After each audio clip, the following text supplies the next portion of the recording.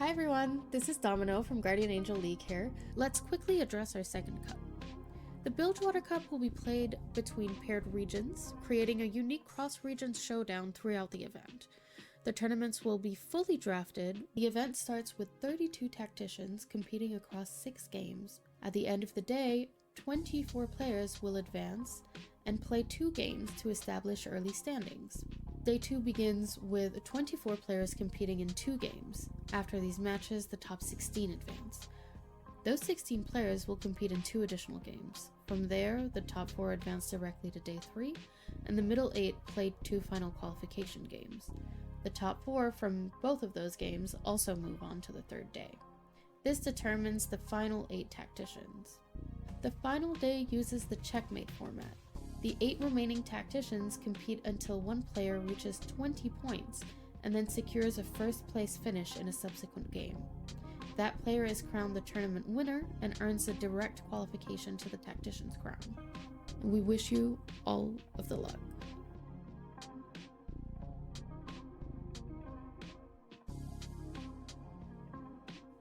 Hello!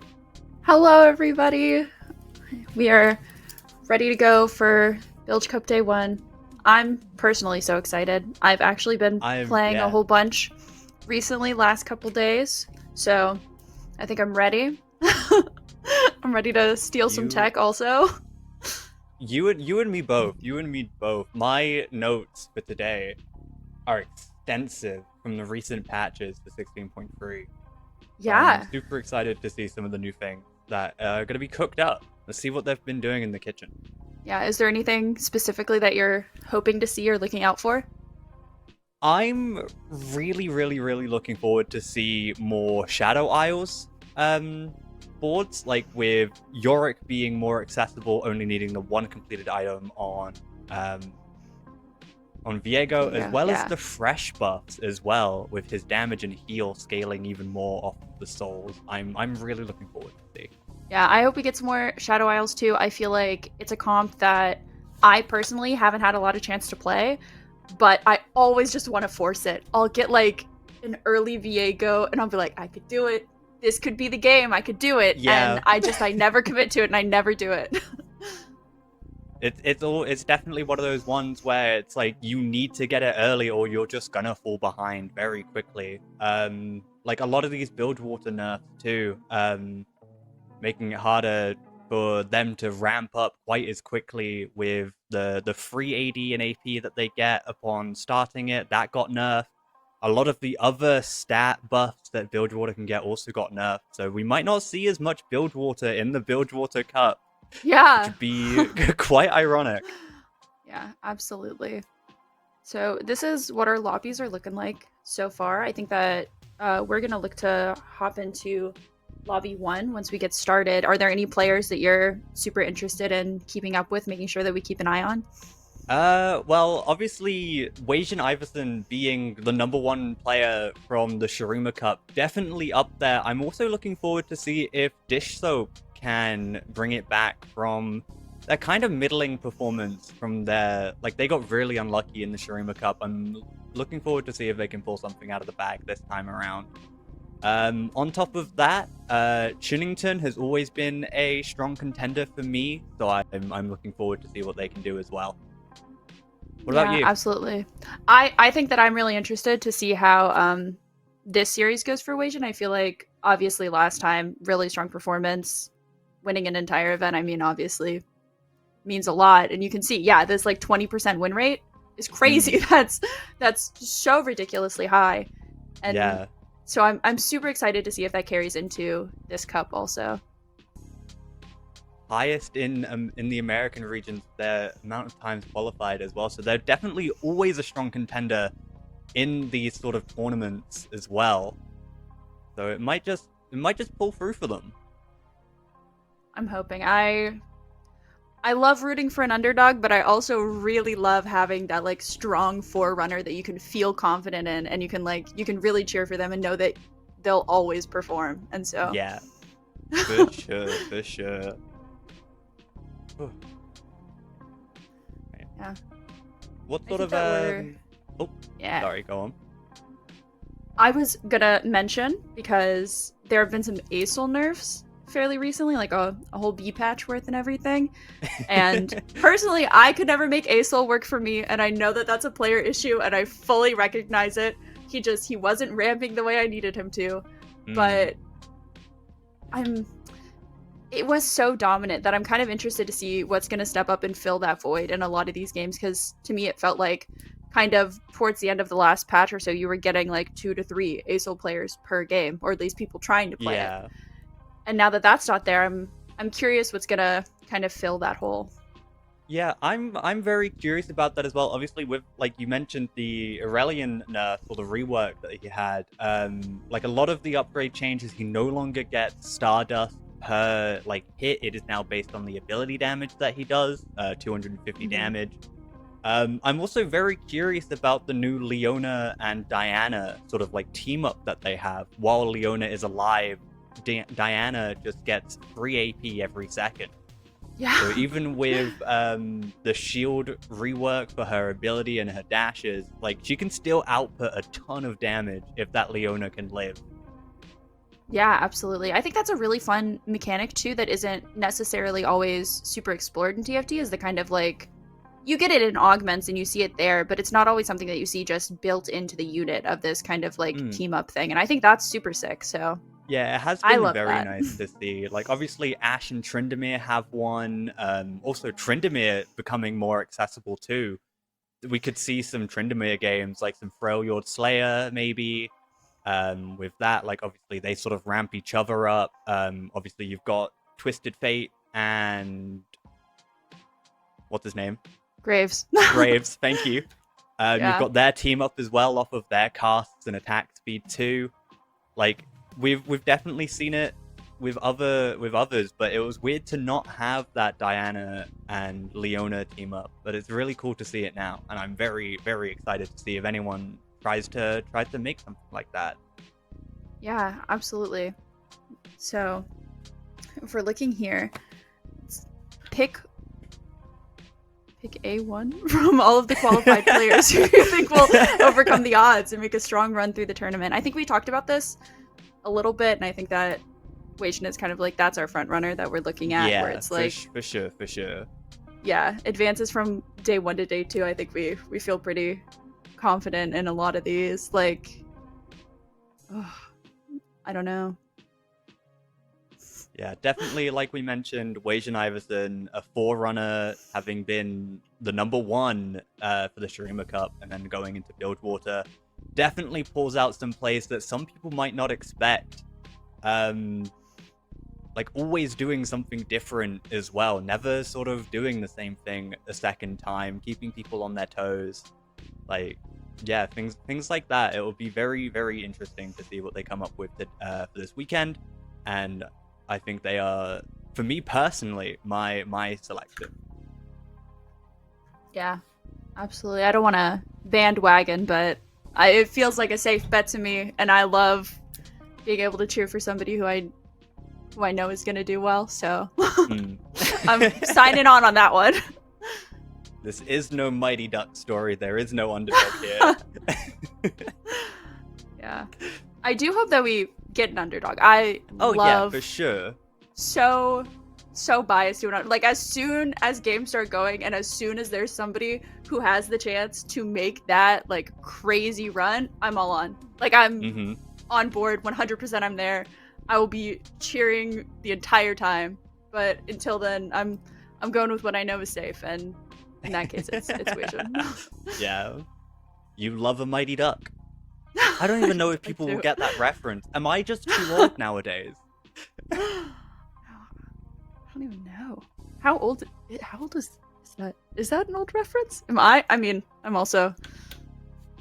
Well, now I'm curious as to when maybe. the Mighty Duck films came out. Yeah. Okay, I think that we're just about ready to hop into game. And Seems it. before we get officially into lobby, let's lay out exactly what we want to see. What do we want? I want Shadow Isles. I want to see it. We talked about it, and now I feel like we have to manifest it. I want it. So now somebody has to play it. Oh, well, now I feel like I'm jumping on the bandwagon here, also wanting that sort of Shadow Isles game. But also, like I mentioned, I'm really wanting that Tryndamere game. Oh, Oh, we do pause have a right pause away. immediately. I know that pretty early in the set there was a lot of Tryndamere presence of this like 2-cost reroll Tryndamere that you're playing where he's kind of just slicing through everything. And I'm wondering Mm. if we'll see something like that show up again, or if it's just kind of being used to maybe make Freljord a little bit more playable instead of what we were seeing before, where it doesn't feel like Freljord was necessarily a vertical that people were looking to play as their like Yeah, overall because team it, comp. it wasn't just Tryndamere that became more accessible to acquire. Anivia got an attack speed buff in this recent patch, as well as Sejuani getting a shield buff off of her cast too. It better Mhm. scales. It better scales now.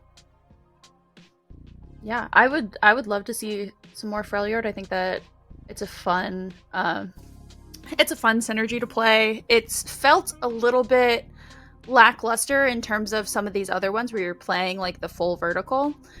And so I would love to see if kind of these like not even necessarily adjustments to the synergy itself, but just buffing the units is gonna give us a little bit more of that prominence than we've seen previously. Yeah. Freljord is also just sort of like a weird comp because you get those. No offense to the comp. As much as I love running Freljord myself, it's such a strange comp. Um, in that it forces you to sort of work around this small area based on the towers that you have to give those buffs Yeah, to your units. absolutely. And I feel like when you're getting into this later game where people have that Galio and they have that Ziggs even when you're going that late, it's just such a huge disadvantage to be positioning around your Freljord like that it kind of, it hasn't felt great. Yeah, especially with a lot of these assassins being able to reach the backline very easily, like Diana, Fizz got some nerfs though as well. Yeah. Um, but just it forces you to bunch up in such a way that those assassins can just get to the backline super easily and nuke your damage dealers just as Yeah. quickly. I think that the positioning definitely has been a really big downside of Freljord because, again, like before when Demacia was super prevalent and you had these Luxes that were just lasering through anything and everything, and then you're forced to position, everybody bunched up, she's 1, 2, 3 ults and everything's dead. Everything's dead, yeah. But we might not. We may still see some Demacia. I know Garen got a bit of a heavy nerf for his heal at 1 and 2 stars. But Galio got a huge rework too, Mhm. now scaling off of armor as well as MR, not just being a magic tank, but able to take some physical hits too, with the slam and the cast now scaling off of armor. Yeah, I'm a big fan of Demacia. I think that it's a lot of fun to play. It's super straightforward. And maybe that's just my like can't multitask brain where I love a good vertical that I can just like play all the way through, and Demacia has given me that since the beginning of the set. Yeah,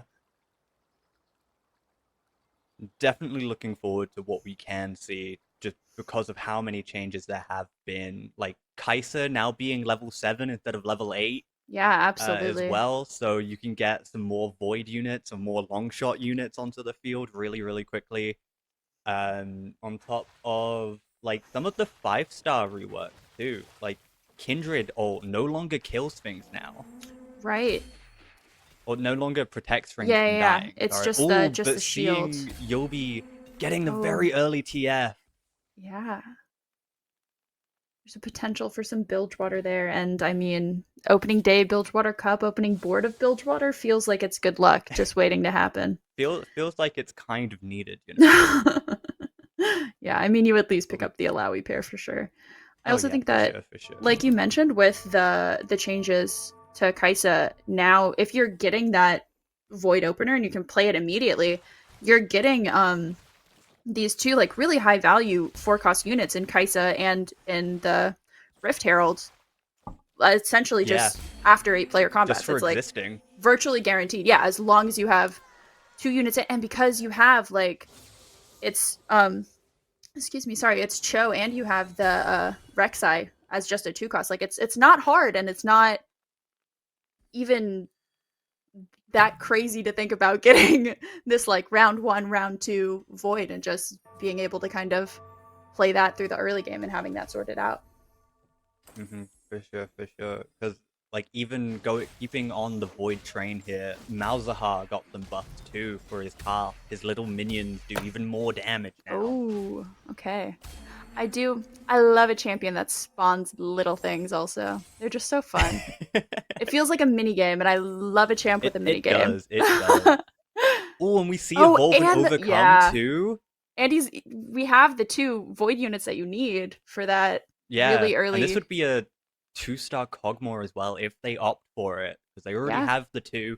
This one gives them a free. It gives them a free 2-star Cogmore even. Sorry, yeah, so that'd yeah, be really close to having just a 3-star Cog off rip. right. And you're close to that 2-star Cho, which the knockup on Cho feels really good, especially in these early fights. Yeah, but they do opt to Immediately haste rerolled. it. Immediately rerolled as we're sort of glazing void for Yeah, what it can do, absolutely. especially since people won't have those Titans Resolve, those Quicksilver capes, the cloaks and things like that to stop those like the knockups and other forms of Oh, super early Oriana though, which is super early Ori. Yeah, a now unit that we only haven't talked about, needing but she yeah, feels because super strong. she does feel super strong, and she was also one of those people who got to be more accessible, only requiring 2 items instead of 3 onto a Piltover unit. Yeah, you can get this Ori so early, and she has the shield and she has the damage in on her ult. It's just the unit feels so strong for how early you can get it, and she just really, really helps keep those early fights going in your favor. Hmm.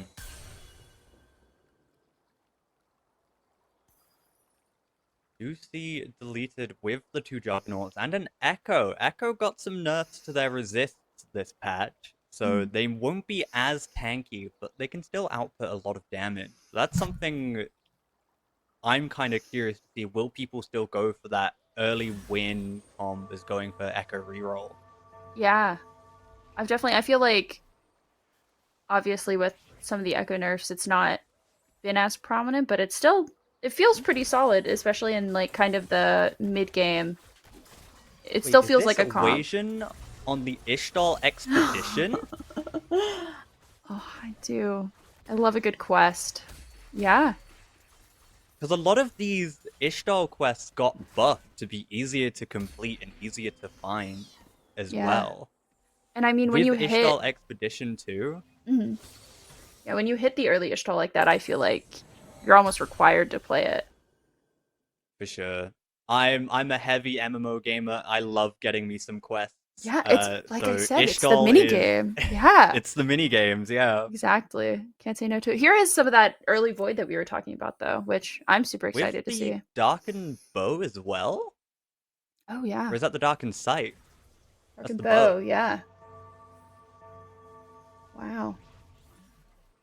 So yeah, just an insane amount of buffs for this Yeah. Rek'Sai. Really wanting to nuke the backline as much as they can. Yeah, and it's a pretty early Rek'Sai too, and already that unit, again, obviously with her mobility and being able to get into the backline, she does a lot, especially in these really early fights. Yeah.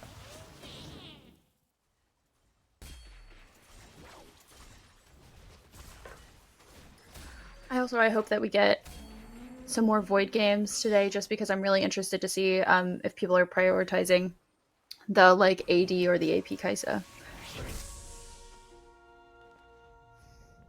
Both forms did get a small nerf to adjust for how early you can get her now, so it would be curious to see if people will opt for that Kai'Sa or if they'll go for more of a Bel'Veth Mm-hmm. starter.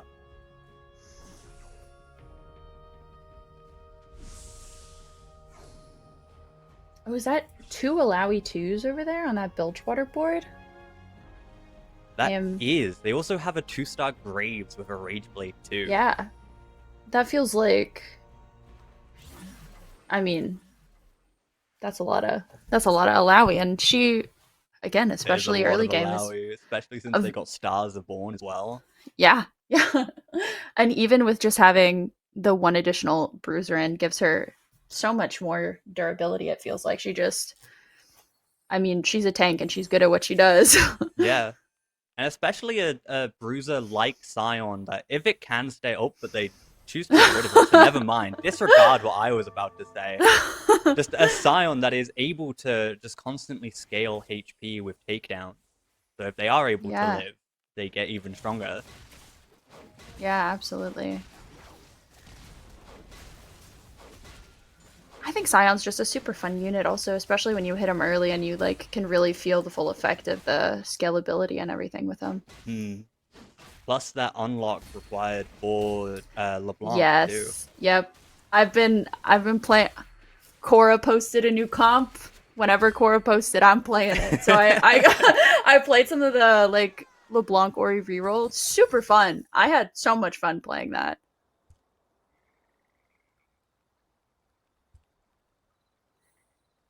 Okay. Pretty scarce board there. Not a whole lot going on. Yeah, got the But double 1-star Jin. Well, but we yeah, are but seeing this Shadow Isle, I think Spirit it's yeah. Shojin, and the Sunfire Cape on the Yeah. Viego here. Tanky Viego, let's go. Absolutely.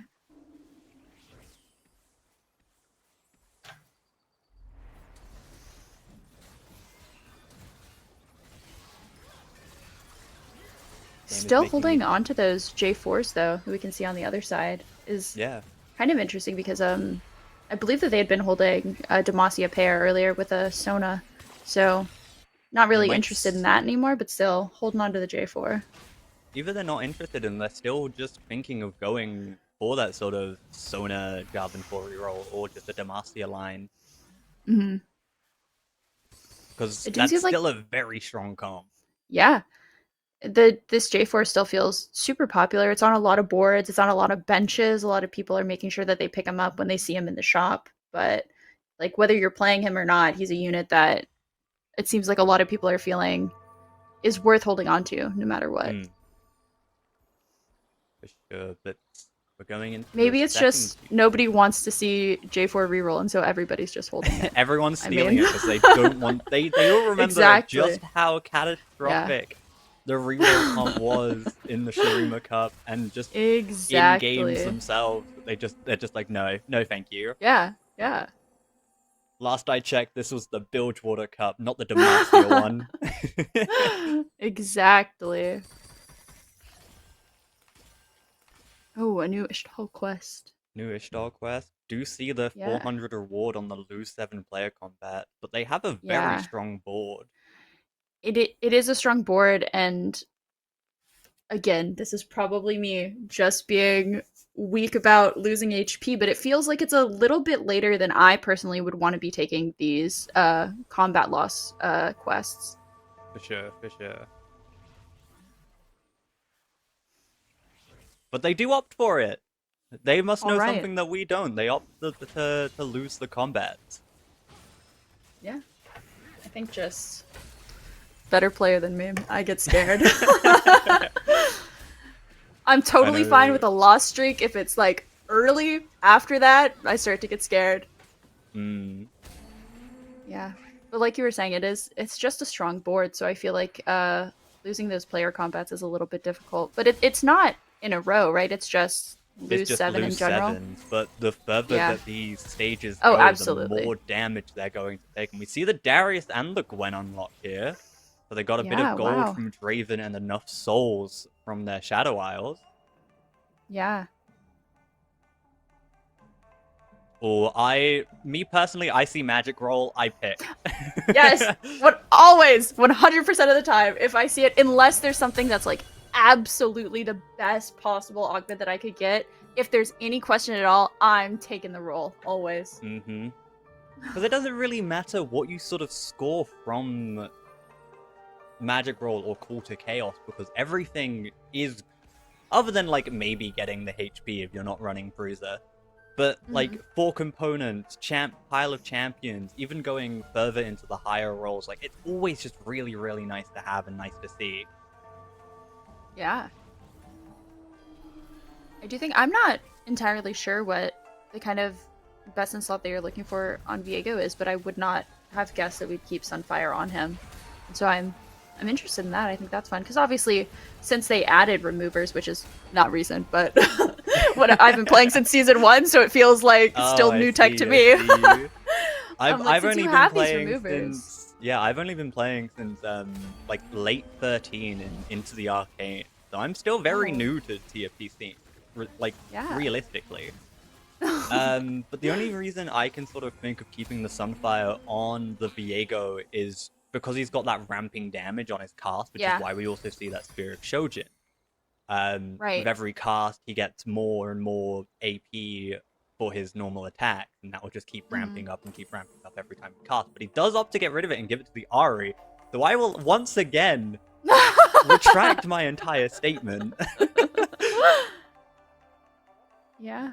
I mean, I don't know. I think that it's probably around this point is where Viego's starting to feel a little bit lackluster for syncing all of these items onto him, would be my guess, is unless you're hitting or trying to hit Viego 3, kind of you have things that are going to do what he's doing but better if you're Yeah, especially playing the with that comp. 2-star Ari and the 2-star Leona on the board now as well. Yeah, You've got absolutely. a really good damage dealer, you've got a really good tank.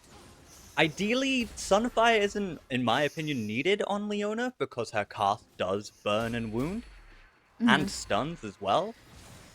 But yeah, just anything to get more kills for those Shadow Isles, for the souls. Yeah, absolutely. I think that the Sunfire is definitely the result of just needing to slam whatever you have early to be able to get your Shadow Isles unlock. Yeah, And to get that now Yorick. you're kind of stuck with it, and it might not be ideal, but you know, Especially doing with something how for you. prevalent Morello's is in this set, that I personally have noticed a lot of boards are running Morellonomicon instead of Sunfire King. Right. I do think that a lot of that is probably just because, I mean, those components can turn into more useful. Like a belt. I don't know. Belt. Love a belt. Love I a think that giant it's like, spell. yeah, really versatile. Because like it's so helpful in your AP comps too when you're building that Nashers and that kind of thing. And then obviously as like a frontline item, it builds into virtually anything. It's good on basically everything. And so like a high prio item like that, and then using it for Sunfire just doesn't feel as good as it has in like previous sets or when the items were tuned differently and that kind of thing. Yeah, especially since a lot of comps will favor having the 2 armor vests or chain vests for that Bramble.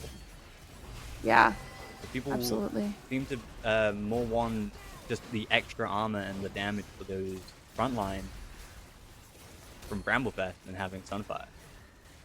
Yeah, I think especially when we were seeing so much like Yunara and you were playing this, it was basically only AD Kaisa. And like now I think that obviously people are playing more AP, but it felt like there was so much prevalence of that AD Kaisa earlier, and she shreds everything, and so that Bramble felt really good. I mean, I don't know about you, I was always an AP Kai'Sa user. Okay. Okay. Opting for those champion duplicators. Interesting. I mean, we do have the 2 Malzahars on the board. Right. Yeah. I'm not entirely sure what this board ends up looking like. I don't know what's going on. And I'm super excited to see what Yeah, it kind of turns into because a bit of everything. yeah, I feel like we're probably looking to go 8, or I guess they made it a lot more difficult now and everything. So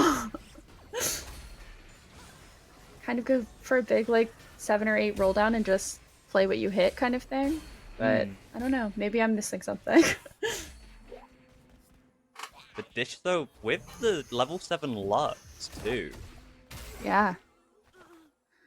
Like, they have the life to stabilize as well. Like, they're still at Right. 47. They've still got plenty of time.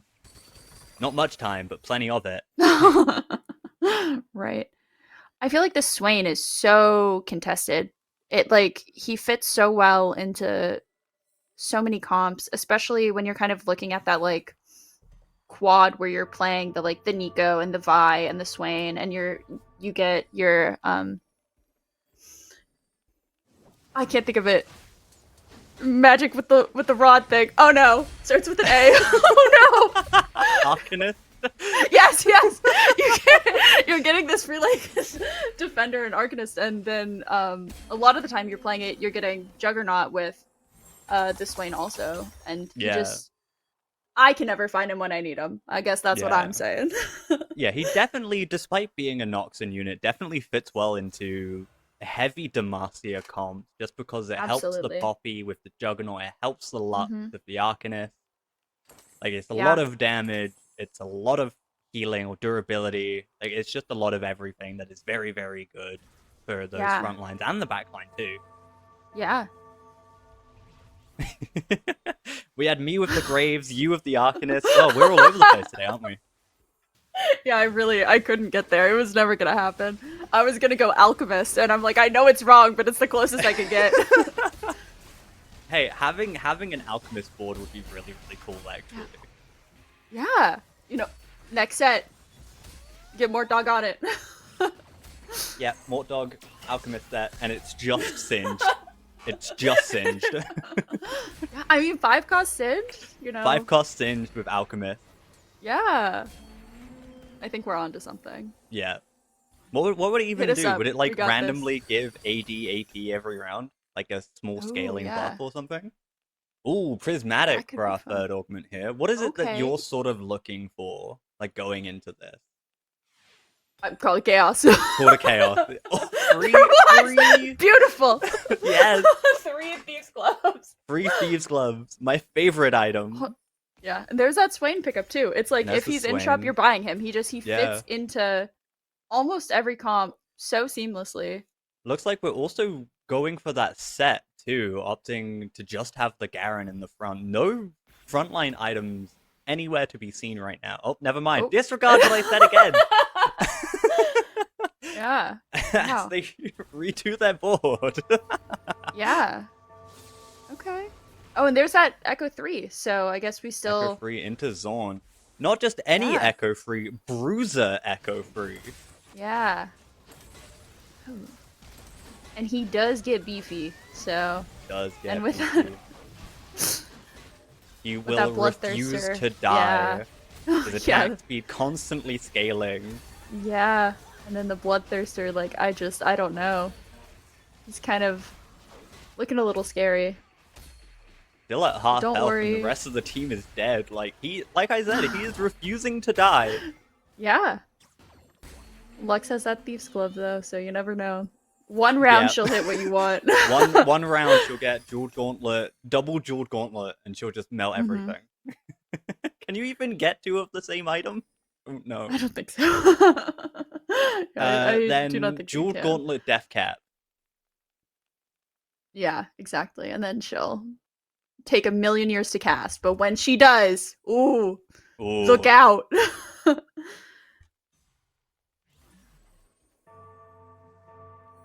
I love that we've kept the Ishtal the whole time. Like, we're still not cashed out. We're still sitting on it. I think we're still waiting for those 7 losses, because as soon as he gets it, that's a rock. That's a big rock on the board. Absolutely.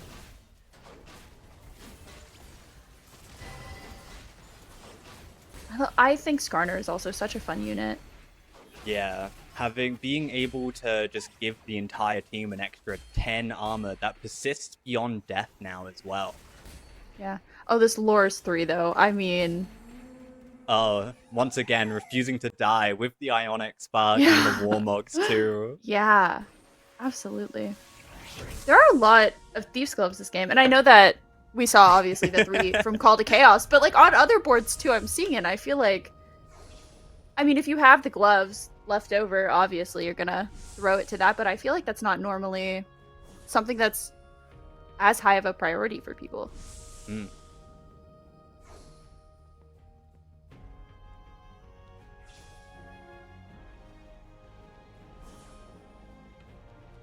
He stole it. No. No. Betrayal. But we're going into late stage 4 now, and we're seeing some people on very low health here too. Yeah. Like, it's getting scary now. It is, yeah. It's you're bottom, like, I mean, basically everybody actually is pretty much, a lot of them are hanging around that kind of 40, 50 range, and when you're in going into like round 4, you're going into round 5, that disappears quite quickly. Yeah, and we see everyone is beginning to roll down here. David Ace going to 30, everyone else going super, super low into their reserve. And then we've got Wage and Iverson just sitting pretty on 103 gold.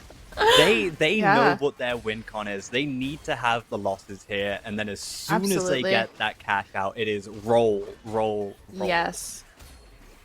I'm excited. I think that there's not a ton of stuff in TFT that requires like top tier APM, but that roll down, that's always super impressive. For sure, for sure.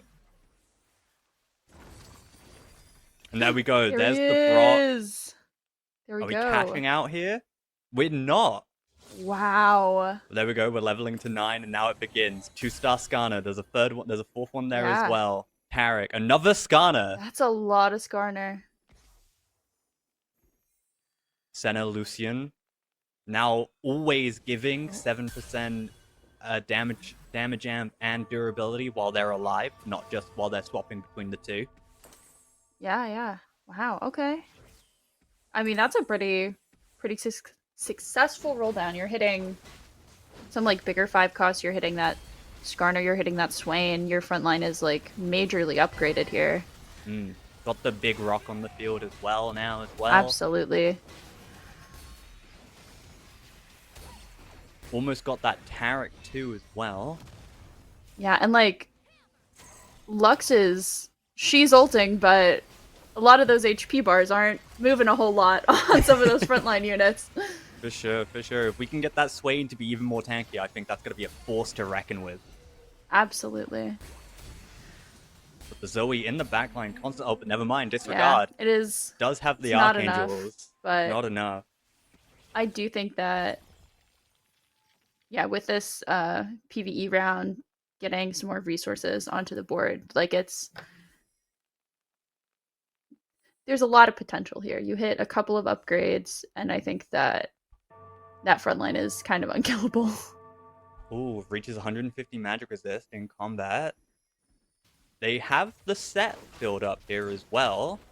Yeah, I mean, I think you're definitely looking to kind of try and get the stone plate stacking for your quest to finish it, because when you're on this like basically 1 turn clock, like you don't have a lot of options. Oh, but they didn't get it, apparently. It didn't. Yeah, I think that the setup is mostly for that the item that I just said, stone plate. Okay. Oh my gosh. is to stack your stone plate so that you're hitting your quest, so that you're hitting that stacking. Because it's like based on units targeting. And so if you're solo frontlining them. We have that Tarek too. We also see someone getting that freestyle Malzahar as well. Oh, yeah. You've got this 3-item 2-star Seraphine, so It's going to be a lot of damage. And quite a bit of healing as well. I don't know that it's... Ooh. I always get scared of Callista, because normally with her ult, it's hard to tell when... Yeah. At least in previous sets especially.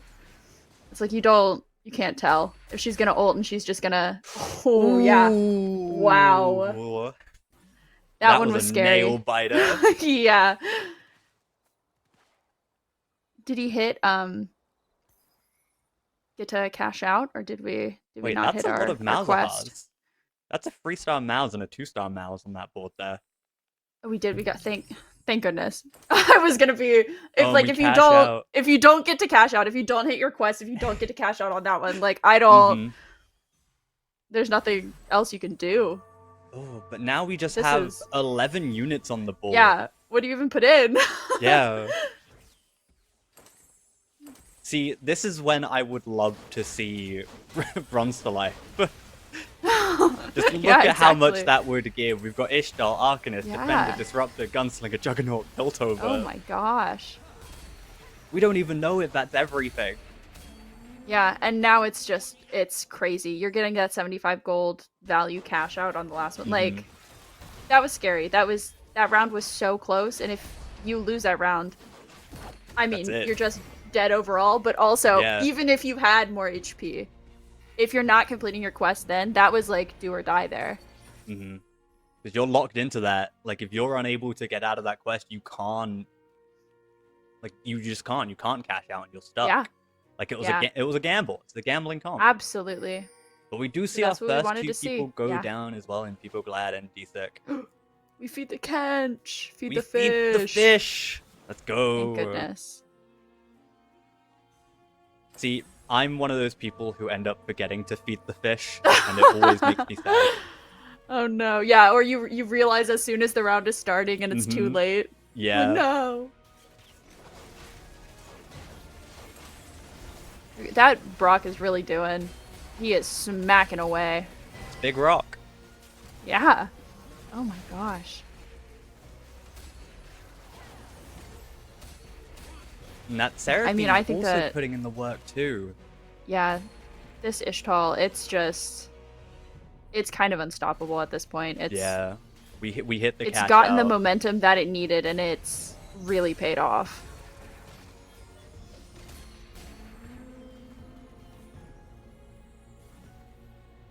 We've had another fall as well in Yobidashi. We're down to the final 5, almost into our top 4. Yeah, these last 3 are all so close too. 12, 14, and 16. It is one loss and that's it. Yeah. Especially in it's stage really 5. Scary for sure. Oh yeah. What the stage 6 base damage is like 15. So something I like was that, close to that. And so even if you're getting like these Yeah. Ooh, even if you another were getting like these Braum. perfect losses. Oh. I mean, 3-star Braum would be sick, but 3-star Braum would be insane to see for Dish Soap here. May only be level 8, but still being able to have those 10 units with the Azir sort of troops as well. The Azir Guardian. Yeah.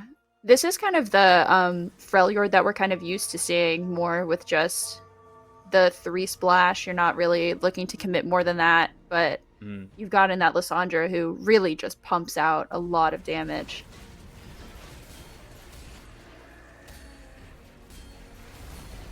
These items are very curious to me, but I'm not like I'm not a top ranking player, so maybe they have things that I don't. But Red buff Spear of Shojin, maybe just getting as many casts as possible.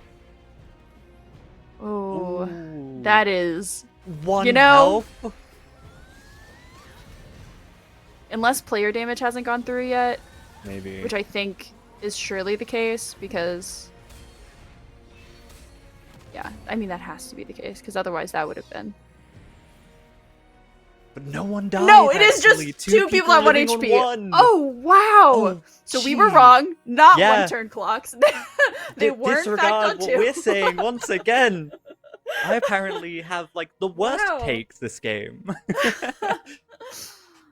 I do like this the stack that we see on Senna here. That's pretty fun. Oh yeah. Oh, if we can just get one more, we can get the Easter egg. Yeah, you're get one of those flexing on him a little bit with that for sure. Yeah.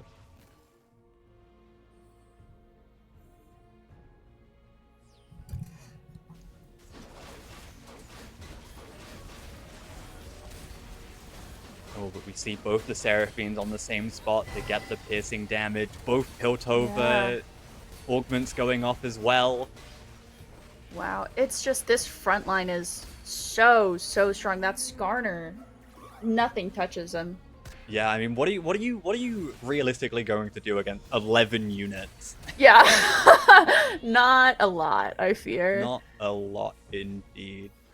But there we go. We're into our top 4. Dish Soap still alive, hanging on with 1 HP. Yeah. David Ace with 7 now as well. Yeah, see... I mean, we've got this huge stratification between like first place and everything else, but like that Ishtal board is just crazy. Yeah. I don't. Oh, but look at it. That's a lot of Rift Heralds. And That a is lot of Belveths. ooh, Oh my yeah. gosh. We are missing 1 Belveth and 2 Rift Heralds. Yeah. Oh, if this gives a champion Wow. duplicator. Oh, if this gives a champion duplicator.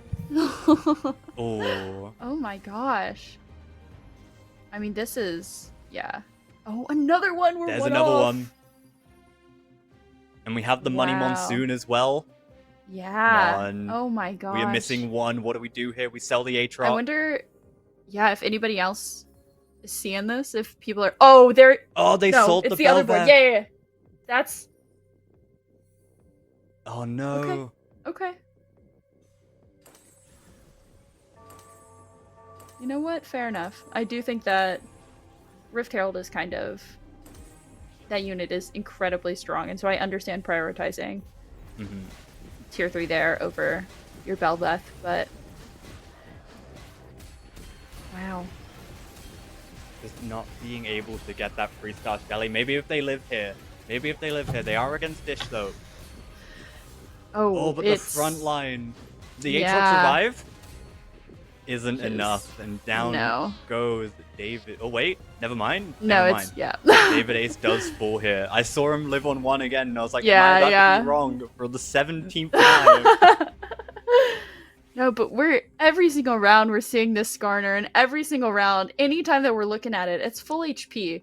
Like, it seems like nothing can do damage. Yeah. We were holding that Belveth though. Oh, we were holding that We Belveth. just saw it also get sold. Yeah, we also, like, one thing that I really enjoy about seeing Skarner and Tarek is that it just gives the entire team free armor and free MR. Yeah, absolutely. So even your backline units are deceptively tanky as well and can take those extra hits. Yeah, just to especially when pump more damage. Yeah, like we were talking about earlier when we had not so much in this game, but they're generally really high prevalence of that Fizz and that Diana and that has this backline access. Being able to make sure that they're like your backline units are living through it. Might be low, but they're living is super, super helpful.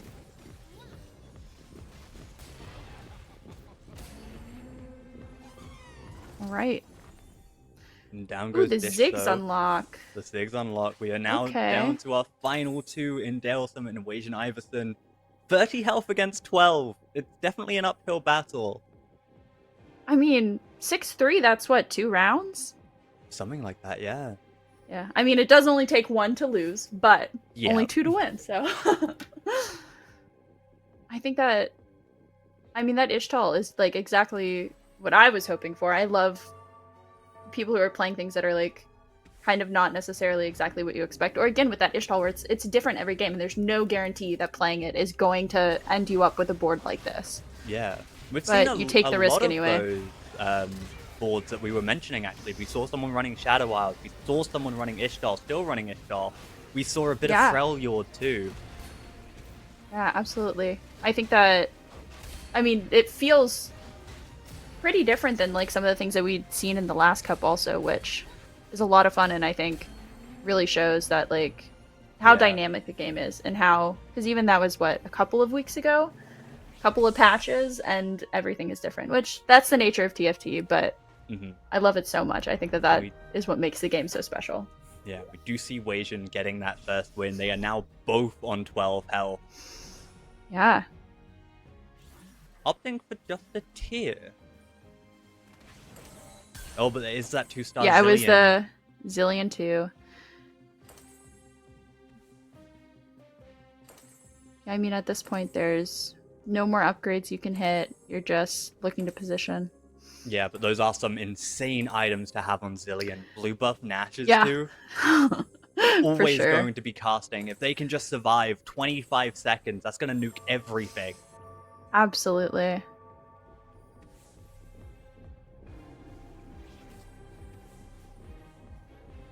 But again, it's one of those things. What do you do against 11 units? Yeah. Well? It is very daunting when you see a board that is that full. Like, Wasian doesn't even Especially- need to go to 9. They will always have that numbers advantage. Exactly.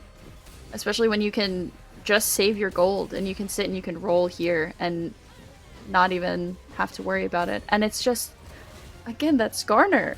Yeah. Just full Skarner HP. Like, refusing to die again, and there we go. First game goes to Wasian Iverson here. My goodness, I think it's safe to say our bet has paid off for the first game. yeah. we were spot on. Exactly Yeah. what we predicted, what we were hoping for. Just always. And I think it was Oh, sorry, go on. it was in a really fun way too, which Oh yeah. like that's what we really wanted. It's like, yeah, you can win. We want you to win, but if you do it with style, it's better. There's winning, and then there's stylishly winning. Especially with something like Exactly. Ishtar that can pay off or can go horribly, horribly wrong. It's For always sure. fun to see. Especially on someone like Wasian. Absolutely. We saw some of that. I remember in the last cup where we had a player take, what was that? It was the like 10 loss or whatever, and then they're on 9 losses and somebody just fully tanks it and your game's over at that point. Like, Yeah. it's unplayable. There's literally no recovery from that. And so We- Ishtal is just such a risk, but sometimes it pays off so much. Oh, and we get to see everyone's sort of like thought process throughout the game as well here. Mm-hmm. Wow.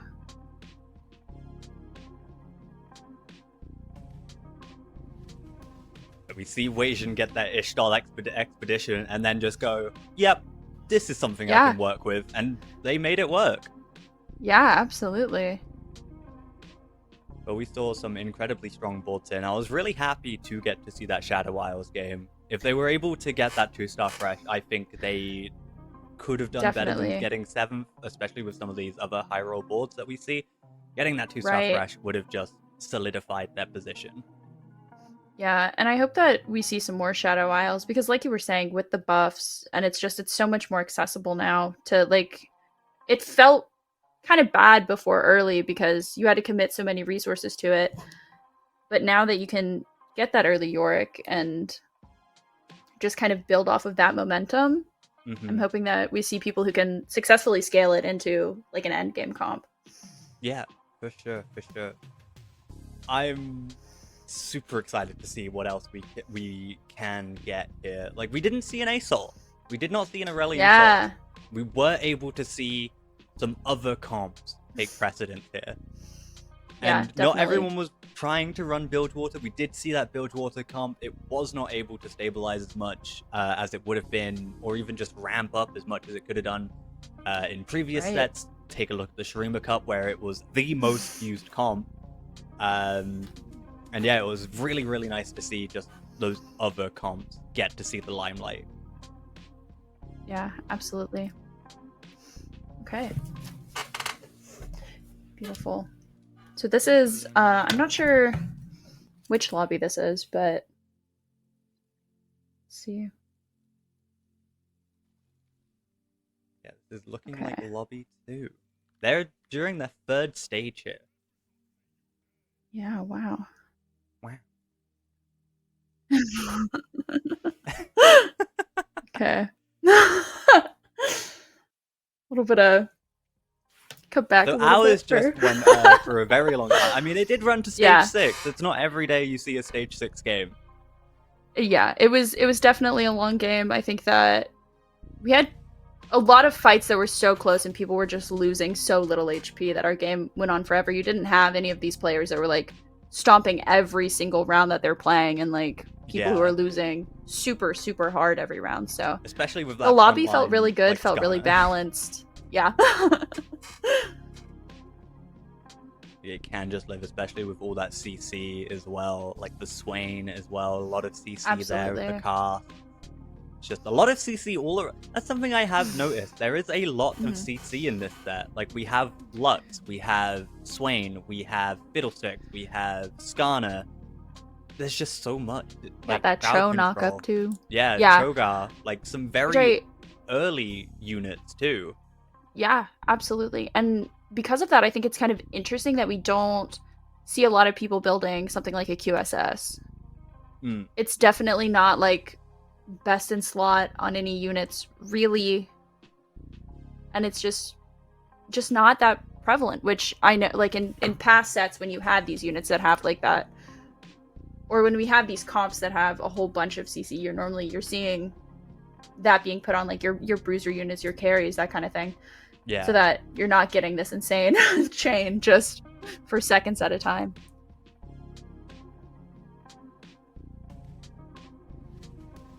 Yeah. Okay. I think that it looks like we're waiting for the next game to start, so we'll take a little break and then be right back when we're ready to go. See.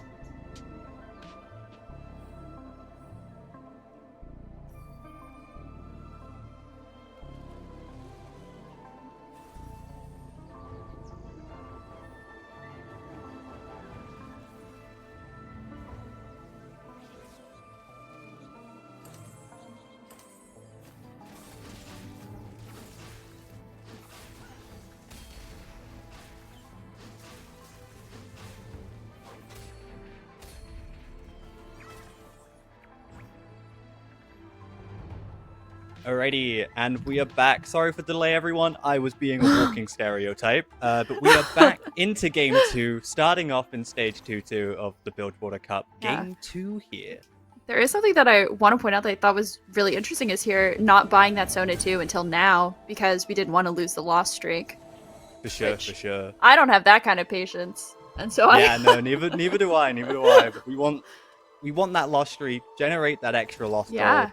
absolutely. Oh, but we have a bard Ooh, here. oh, Getting those immediately in. rerolls. Okay. Immediately in. Maybe we're going to be seeing some low-cost rerolls to get as many free stars as we can. Yeah, just I'd to be- ramp up the meeps. Because you have this, like, again, like what we're seeing with the Sona and this Anivia pair, and then obviously the Orianna, is you have some really, really low-cost invokers.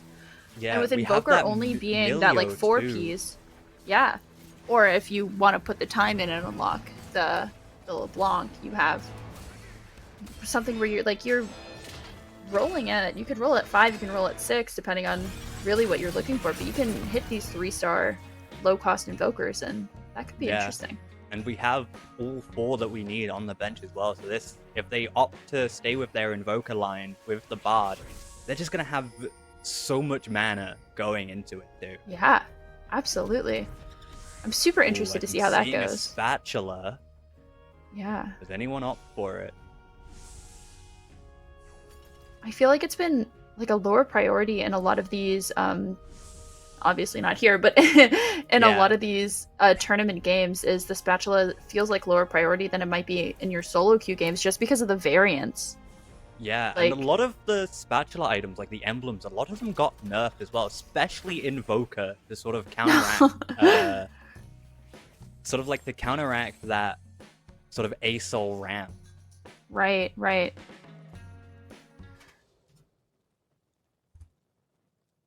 I've been seeing quite a few people are playing this like 3-piece Ionia, which I don't think we saw a ton of. Obviously, it's a really strong opener in these first couple of rounds to just get it in, but seems like we're seeing it a little bit more than we did before.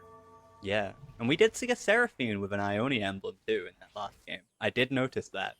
That is that is true. Oh, and there's our favorite, our very early Void. Yeah. Got the Cho'Gath, we've got the... Is that the leeching augment? The Void augment? I mean, it looks like he's healing. I don't remember which one that is. But I think it like heals for damage and it also steals Yeah, AP that's and AP. right. That sounds right. Yeah, Leeching Nucleus. Yeah, it's sort of like a gunblade. I love a gunblade. It's a gunblade but more. Absolutely. When we have no encounter for this one.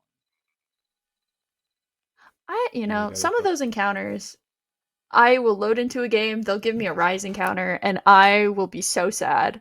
You'll have just- to remind me what the rise encounter is. It gives you like 3 emblems off the rip. Oh, it's an emblem encounter. I Yeah. remember in set 14 seeing Garen, and it's like, hey, you get 3 random emblems on a golem, and it's like, oh, Yeah. please no. Yeah. I had one recently where I got Rise Encounter and then I got offered like branching out and spreading roots, and I took all of them because I'm like, Yep. if you're gonna make me play this, I'm going to play it. Yeah, And I did win that game, but it took so much brain power to try and fit everything in. See, a lot of the time, while I do play some TFT proper, a lot of the time I actually play Tokka's Trials, so encounters are something I'm not overly used to. I love Talker's Trials, and I feel like people don't talk about it. I think it's so fun. It's so much fun. I have, like, since I've started in set 13, I have always been someone to go into Tokka's Trials and just try and get 1,000,000 points. It's like a challenge I set myself Oh, each set. yeah. So going into set 14, I managed to do it. I think the first time I did it was with Battle Academia. Oh, And yeah. then the time after in set 15, I think the first time I did it was with Soul Fighters, despite Soul Fighters being really, really bad at the time. Also, set 14, 210 was, or whatever set Wraith was in, I think that was set 14. That was rough. Set 14-210 was rough. Right. I like Taco Charles a lot because you can play anything. Yeah. And like, I mean, that's the point of the game. It's just like play what sounds fun, and you can't just do that in like your ranked games. Yeah, But you you get can play to whatever you get you to want play in those Talkers. things that you want to play. You sort of I also use it as like sort of like note taking. I use it to sort of find what comps are good in Talkers Trials as well. Yeah, So a lot of the absolutely. time I'll just do random stuff. I think my favorite one is Bard Invoker. Yeah. I am really interested in some of these. I mean, we're seeing, speaking of Invoker, a lot of Yeah. Invoker here on the board because, like we were talking about with those really low cost units, but also we see a lot of people with Piltover taking that, what is it, Continuum Cog? Whatever. There's another Yeah. one right there. And obviously it's not everybody, but like that, what do you call it for Piltover? Is it an upgrade? Whatever it is, that one. Yeah, it feels really good because it's giving you that bonus mana, especially when you're playing that when you're playing with these carry invokers like that, and then it's giving them even more mana. It feels really nice. Ooh, a second Silver Augment. We see Lyris going for that Titanic Titan as well. Yeah.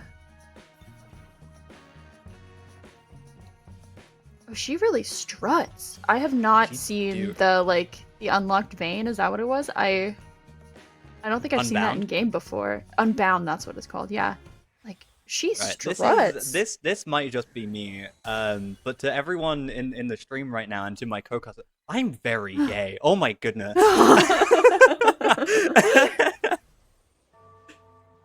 You mentioned the strut and I saw it and I was like, oh, I'm gay. Yeah.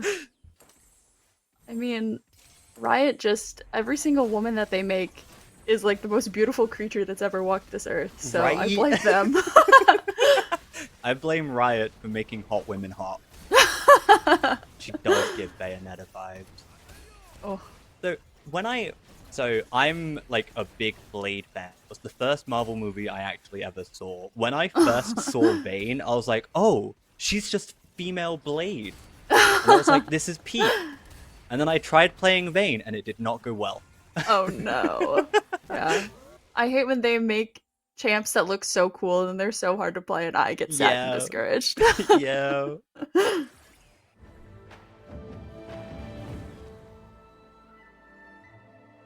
I am intrigued to see what we do with this because we're 6, we're not really rolling. I guess we're just saving up some rerolls. Yeah, and I'm curious if this does turn into a nice little Invoker reroll. Yeah, but we did just see Crazy Cat get a 2-star Lysandra at level 7. And meanwhile... is this Dido? No, Dicob, sorry. Still at level 6 with barely any frontline. They are just sort of saving their money. Right. I am curious, like with that water hex, I mean you're looking to play something AP and probably Invoker.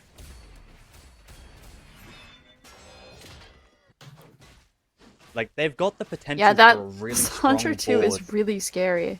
Yeah. But 2 silver augments, it's just you're not gonna have a lot of econ, you're not gonna have a lot of combat prowess. It's just what you've got, basically. Yeah, absolutely. It's gonna be a slow game here. We have another spat on Carousel, though.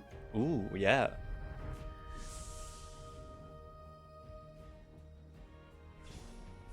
Dicob takes it. This was one of our Invoker players, that we were looking at earlier. Yeah. If they've got that tier, they've got an Invoker emblem, basically. Yeah. Or is it Bilgewater with a spatula? Is it frying pan? Oh, it would be, wouldn't it? Yeah. Yeah. They'd need to get it as a frying pan. Yeah. If you get a Reforger, though. Yeah. You just reforge your spat, and then you're good. You're golden. Ooh. 2-star Alawi. I mean, that's a really, really strong board. Yeah. A lot of 2-stars. A lot of 2-star, like, 1 cost though, but they do have that 2-star Yasuo Right. fully itemized. It's just, yeah, it's so many upgrades on that board. It's, if that was in my game, I'd be mad. I'd feel like Riot has favorites, even though I know it's just, I'm getting RNG'd. There's a bit of luck and a bit of skill in Absolutely. TF2 games. It's whether you can hit the roll 100%. down. Ooh, we've Yep. got a lot of Void here. We've got that Rift Herald. Yeah. But we have the Sona constantly ramping with the heal and damage. Right. But unfortunately, that Feels front like- line is just not enough.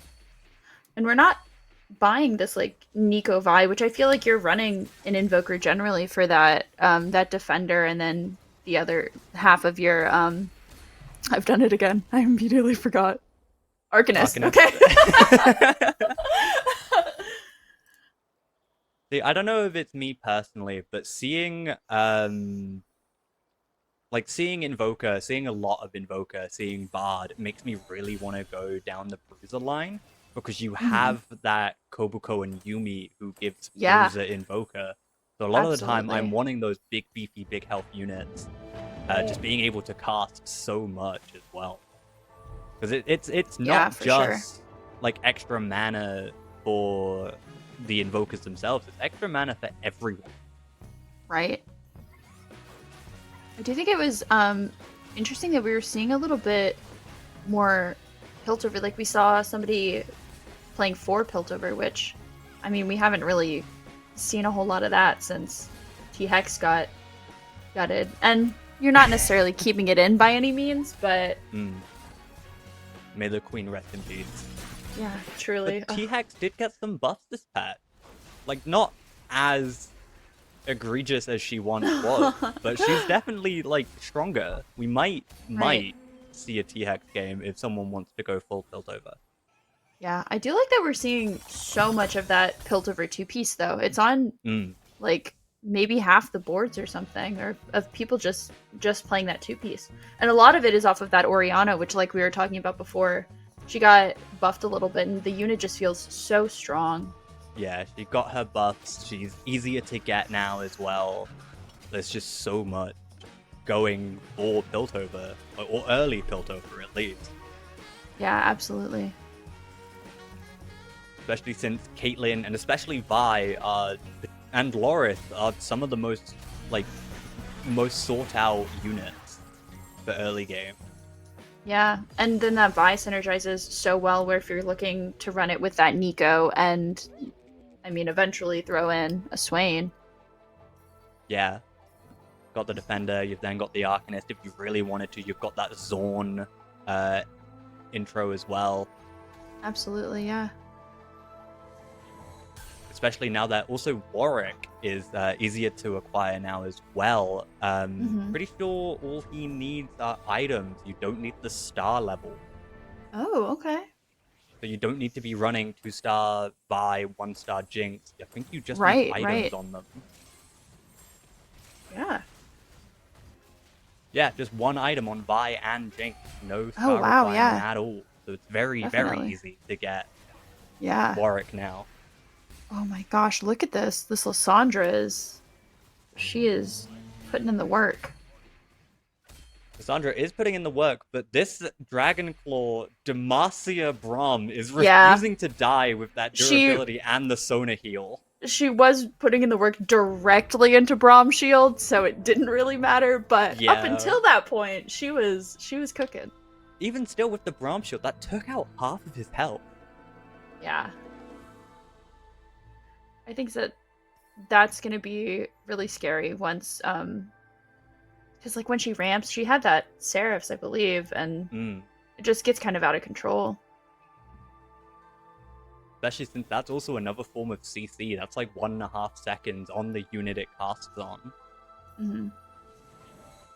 Like, I know it seems not much in forms of like time CC'd, but 1.5 seconds in a round that usually only takes about 15.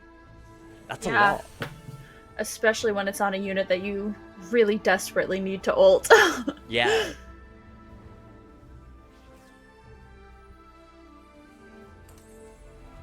Ooh, 3-star Aphelios. Yeah, that's As powerful as this might be, this is a interesting. very AP heavy comp with the Bard second carry. So I'm not Right. sure how we feel about having the Sunder on the armor tier. Right. But even still, 3-star Aphelios is still going to put in numbers. Yeah, absolutely. He just kind of slices through everything. But Sona's, Sona is I mean, keeping even everyone just that alive, and there Sona goes the too. Aphelios. Yeah. Wow. Her damage output is also, I mean, pretty Ooh, impressive yeah. for a Sona too. Sona too, but it does have that Archangel stuff. We're seeing a lot She's, of those. yeah, We're seeing a lot of Archangel stuff, actually. absolutely. Oh, there's a Kaisa! There's the Kai'Sa. We have a backline Tarek as well. I respect it. Oh We've my got the gosh, it's a 2-star Kaisa Kai'Sa in the 2 shop. also. Wow.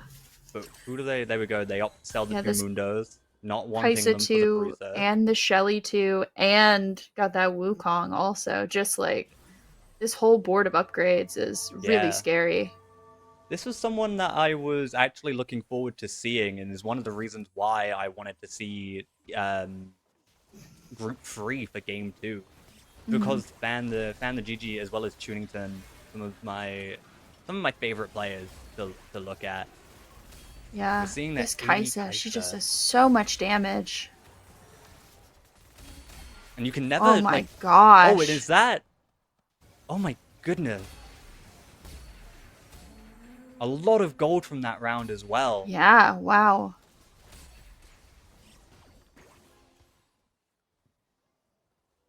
And we do see that Asol Wow. with an Infinity Edge. I guess just any form of crit for that Nash's Yeah. tooth. Yeah, definitely.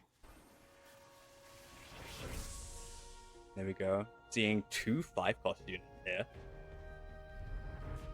Yeah. I'm just excited about that Kaisa, I'm not gonna lie. I want to see no, like same here. 2-star Kai'Sa with a 2-star Wukong and a Yeah. 2-star Rift Herald. The Oh Shelly my there, gosh. At 4/4 is crazy. 4-4. But they've got But this so is- much gold as well, just from all the Yeah. augments that they've got, all the kills that is giving them gold.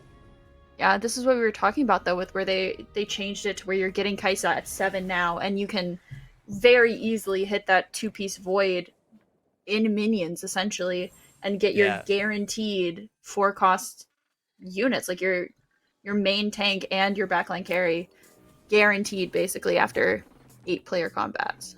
Yeah, just for existing on Void, because you've got the Yeah. long shot on the Cogmore, who is a very early unit. You've got the Cho'Gath as well, and then you're just ramping off of that. And we see the Freljord being put in here. Yeah. It's still that 3-piece Freljord that we were seeing before. 3 Piltover, 3 Freljord. Are they going for a Rise, perhaps? Oh. They've got the 2 region trade. And they unlock Rise the Kobuko be- and Yumi for would be Yordle. fun. Yeah. It's a little scary to play, I feel like, when you don't have those emblems though. Yeah, for sure. But they've got the health to work with the Titanic Titan. Like, they've got that extra true. 25 health to keep them safe, that extra round or extra stage if they need it. Yeah. Yeah, you've got a nice little buffer. Oh, here's a Yunara too also. Oh, yeah. They've got the set as well. Wow, yeah. On the long side, so it'll take longer for the passive to proc. Because they've got to run Right. all the way to the opposite corner. Yeah. Right. But they might be thinking that it's on the same side as the main carry. They've got the Kindred for the shielding as well. Like, it might just... Right. might work. If they can get this 2-star Wukong, I think they're going to be sitting pretty. Yeah, I mean that Wukong is really quite scary. Oh, I like this too with our got the Vi 3 and the Nico 3. Ooh, yeah. Vi free, Nico free, Aphelios free. They definitely went for that 2-star Yeah. reroll. Absolutely. There we go. Here comes the set, though. Yeah, and the Yunara just she had some trouble early getting through that Nico, but in the end she just kind of shreds. I've been seeing a lot of Titans Resolved being put on Yonara. Do you know anything about Yeah. that?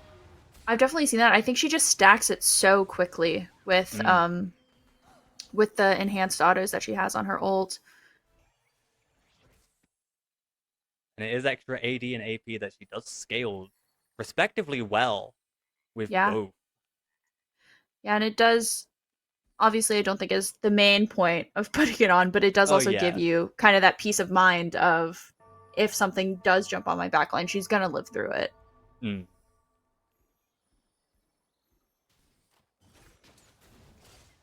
Ooh, 8 Demacia, okay. Okay. And this is kind of what you were talking about a little bit before with that Swain fitting so nicely into Demacia comps. Yeah. Like, it's got the Juggernaut for that Poppy. It's got the Arcanist for that Luck. We've got a Galio Absolutely. here. 9 Demacia. If we can get 2 more. Who are we missing, though? That is the real question. I think you we've need got all the Spat, yeah? Demacians. Yeah, it's just the Spat. Oh, but they're going down to 6 Demacia. Yeah, I mean, They I have think that 2-star Luck. I think you go 7, There we go. generally. Okay, I was gonna say, I don't know why we would only go 6, but yeah, I think that you drop it down to 7 once you have your Galio, and then kind of fill in whatever you've got with some 5 costs. Or a tier 1 Anivia until you hit any other kind of invoker, I guess. Hey, that tier 1 Anivia is going to be putting numbers like that. Absolutely.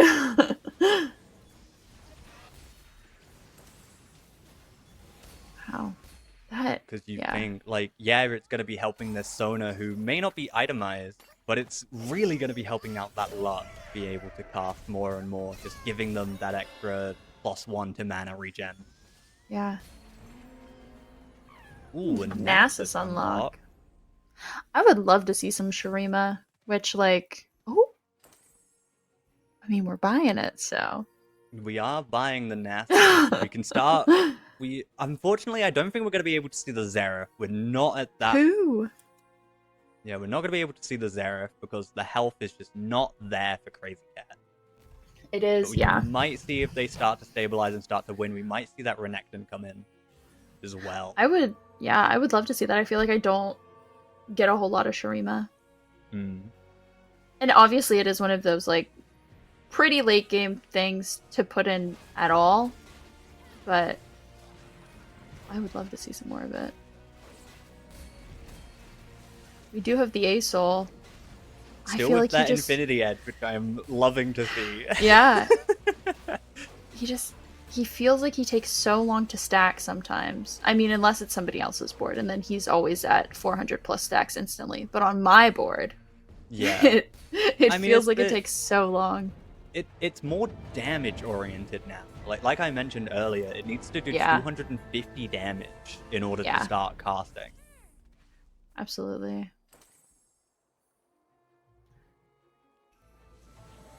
But once we start seeing that, like, 3 radius shockwave, 4 radius shockwave, it's going to start ramping up even faster.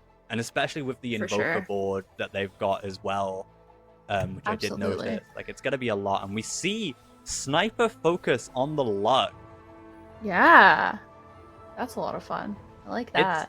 Yeah, because if you think, like, her cast does less damage the more people it goes through, but the further back they are, we're going to be getting that damage amp.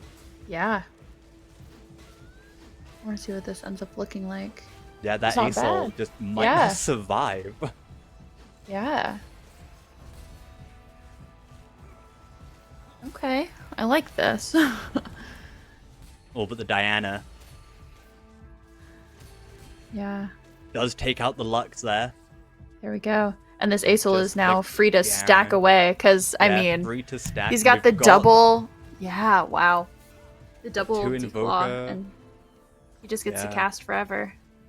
But unfortunately, Zillion does kind of cut that short, just because of how, like, tanky and bulky that Garen is with double declaw and being able to heal off of cast. It's got 25 seconds. That's all the time it has. Absolutely, yeah. I do think that it makes Zillion a lot of fun when you're playing him in Demacia like that, because obviously Garen stalls out so well in these games. And so you're really able to actually get the use out of that Zillion execute that isn't necessarily something that you really get to prioritize in Yeah, and virtually plus any other comp that you'd be it's playing him in. 3 XP as well, if you think about it. Every time he casts, he stores up XP. Mm-hmm. So if he is just able, especially in an Invoker board where he's able to cast more and more and more, Oh, with like, that's Ziggs just- too. ooh. Yeah, and popping the item right off of Kaisa. And you've got the Thief's Glove if you wanted to put that on your Kaisa also. Okay. Nah. Kraken's Just- Fury yeah. on the Sin. Let's go. I mean, if you think about it, that does give extra attack speed, so it does sort of help with his mana regen. Uh-huh. Yeah. Oh, this Ziggs ult is gonna be... Yeah, I mean...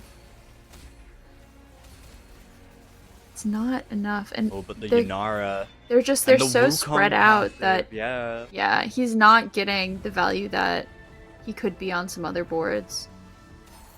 No, I'm agreeing with one of our chatters here. Aesol does deserve head pat. He is just Space Dog, if you think about it. What is very Cosmic true. Dragon if not Space Dog? Ooh, 2 Dianas Absolutely. here. Oh, and yeah. there's the level up. And the 3 level 9.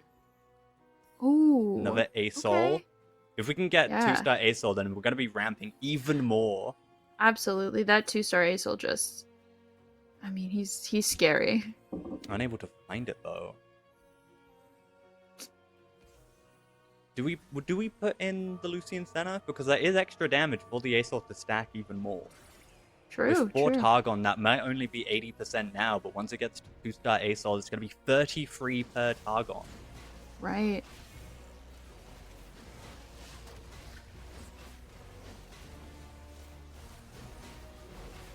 Oh.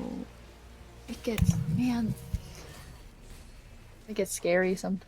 Like... It does, but we see the set come back in with the cast. Yeah. Oh, but does Wow. just immediately go down. But are Wow, we able yeah. to get past this Wukong? We do. It just Can we get past the took rest? so long to pop that passive on Wukong. But... Oh, I the mean- Wukong passive. Yeah. No. Oh! Oh no! I mean, free XP If- again. But if it had timed out, that could have been... That would have been funny. You get the tie and then you both take the damage. I would have Mhm. been very upset. And here we go. We are in our top 5 now. Chunington and Fan the GG still alive, which is what I was looking forward to. Yeah, it is. But everyone's on relatively low health going into stage 6 here. Absolutely. It's kind of scary. You're looking at these, like, even the top 2 players are kind of looking at 2-turn clocks if you Mhm. aren't having, like, these perfect ideal losses.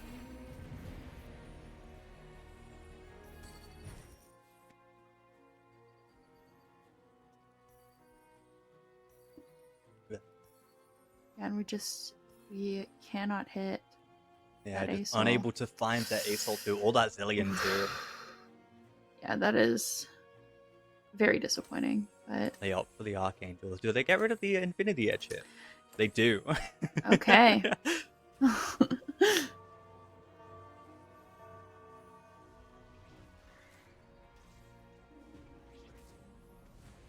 Ooh, someone goes Oh. out here. Yeah. Whether or not this Aesol can just do enough damage to get Right. through, ramp up even more, or if this Kai'Sa is just Oh. going to nuke the board. The front line Yeah, does seem to be going it's- down on both sides. That Rift Herald's still the alive. The Ziggs bomb Diana. is so huge. Diana goes down. Shelly is still alive, but does have the bomb. Oh, There goes wow. the Kai'Sa. Wow. Then Didn't the even GG. need the Aesol to end that Yeah. fight. We are into our top 4 now. I am sad that we did not have a top 4 with that Kaisa. Yeah. Is that double Steric? 2-star Garen I see? That is a lot of shielding. It certainly is. Wow. That's a lot of shield. And if you think, like, that shield pops when he's like 40% health. So he's gonna be able to heal back a lot of the damage that he takes Yeah, with his and then- car. is that the heal shield augment also? I think that's last second save. So when they Oh. drop to 33%, they heal. I That's think. right. Never mind then. I like the heal shield one. And I I don't do know what like it looks like because I've only ever seen it once. Oh, wow! That shield looks insane. Like I mentioned, just with the cast, able to heal up a lot of it. Yeah. Oh my gosh. Kindred cast, no longer saving her own life there as well. Yeah, that Garen, when those shields proc, they are crazy. Oh, there's Oh! the 2-star ace soul, but not enough money. What do we do here? We sell yeah, the yeah, Lucian yeah. Senna. Yeah. Oh, and I'm You have to. You seeing. don't have a choice. Yeah. Yeah. Absolutely.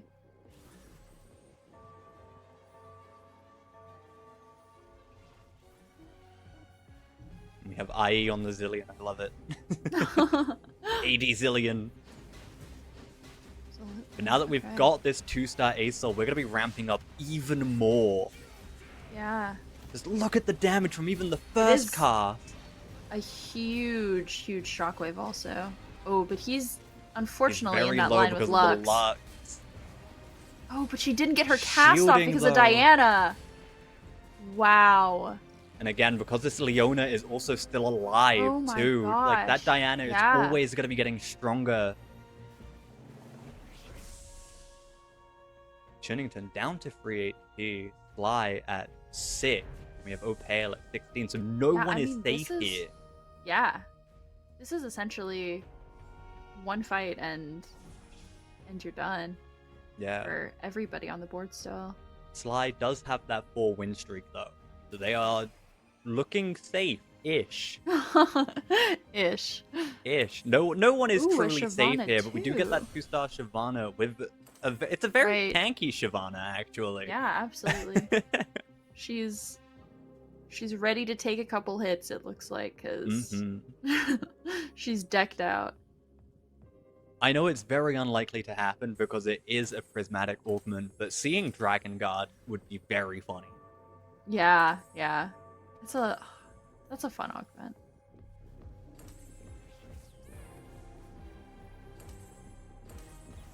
Here we go.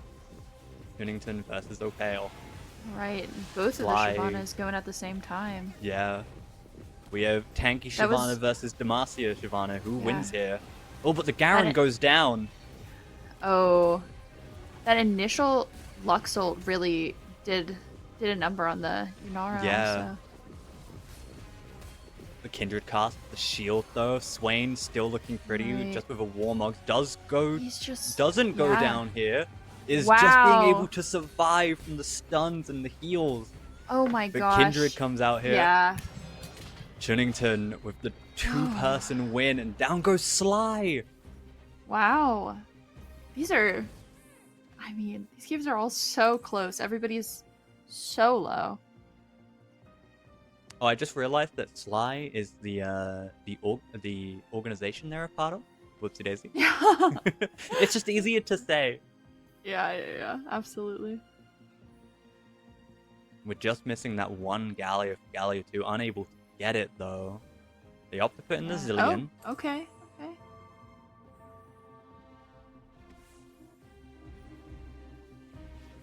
It all comes down to this. They've both got free HP. The Shyvana's Thieves Gloves now giving Rage Blade and a blue buff. Right.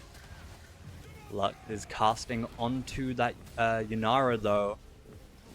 The Kindred Yeah. Shield, though. Especially with that extra attack speed during the cast. Just to get even more healing from that Gunblade. Yeah, the Lux ults are really doing a lot, but Yunara's just stacking so she For sure. shreds There we everything. go. Chunington taking game Wow. 2. Yeah. Insane. We may have missed the first stage, but even still, that was on the edge of my seat. Yeah, that Yunara, she really puts out so much damage. Sure, and like you mentioned, being able to stack up that Titan's Resolve for that extra damage and the CC immunity when it's fully stacked as well. Yeah, she has a little bit of a slower start and looks a little bit, I'm not gonna say lackluster, I won't go that far, but it's not nearly as impressive early game when she's hitting these tanks and she's not stacked as it is late game when she is shredding through anything and everything in front of her. Yeah. So you think during that cast, if she crits, she does extra true damage as well, which scales off of both AD and AP. Mhm. There we go. That's game 2 for the group 3 as well. Not sure if we have the standings yet. Oh, it seems we do. Okay. There we Nice. go. What we're looking at. So a lot of people sort of like middling around 14 to 13, obviously max points you can get Right. after game 2, 16. So it's still anyone's sort of game at the end of game 2. The top runners being Me First Array or Psycho being at 14 points apiece. Ladder Slayer and Jing following after at 13 and 12. Wage and Iverson not yet got their points, but obviously they did win their first round. Yeah. We'll see where they are in a little bit as well. Yeah, I think that, I mean, these games have already been fun. I've got nothing to complain about. I think that we're seeing a lot of diversity also. Yeah, which is something I'm really happy to see, because like we mentioned earlier, like with the last set, it was a lot of Bilgewater, it was a lot of Sona reroll, we had some Echo reroll in there as well, but those two comps were the most prevalent to see. But even just like a few weeks later, a few patches later, we are seeing a little bit of Aesol. We're seeing Piltover make a small return. Shadow Isles we saw as well. A bit of Freljord, or especially Free Freljord. Yeah, absolutely. And I think that we're probably going to see a little bit more diversity on this day one than we will later on in the weekend. But that's kind of why I love these games so much, is when people are still kind of trying to figure out what works best in competitive play, because it is very different playing like on the ladder than it is playing in tournament style games, and kind of finding what's going to work better here, and then it carries through the weekend, and so you get your most diversity on day one, I feel like. Yeah, it's definitely seeing what they can get away with as opposed to when they're running on the ladder, which again, you can just get away with a lot more. Because you're not having to focus as much. I know a lot of these people probably focus all the time, but yeah, just being able to see what they can sort of get away with, what works well, and running with that, seeing if it works. If it does, it does. If it doesn't, it doesn't. And yeah, it's been very fascinating to see. Absolutely. I think that especially when you're playing on the ladder, like, it matters, but it's not this important. It's like you lose some LP, worst case. But when you're playing in these games, the points mean so much more, because like you have a finite number of games. You have to be doing the best that you can in every single one of these games, versus you can't be like limit testing necessarily like you can on the ladder and that kind of thing. So I think that people are taking less risks a lot of the time. You're playing lower variants. You're playing like, I know that this is going to work. I know how to play from this position, and I can play through it, and I feel comfortable with that. But also when you're playing on these newer patches, it's kind of a toss-up. You don't necessarily know.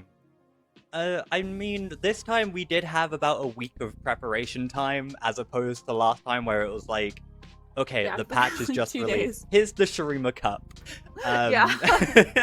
Whereas this time we've had about a week of this patch being live, going into Bilgewater. So a lot of these top level players have sort of had that time to theorycraft. Yeah, absolutely. And then obviously something that's very prevalent in the TFT community are these like study groups. And you have a lot of study groups that have a bunch of your top players, and it's super interesting to see. This is something that I had mentioned before, that I don't know that I'll ever see data on it, because that would be a lot to go through, but to see if these study groups are playing kind of the same things as each other, or like they're all feel like this is a strong comp, this is what I want to play, and then does that vary between the different groups that exist. And it's just, generally two brains are better than one, and so when you're talking to somebody, if you both think that this is good, maybe you're both playing it when you get the opportunity in those games. But if two other people come up with something that they think is better, and then they're playing that, and then you just kind of, it's a really interesting back and forth to look at. Yeah, for sure, for sure. We go game 3 and 4. What is it that you're sort of looking for going into this? Like, we've had some insane games from game 1 and game 2. The lobbies have sort of changed a little bit for these upcoming games too. Obviously, we see Dish Soap in lobby 3. We've got Wajan still in lobby 1. Chunington now in lobby 1 as well with Crazy Cat. Sort of, what are you thinking with these lineups? I kind of want to look at some of the players that we haven't seen yet, because like we discussed, I feel like day 1 is where people are going to be trying the most things, and I want to see what everybody's playing. So maybe like a lobby 4 where we haven't been in lobby 4 Yeah, yet. I don't think we've seen a Me First or 8th game. Yeah. Okay. Yeah, so I think that... lobby 4 for game 3. And then, do we want to do the same for game 4, or do we want to see someone else for game 4? I mean, I think that all of the games that we've seen have been great, so we really can't go wrong. Yeah. Maybe we stick with lobby 4, unless something goes super crazy in game 3 and we feel like we need to switch. Alrighty, so we'll be right back as soon as we're ready to go for the next game. Yeah, stay tuned.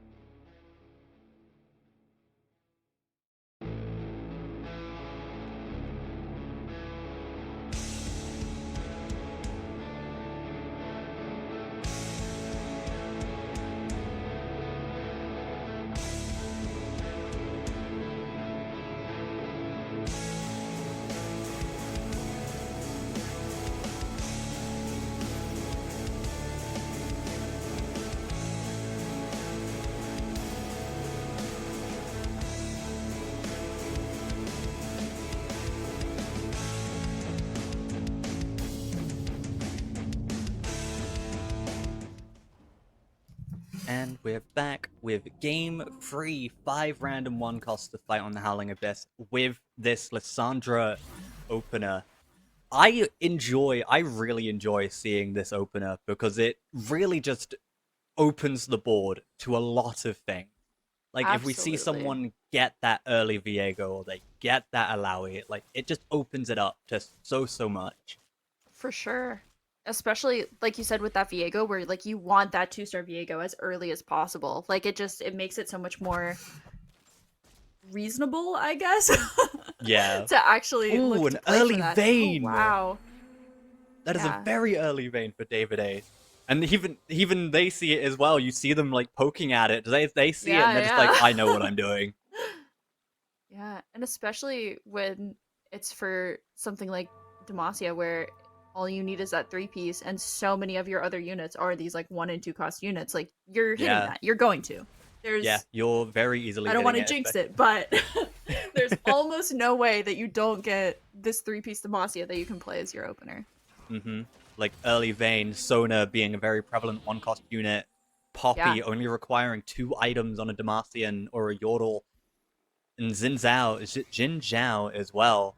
Yeah, yeah, absolutely. I love that everybody has full boards. They're buying, like the bench is completely full because Ah, this of would be all of the things that open up amazing. for you. Yeah. Yeah, this would be amazing to see Cluttered Mind here. Oh, yeah. 3 XP Yeah, for a full board. absolutely. Oh, that is a good. Who are you supporting from this roster here? Like, we've got some amazing people. We've seen David Ace. We've seen Dsec. We've Mhm. seen Dalesome as well.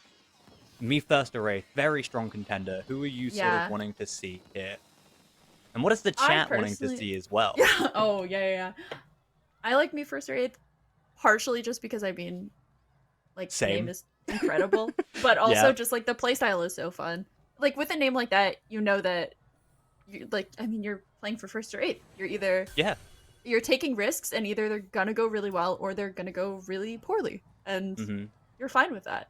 And we see Jungle Book here with a very early 2-star Scion and Oh getting my that 2-star gosh. Alawi Wow. as well. We've got the Anivia on the board too, so we could see a very early LeBlanc. Yeah, that's what I was thinking about also. Unfortunately, the items that we're looking at obviously aren't like super ideal for anything where you're looking to play that LeBlanc. But hmm at what point do you just kind of slam inoptimal items and how inoptimal can they be Yeah, before like it's do not worth it? they do opt instead to put in the Arcanist from that Ari Cogmore. Yeah, and I mean this is just such a strong opener there. Yeah, me personally, I'm really looking forward to see what Me First or Ape can do, um, as well as David Ace, because I think both are very strong contenders. Yeah, absolutely. I love bruisers just in every set. I think they're so fun. And Oh, that's LeBlanc. LeBlanc. Let's go. They opt to put Asterix on. Okay, I love I mean, Asterix. I think that that's really the only thing that you can do there. Yeah, And I mean, but a that lot of is bruisers, you're not really getting that like attack no, fighter, are you? no, it's not great, but there's not really anything else that you're gonna make that's gonna be worthwhile, especially an item that you're gonna want to keep around for your kind of end game comp, or not even end game, really, just mid game, looking to scale into the mid game. Yeah, And also to keeping see. that glove open for your LeBlanc so that you can put this like this Nashers and this JG on her. And we do see Experian going up against Jungle Book here. We've got the Ionic Spark, so that is a bit of MR just to help fight off this LeBlanc's damage. Absolutely. And then And also the the Caitlyn cast too. yeah, the Archangel's on that Kog'Maw, he really ramps up. He does. Especially since he's also helping the entire team do more damage with his cast because it shreds 10 MR and armor off of the units it hits. Yeah. Ooh, there's a Malzahar and a Chowan shop. That's kind of Ooh. intriguing. I'm also seeing that Nautilus as well for that added Juggernaut. They really wanted to. Absolutely. Yeah. And I mean, that's still keeping you above eco there because you're not hmm you're not making 40. You might as well buy it. Just saying. We've got a Bard here as well. We've got 2 Demacia, we've got the Bard, we've got the Defender. Yeah.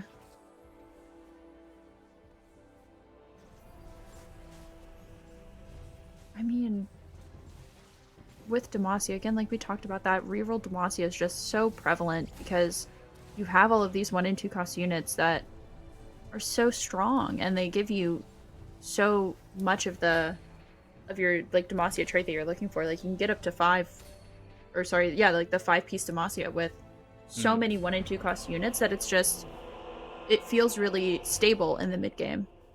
Yeah, especially with that early vein that we saw, and there's another vein on this carousel. Yeah. There's a lot of really good units here, actually. Gangplank, TF, Rek'Sai. We see that Ashe if someone wanted to go for Tryndamere. There's a Leona with a bow, which someone does snatch up very quickly. Yeah.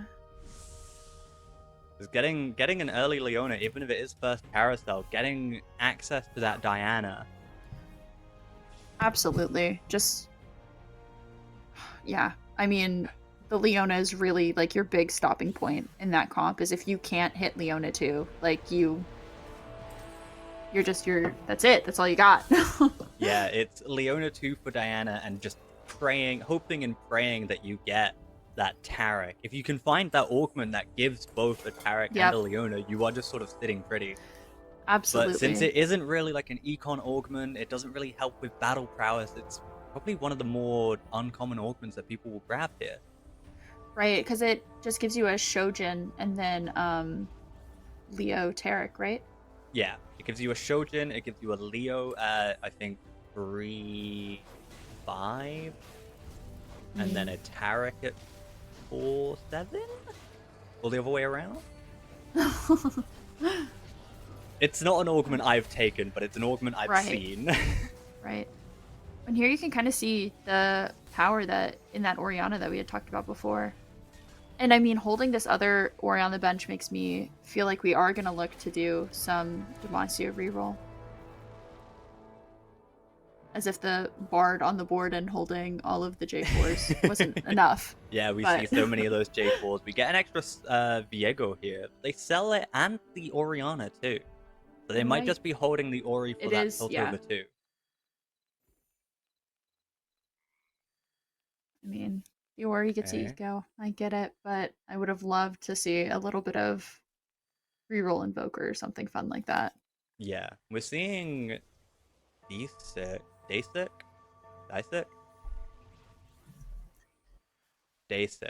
We're seeing Daysik with a relatively strange setup here, just having that frontline Nico.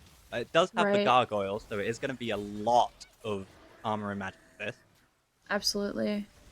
But with that Briar jumping around, it might mess it up a little bit, because it is going to be... Oh, never mind, it jumps back on. Extra 10, disregard, once again. Yeah, and then your little Kog'Maw here is really... He's not healing enough, but it's a lot to just have that permanent kind of infusion into your Nico. Yeah. You know, if you can't get a Sona, you can always get a Kog'Maw with leeching nodules. I really do love that playing LeBlanc. She's just, the unit is so fun. She does so much damage, and like the unlock isn't that difficult now. Especially again, you get like that early Scion, you can slam the like 3 components that you're almost guaranteed to get off of first minions, and you can unlock it so early now, and she pumps out damage. Yeah, especially since she is that Invoker as well. And another Invoker with a form of CC too on that first enemy hit. Yeah.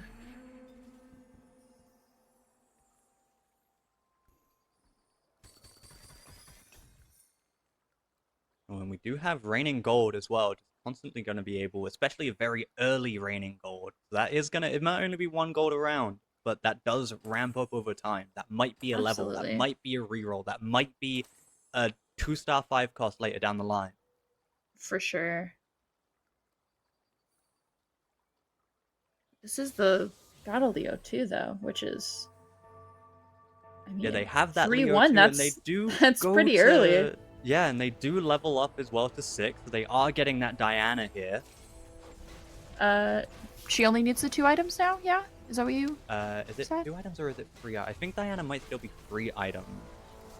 Yeah, It it's is still 3, 3 okay. items, but it is a level 6 requirement. So getting level 6 Right. here does help. Yeah.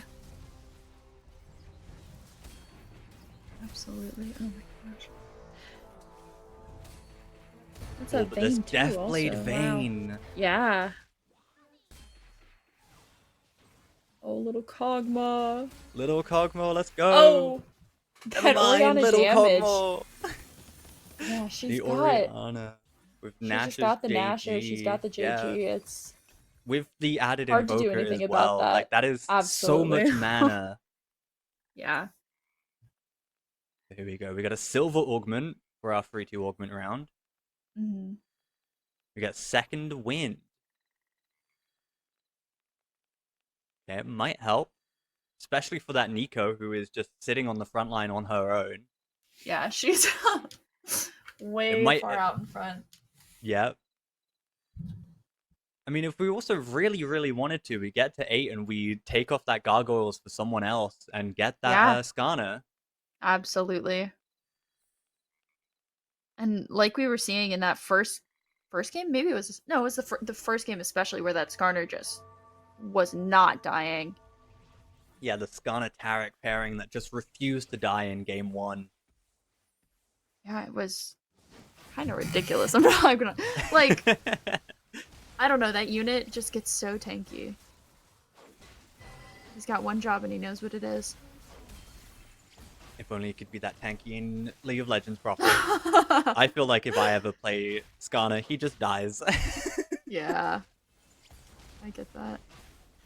I do like how much Piltover we're seeing though. Like, yeah. Again, it really, even just the 2-piece Piltover was not as prevalent in other patches and the previous cup as it is here, and I like that. I love when you can just splash like a little 2-piece and it just makes you feel fancy. Yeah, the fact that Oriana is significantly easier That's to a get. And the Belveth fact too. that is a Belveth 2, level 6 Yeah. at 3-3. Oh my goodness. Didn't even have. Wait, is that a recombobulator? Oh, that'll do it. That is. And that would absolutely explain why we didn't have Void in. Yeah. I was gonna say, kind of crazy to be running Belveth 2 and not having any Void, but recombobulator, that'll do it. Apparently you just don't need it. You just recombobulate and you get your 2-star forecast at 3-3 and you're just sitting pretty Absolutely. now. Cool. I mean, the issue is it's gonna take you so long to be able to hit that Rift Herald. That's like such a big part of that comp. It feels like. Yeah. This will be a very late Rift Herald. Because if you think we're getting it at 3-3, we've got that Malzahar there. We've got very tanky Belveth, because I think this was the Leona. Yeah.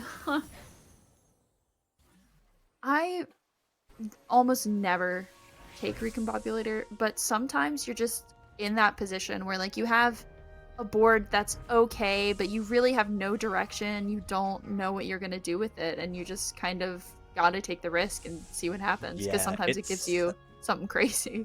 It's definitely like a make or break augment for me. It's like it can work. If it works, it is insane. If it just gives you a bunch of nothing, then you're gonna be leaking lives like nothing.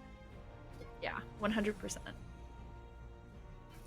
But those are like the high variance plays that you don't see a lot of in competitive play like this. So I like that people are taking risks and yeah. Ooh, 4 Piltover here. Ooh, very nice.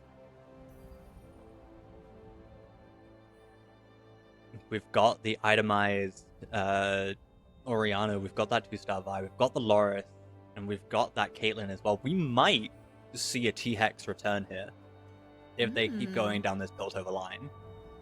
That would be really nice. I mean, this board is super strong as it is. Like, yeah. It feels really solid. Coming up against Ladder Slayer here, who is also doing an Invoker board. Oh, They've wow. got their Yeah. 3 Invokers at the back. They've actually got that 4 Invoker board. They've got that Koboko and Yumi as well. Oh my gosh. Yeah. The Caitlyn cast being blocked by the Sejuani, not being able to get onto the Orianna, but the second cast comes out.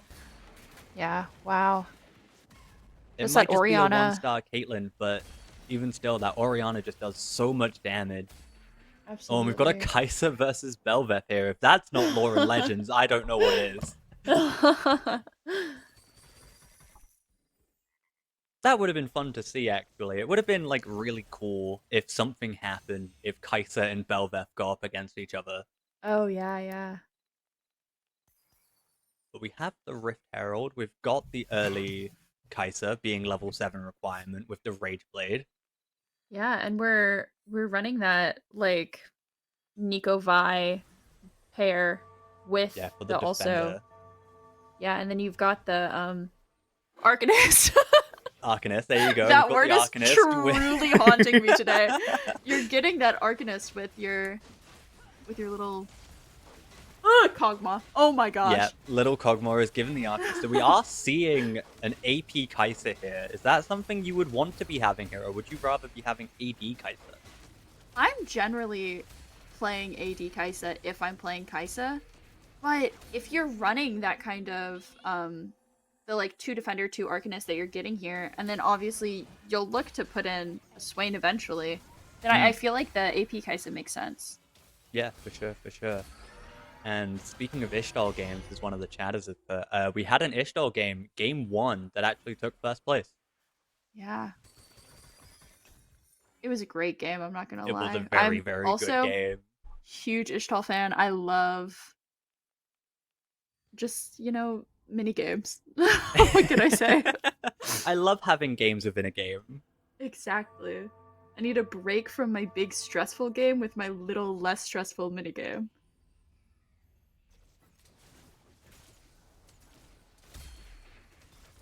Seeing some of the health pools that we have here going into this 3-7 PvE round, what are you sort of looking for some of these people in order for them to stabilize? I think that, like, before this patch, the answer was like, you go 8. And you're going 8 and you're playing these, like, fast 8 comps. But I think that with some of the changes, you have more variability now, and you can stabilize at 7. It's just about making sure that you're itemizing your units, because it feels like having those 3 items on a unit it does so much, and looking to stabilize that way versus just like trying to level, trying to go 8, trying to get in what you can. Yeah, and we do see some of But these that is a players. Senna. That is a 7. level 7 Senna. That is a 4-1. 1% Oh my Senna. goodness. So maybe the answer is just go 7 and hit. Yeah, hit the 1%. It happens. Exactly. 1 at 100 times, but it happens. Yeah. There was a girl who would play Gallivants, and this long time ago, this was like set 3, and she was playing this Caitlyn reroll comp, and we like asked her, because she was winning every game, and we're like, how are you playing it? I don't understand. And she's like, oh, you go 5. And I'm like, you're not gonna hit, because this was 1-cost Caitlyn. I'm like, you're not gonna hit. And she's like, oh no, you'll hit. And I'm like, I won't. You'll hit every game. And it's so impressive. And she like executed the comp beautifully every time that she played it. And it was just like, she's like, oh no, you'll hit. Like, don't even worry about it. Yeah, You'll I don't always know. hit. I don't know the big deal. Just hit, I guess. And we see someone just got a 2-star Tarek, by the way. Oh my gosh. It is 4-2, and they've got a 2-star Tarek. Yeah, so I'd like to retract my answer that I gave earlier. I think that you should just hit, and that Just is how simply you'll hit. stabilize, and that's how you'll win these games. Oh, and we've got a 7 Bilgewater game here with a TF with Lichbane. They are sticking to 52, and someone just got a 2-star Swain. Oh my god! Simply hit, everyone. Wow. See, these are the games that if I was in it, I would be so mad. Like, even if I'm hitting also, I'd be mad that everybody else is hitting. Yeah. So like, this was supposed to be my main character moment, and then everybody's just hitting everything. Yeah, I mean, look at that. Look at that Swain. Look at that Swain, He's my huge. beloved. Constantly What heal. the- I love putting friggin' Heartsteel. I do not remember what it's called in this, but Heartsteel onto Swain because Yeah, he is yeah. just always healing and staying above 50% health. Absolutely. We've got that 3 Freljord again. Yeah, got that free Freljord. We're seeing a lot of people hitting their 2-star units now as well. Experian getting a 2-star Wukong. Yeah, I think there was some Noxus. Yeah, there was got a little bit of Noxus, just a 3-piece Noxus here, but I think that there might have been there was somewhere where somebody had some Noxus in and they only had a LeBlanc 1, which I thought was Yeah. either very unfortunate or is very interesting. Okay, I mean if you're just gonna replace Oh, that's her a with Mel back there. Yeah, like if you're just gonna replace her with Mel, I guess it doesn't matter. Yeah. Hey, we might see Mel make a Radiant item because this is a Oh. 4-free Mel. This is a really early Mel. Now, She's me got personally, great I have items, never too. seen Mel make an item, but it Me could neither. happen. Yeah, I feel like I've seen Mel in like maybe 2 games in the entire set. I feel like Hmm. she's not prominent in my games. Not in mine. I love seeing her though, because it's really cool to see, like, yeah, you've got that 2-star investor with an item and she died, and then you've got a Mel. And then it's just, I really Absolutely. want this to make an item, so I just stack her full of mana and see what we can do. Yep, yep. So, what are the requirements for her to make the item? I don't know if I remember So exactly what they are. when she casts, she sends out that orb that sort Right. of circles around a unit. That Mhm. orb drains mana as well. Right. Like Yeah. when it circles around, it drains mana from the units around them. If Mel is able to drain, I think it's something insane like 200 mana. If she's Mm. able to drain that 200 mana, she makes a Radiant item. Oh wow, yeah. Okay. Well, and we see that Azir. We saw this in game 1, I believe. We've got that Azir, we've got that Nasus on the board now as well. Yeah. Is this the And it was Shurima game? this was like it was the same kind of comp that we were seeing where they were running this like 3-piece Freljord with it. And Yeah. obviously the Freljord is that Freljord is back in. But and Nasus has been cut from the team sadly, but Rest in peace, it feels like Nasus. that's like one of the few places where you are fitting in this Azir is in Mhm. these like little Invoker Freljord. Yeah, especially if you've got that other disruptor in, like, say, a Mel or in an Echo or Malzahar, Yeah. Seraphine, like we see here. That Fizz Absolutely. on the backline, but it's not itemized and it does get stunned, but it does do enough damage for the rest Wow. of the team to clear up. Yeah. Oh my gosh. This Kaisa, she is This Getting Kaiser's away. doing so much. It's a 1-star Kaiser. yeah, and she's keeping things really healthy too with that gunblade. Yeah, with that gun. I love a Gunblade. This is I've my always Gunblade said it. propaganda. This is my Gunblade propaganda. If you're not playing Gunblade, play Gunblade. It's fun. There you go. Yeah. Okay. I like this 3 Noxus. This is a lot of fun. Yeah. And like the whole front line is like this Swain. And that's a Yeah. little spooky. But oh, It's a interesting, little we're taking the spooky. Mel off of the water hex. Oh. I assume it's just positioning for whoever they're hitting next specifically, but okay, never mind. The Mel's gone. Oh no, she's back. Never mind. Yeah, she's They put her she's back on into her the water water. hex. I was like, where did she go? She's gone. Yeah, because like you were saying with the mana, like we want her to cast, so it seems Yeah. it would have We- been we want those surprising to orbs. take her off. Just gotta do a little bit of positional baiting, I fear. Oh, but this Kaiser is beginning to ramp up here. This Yeah, this Rift Kai'Sa Herald too, is she refusing really- to die because of it. Wow. And there we go. Not a bad loss though. Yeah, no, that is for sure. The Kaiser and the Wukong clone. Yeah. Oh, this is the on-hit Kaisa, so there's 2 Kaisas. Oh. Well, we're seeing some people get really low here, though. 4-7, Ladder Yeah. Slayer's got 9 health. I do hope they can Yeah. bring it back. It is a little We're seeing kind of- some pings in the bottom right there. I wonder who for. This is our little Belveth Yes, reconbobbed. recombobulated Belveth. Actually got some good items now in that Kraken. Yeah, Edge of Night getting a absolutely. buff, actually. There is the So it's nice QSS, to which see. we talked a little bit about before, where it didn't feel like it was this high priority that it had been in other sets, especially like you were saying with all of the CC that we see in this one. But Mm. looks like people are building it now. I Oh, we're one off of Nautilus. Oh wow, okay, yeah. I really there we go. There's that 3-star Nautilus with the Barnacles too. Yeah. Still got 108 serpents to spend as well. Yeah, I really, really like putting Quicksilver onto that sort of Belveth, especially because it does really Absolutely. help her, because it gives her that attack speed as well with a Kraken Slayer. For sure. It's got the CC immunity too.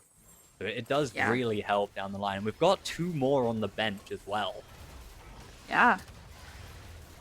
I think that hitting that Belveth 3 would be really hard, considering obviously there are We've got a couple of other people that are running the Belveth, but I mean, she's doing damage. She does fall to the Yeah. Volibear though. Also, that's a Yeah. Volibear. What? When did someone start running a volley? That's the Oh, Mel. another Mel unlock. Ooh, Oh, and 2 2 in Mels. shop. Okay. Wow. I mean, yeah. Oh, There's another okay. Belveth. 3 more. All right. It's a little Oh. scary when you're that That's low, that though, two- to be sinking the eco into looking for this, like, 3-star 4 cost, especially when I'm pretty sure Other that, people are running. Yeah. Got the Edge of right, Night especially, Belveth and I think that user. it's other players that are, like, have more HP than you. So it's not like a player that's about to die and you can just scoop up their Belvest after that. I really like seeing this Twisted Fate actually with the Lichbane and the Gunblade, because that is Yeah. casting a lot of the time, but that Ambessa does wipe it off the face Wow, of the earth. she is cleaning up in the back line. Oh my my gosh. Goodness. Okay, you know what? Hey, we don't need the 3-star Belveth apparently. We just need a 2-star Ambessa. Yeah. Oh, and Wow. oh wow. Oh, Okay, oh and there's wow, our there first... we go. Okay. Yeah. All right. Unfortunately, not hitting any upgrades on that. Oh, Yeah. okay. 2 2-star Yunara on the Vi, benches. 2 Yunara, yeah. There is that. Oh, but they opt to sell. Never mind. I mean, no, we're definitely not holding it. We're just, yeah, okay. Might just be to find some of the other forecasts that we need. Yes.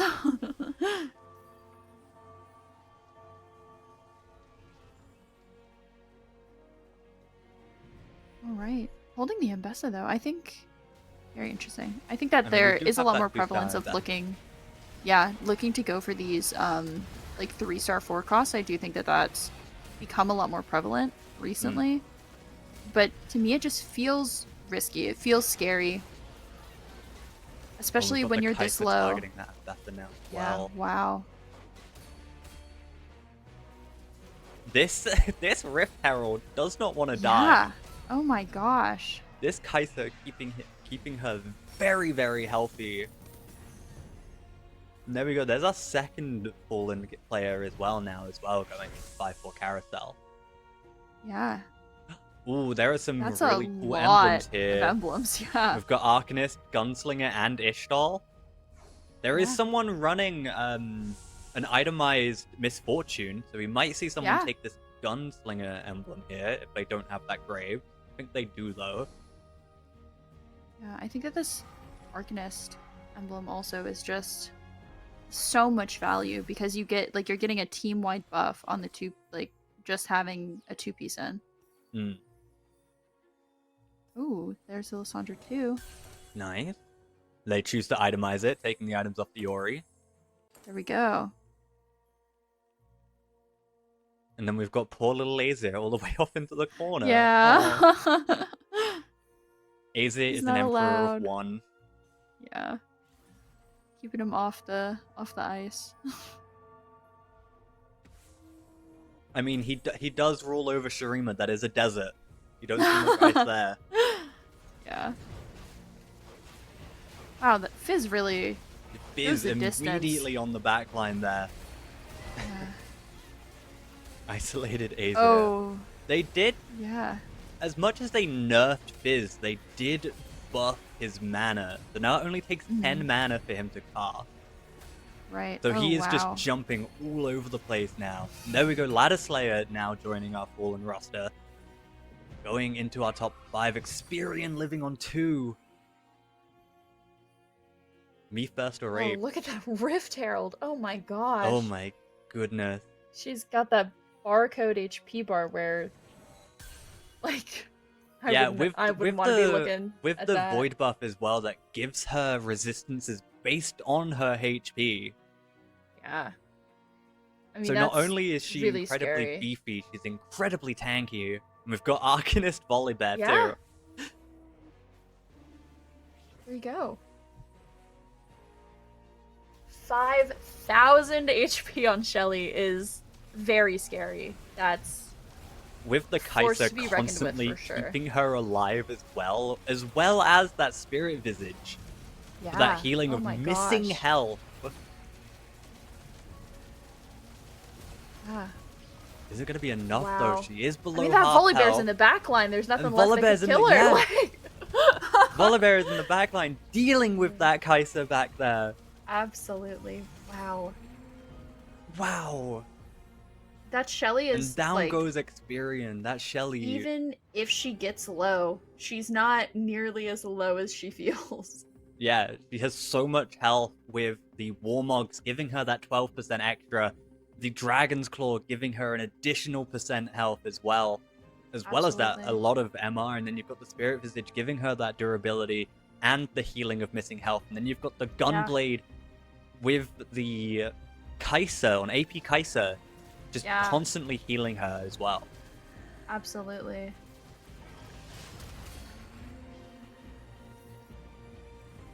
I'm glad that this Recombobulator board has made top 4 because, like, that's a big risk. Yeah, for sure, for sure. We've still got that 2-star Belveth. We have 4 more as well, so we are only missing Yeah. 2 Belveths here. It's been paying off those. Well, not one of them. Like, one of the Void players has died, so Yeah. look to scoop up their Belveths. Oh. Going for that Warmog. Putting it on the Okay. Tarek. We also see that Tarek with the Even Shroud as well, which is really going to help this Ambessa and this Belveth, just by allowing Absolutely. them to ignore like 20% of their armor. Yeah. Oh, unfortunately, the Belveth is getting. Unfortunately, Hit. Belveth does get targeted by that Lucian Yeah, Senna. it's so much.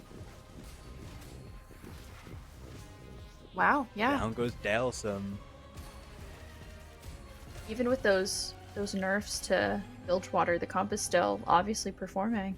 For sure, for sure. And once again, showing her Yeah. display of tankiness there. Yeah, even when she's at that like 1/3 HP mark, she's not going lower. She's Yeah. here for the long run. The weaker she gets, the more she heals. And if she does have the least amount of health on a team, that Gunblade, again. Yeah, oh look, Big we're getting Shelly. close to a Fizz 3 there. Oh, we are getting close to a Fizz 3, and we are missing a Tom 2 as well, but we do have that champion duplicator. We're missing 1 Fizz. Not 2, Yeah, 1.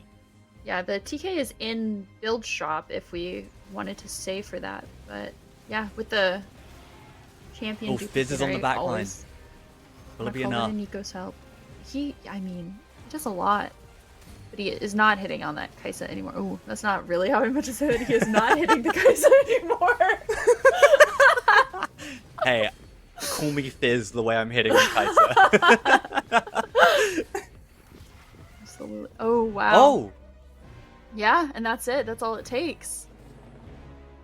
Wow. Down goes Shelly. Shelly, no. Yeah.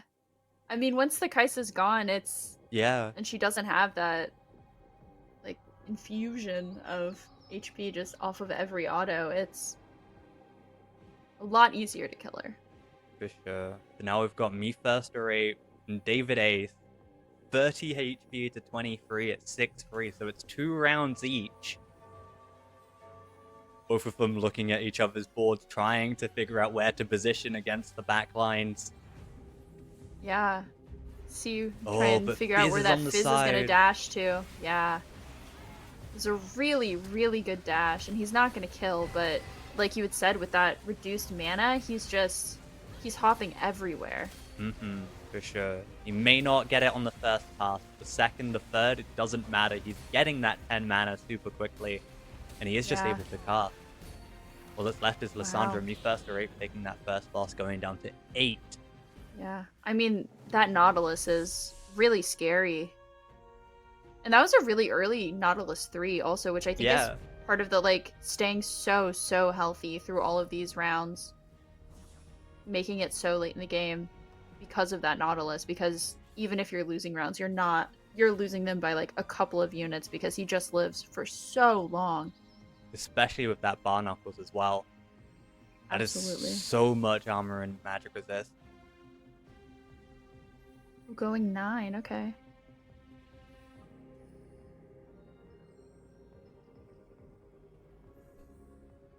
Going 9, but only having the money to put in that Lulu there.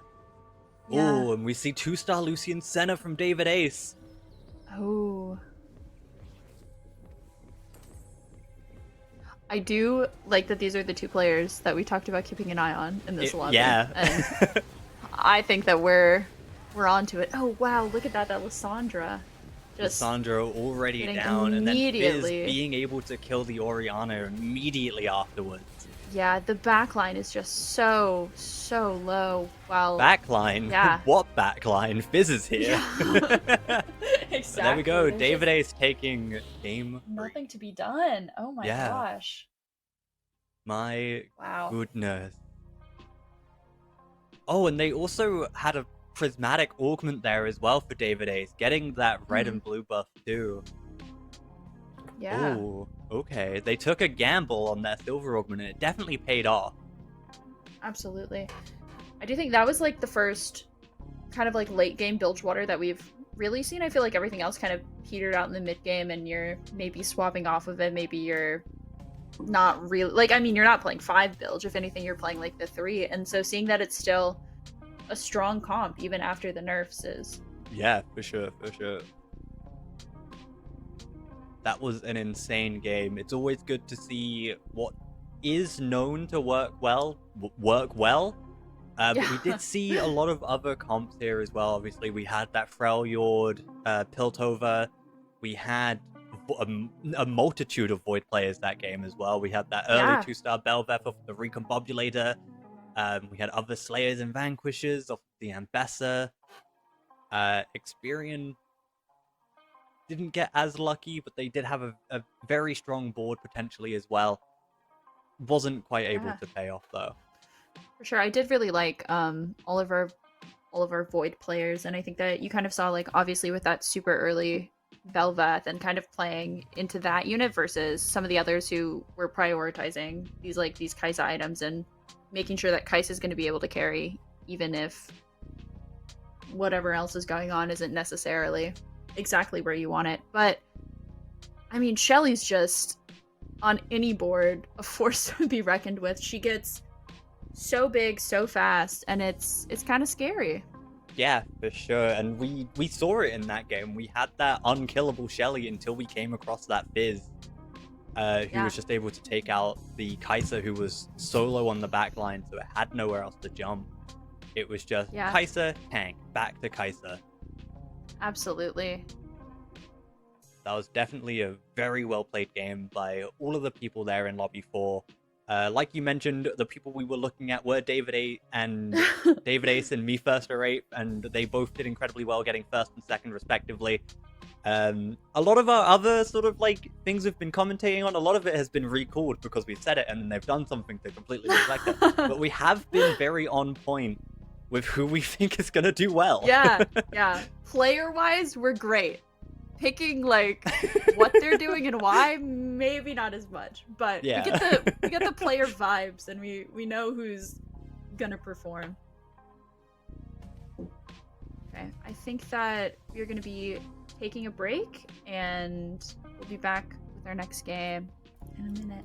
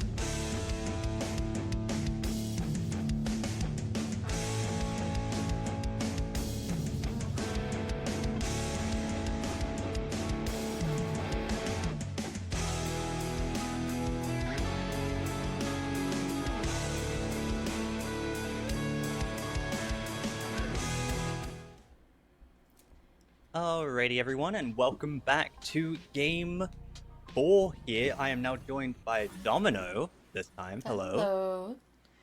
Hi, hi. Happy to be back. Yeah. Well, I guess happy to be here today.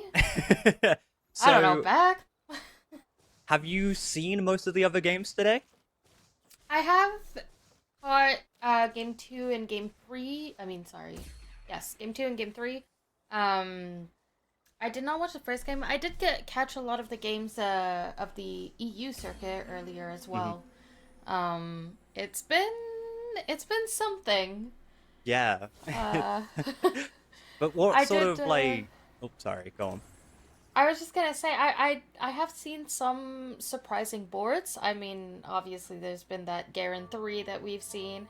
We've seen a lot of high rollers as well. I mean, just that last game, wasn't there a bunch of like 2-star forecasts on like level 6? Like what Yeah, is happening? we had Recombobulator 2-star Belveth. We had a lot of people Yeah. hitting very early Tarek. We had someone hit 2-star Lucian Senna super early as well. But going into game 4 here, what are you sort of looking for? We saw that someone immediately has 2 Void here as well. I mean, Void's great. Kaisa's great. I think it's, you know, difficult to cap it out properly with the popularity it has. it does Hmm. tend to go pretty contested, and you can get your level 8 board just fine, but if you do make it to top 4 and then you're playing for your placement, like it gets a lot um more difficult at that point. Yeah. But I would say in what I'm looking for Brock.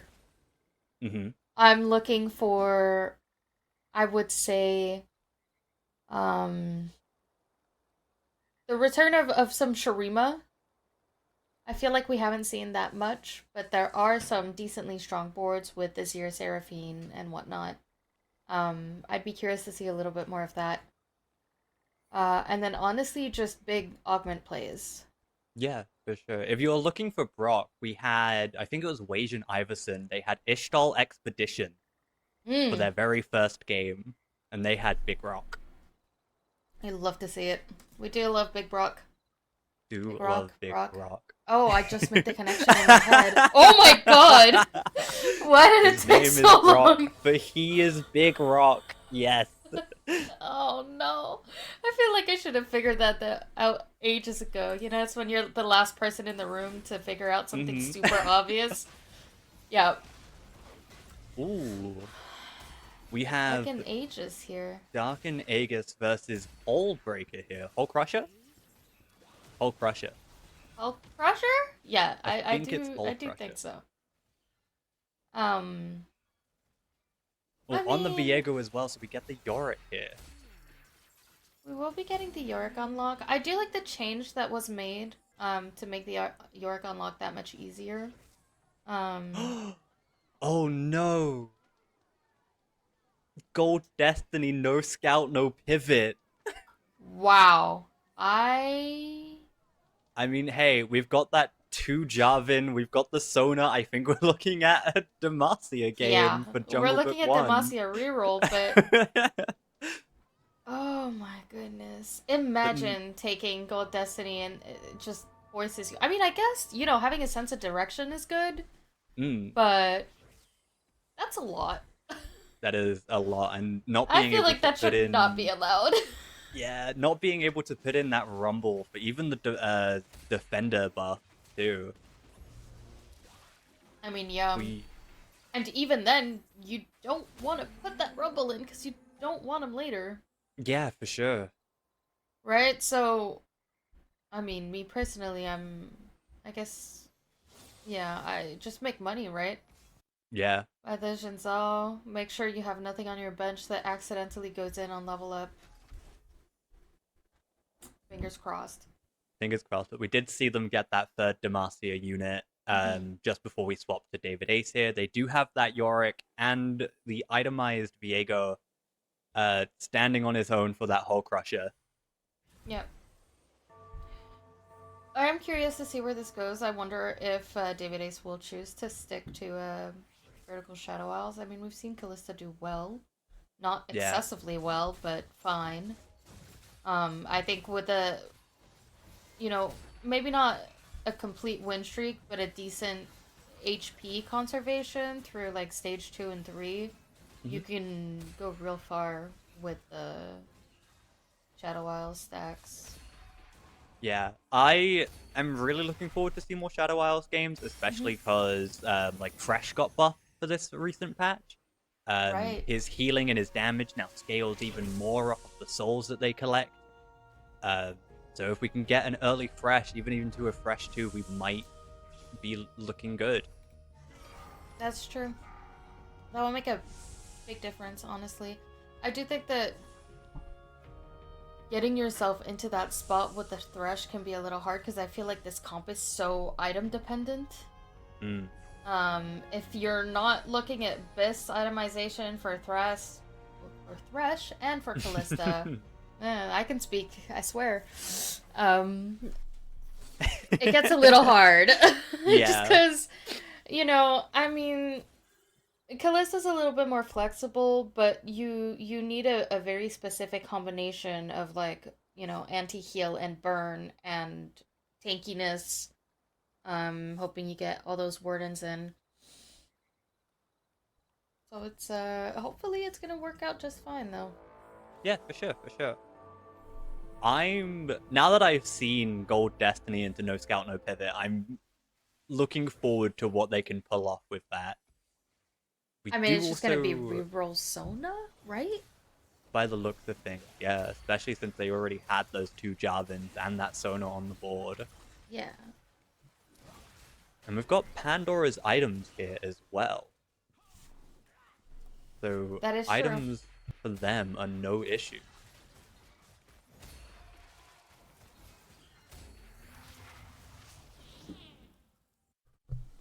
I mean, that Hull Crusher I think is doing wonders for the Viego, like just having that extra HP Mm. when it's really the only damage dealing unit on the board currently. Yeah, for sure, for sure. It's definitely nice for him, especially because like with Shadow Isles, you want those rounds to be going for longer to get more and more deaths on the board because they get souls for any unit that dies. Mm. Yeah, absolutely. Looking at Experian here, I'm kind of curious to see if this is just going to turn into an Ori reroll. We have seen a lot of Oriana comps this set, especially since Oriana was another one of those units that got easier to acquire. Yeah, much, much easier. You don't have to wait for the Loris anymore. You Yeah, can get the Oris super early. now that Ori only needs items instead of needing, what, 3 unique Piltover units? Yeah, and she also got a mana buff, so like it's super worth um just unlocking her and using her as soon as you have any invokers on the board. For sure, for sure. We've also seen a few bards. They haven't gone, like, stayed on the board for long, but we have seen quite a few bards as well. Hmm. Like, into these Invoker comps. Yeah, I mean, I think Bard is inevitably pretty good as like an early item holder for pretty much anything that's AP oriented, just because the unit itself is so good. But also, if you have an augment that lets you get any free rerolls, it kind of just becomes worth it because he'll just print you money for a while, right? Yeah. Yeah, getting something like Commerce Core or Trade Sector where you're getting Mm, all of those free rerolls, or even into Yordle, which Yordle 6 you're getting free rerolls. yeah, absolutely. I am. It's a shame that I didn't see what basics options were for his augment because I feel like Darken Weapons is not an insta click for anyone. So was it clicked out of, this is fine, no, everything else sucks, or is there a Uh, plan behind it? You know what I mean? I don't actually remember what his augment selection Yeah. was. I know we saw it, but it was like a brief moment. And at that point, it was already Darkened Weapons. But I mean, like, Hmm. Darkens aren't overly bad. That is, like, free Omnivamp at Darken 1. Yeah, that is true. It's not inherently a bad option. It's more that I feel a lot of gold augments um that people know how to play around better, Mm. right? Ooh, we do see the Shadow Isles going up against a Bilgewater Ooh, comp here. Just getting off with the one Viego just surviving. barely. Oof. Ooh, okay. Another Quick roll gold. down's interesting. Yeah, for sure. Do have that exclusive customization. They do re-roll it, opting Yeah. for the re-roll. And bumping straight to 7. They must be wanting to get fast 8 for those free re-rolls. I guess so, but doesn't this just slow you down? I mean, I guess if you can maintain a win streak, it's not too bad, considering you're Mm, way ahead of tempo to be level 7 on 3-2. yeah, for Oh, we have sure. Hustler also. Oh, We can they do don't whatever we want. care about it. Yeah, yeah, Yeah, yeah. they've got Never mind. Hustler into into fast 8 for the rerolls. They're chilling. They're opting to Oh, itemize yeah. the Scion here, so they're gonna be getting that LeBlanc upgrade unlock. Sorry.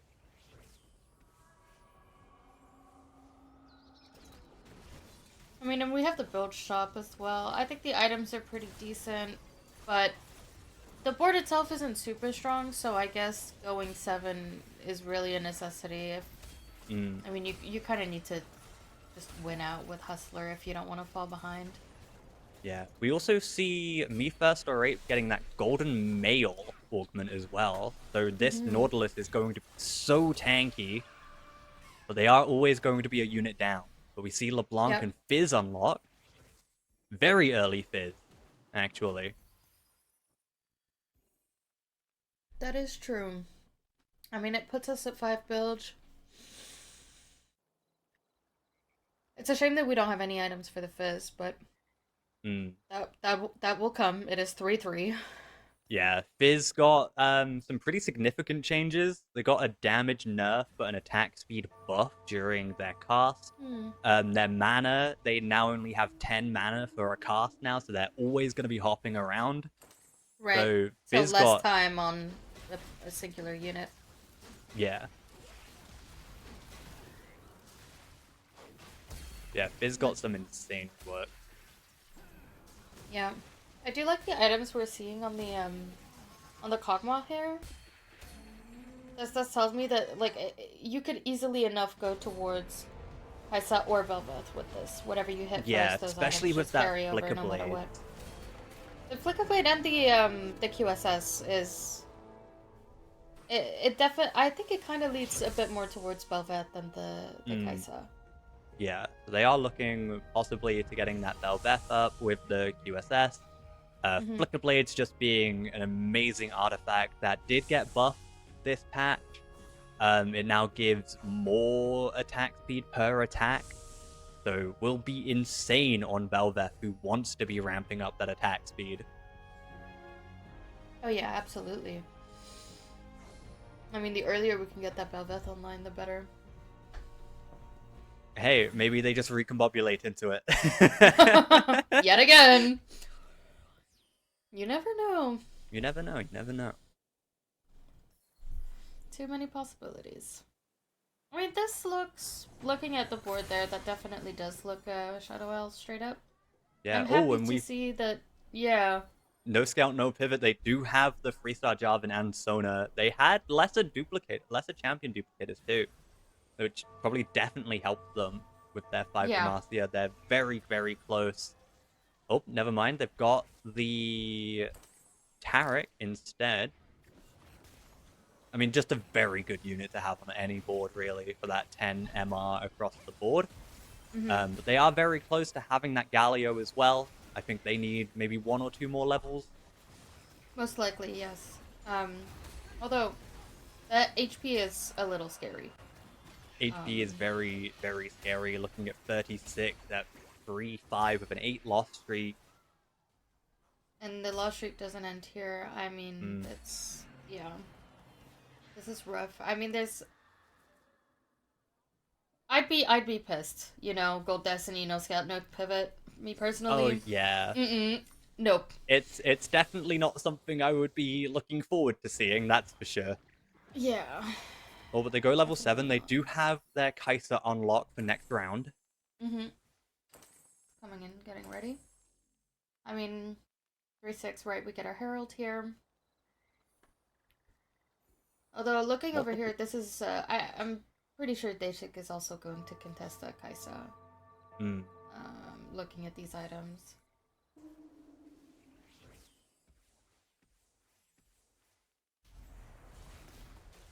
Delsum here is 100% 100 HP win streak also. Sorry. Yeah, they are Mr. 100 right now. Mm-hmm. They have a And I very mean, it strong looks board good. as well. Yeah. The Flicker Blades is doing so much and managing to hit the Spitter Spikes for the mutation. Yeah, Really good place to be. there we go. Jungleberg does seem to be getting a bit more stable here, winning out against Ladder Slayer. Yep. Put our 5 Demacia in. I do wonder how close we are to the Galio here. I mean, 3-6 something. I think they have it. It might be this round, yeah. with the addition of that Vayne there, because they have the 2-star Poppy and the Jinjiao. Right. So that's 3, 6, 8, 10 with the addition of the Vayne. That makes it 11. I'm pretty sure. I thought it was 12 Oh, is necessary. it 12? It might be 12. We'll If it's find out, 12, I'm then sure. they need that 3-star Vayne, 2-star Vayne. Sorry. Mm-hmm.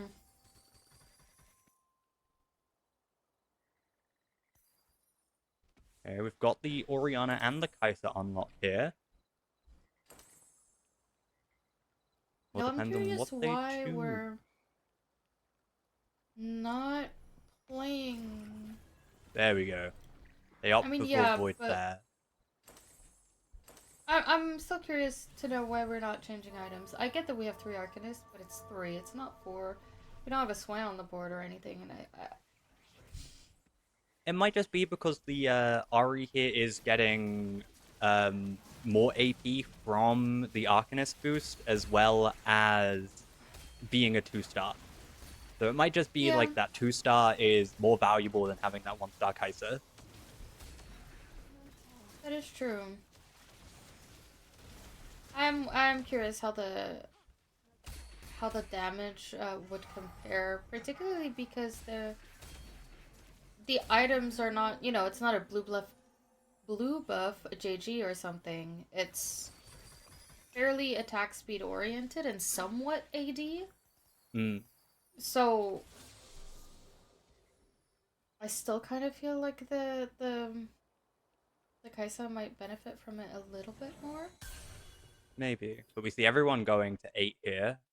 Mm-hmm. Dalesome still Mr. 100 going into level 8 at 4-2. Wow. And that is a Fiddlesticks as well on the board there.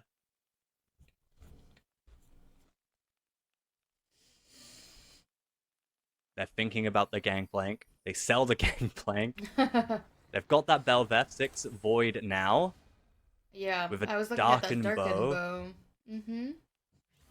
We I mean, might this see a looks super change in strong. items. It does. There's the change in Yeah. items. Keeping the Flicker Blade on the Kai'Sa, though.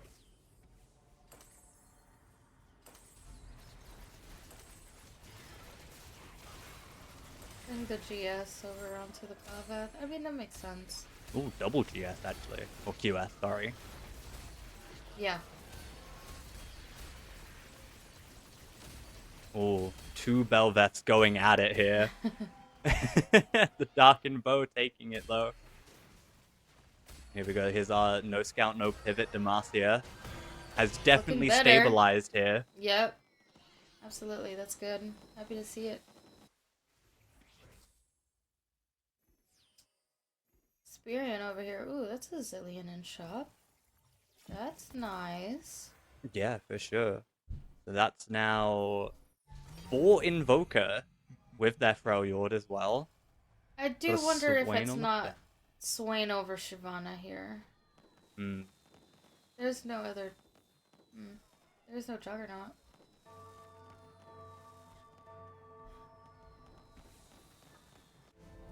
I mean, where to go from here? One more Demacia, right? Put in Garen on Yeah, if they 8. can find Garen getting to 8, they've got their 7 Demacia.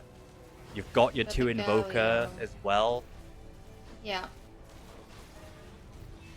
I mean, this is just a game of getting your upgrades, right? You need Garen. You need Garen 2, preferably, and you need Galio 2, and you're level 730 gold. It's kind of rough. Yeah. Oh, but going up against that very strong Void board, Yeah. unfortunately, for Jungle Book 1. Looking at these sort of health pools here, what are you thinking in these boards? What are you thinking players need to sort of get that stabilization that some of them need, or to just further ramp up the wins that they've got? Like Dalesome is on a 13 win streak here. I think they're sitting Yeah. pretty. They're sitting pretty. They will also have the option to go 10 if they want to play for Baron. But I do think that David Ace is looking pretty good with the the Shadow Isles board. Mm-hmm. And then over here, I mean, Ladder Slayer, I see what they're trying to do, and Misfortune is pretty busted, but the rest of Bilgewater really isn't. Hmm. And we're sitting on 6. We're not 7. Like, I feel like there's tweaks that could be made to this board to make it somewhat better. It's not bad, but I feel like it's kind of lackluster compared to some of the crazy stuff we're seeing left and right. Yeah, I mean, they're missing their Tom Kent, so once they get that, they're going to have their 7 Bilgewater as well. Yeah. So once they get that, maybe they take out that Wukong. Maybe they even keep the Wukong. Because I am seeing that it is 2-star, but it does only have the cloak for a bit of MR. I mean, arguably, I would probably drop down to 5 Bilgewater, play with the Kench and the Volibear. Maybe. Play for those maybe. bruisers. Potentially, right? Ooh, David Ace still sitting pretty. Getting an Aatrox and a Mel unlock. Because that is a lot of lifesteal on that Ambessa. Oh my goodness. That's... She's got swords, you know? Mm-hmm. Stop Braum. Okay, nice. Mm-hmm. With the whole Crusher too. So this is a very tanky Braum, even if he doesn't have free items here. Yeah, absolutely. Oh, and Jungle Book 1 does go down from here. Oh no. That's early. Oh my goodness. No that scout, feel good. no pivot, no first. God, that was heartbreaking. It was. Oh, and this Ambessa in the back line already for David Ace takes them both down, and they're gone. I would really like to see David Ace and Delsum fight each other. I think David Ace's board 100% has chances of winning that fight. Yeah, especially if they're able to get onto the back line as quickly as they were in that last Getting fight onto that Kaisa, or... Yeah. 100%. Oh, but a very early elimination for Jungle Book is heartbreaking. That's so unfortunate getting Gold Destiny into... That's such a low roll. Like, come on. That's my contender for unluckiest player so far, yes. I think. Oh my goodness, 100%. Unluckiest player, like you need a written apology from the RNG gods, you know? Like whew.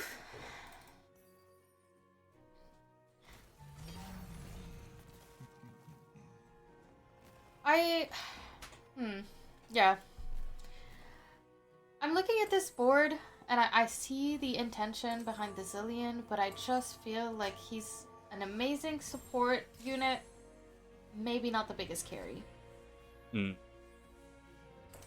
He's definitely, like, if you're able to get him to cast a lot onto multiple different people, it does put everyone onto a timer.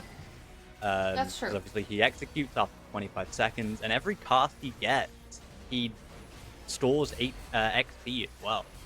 So the longer he's able to live, that Ambessa is insane, and down goes Daystic too.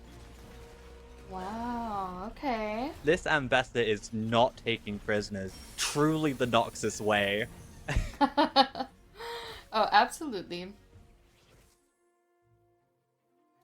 I mean, I was complaining about Letter Slayer's board, but it looks to be doing well. I mean, the double IE misfortune, it's just when she casts, that's a lot of damage.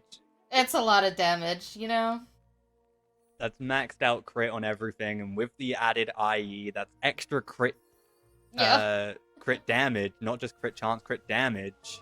Yep. With the execute on the Dead Man Daggers. Right. And you gotta think about that, like, that bounce as well. Her normal attack bounce too. So it doesn't matter where you are, you're getting hit, you're getting executed. Yeah. Let's see, is it enough to get through Delsum? It is true, is it enough? Biz going towards his own backline here. Kaisa able to just ramp for free. It is not enough. Oh, Experian falls. Experian does go down. We the do threshold have lock comes in though. Yeah, that is true. Getting that 4 Shadow Isles here. opting to just straight up get rid of the Viego, I've noticed. You know, I don't know if I agree with that. I feel like we play Fiddlesticks over Gwen here. Also, we're not using our Hull Crusher. Move the Braum! Oh no! Move the Braum! He can't hear you, he's got his AirPods in! Oh, he moved the Braum! Oh! Good, he did hear me. Ooh, but this... Okay, never mind. Nautilus does go down immediately, not able to proc that Aegis all too much to steal the armor. But the Ambessa doesn't matter, apparently. What just happened? The execute on the Callista Spears. Oh my All goodness. that damage. Ooh, Kindred with a Demacia emblem. This would have been really, really good for Jungle Book 1. Yeah. Sorry, man. I am once again reiterating my unluckiest player pick Worst for luck. Jungle Book 1. Yeah, that one's unfortunate for sure. I wonder what chat thinks. Do you agree with us? Surely, right?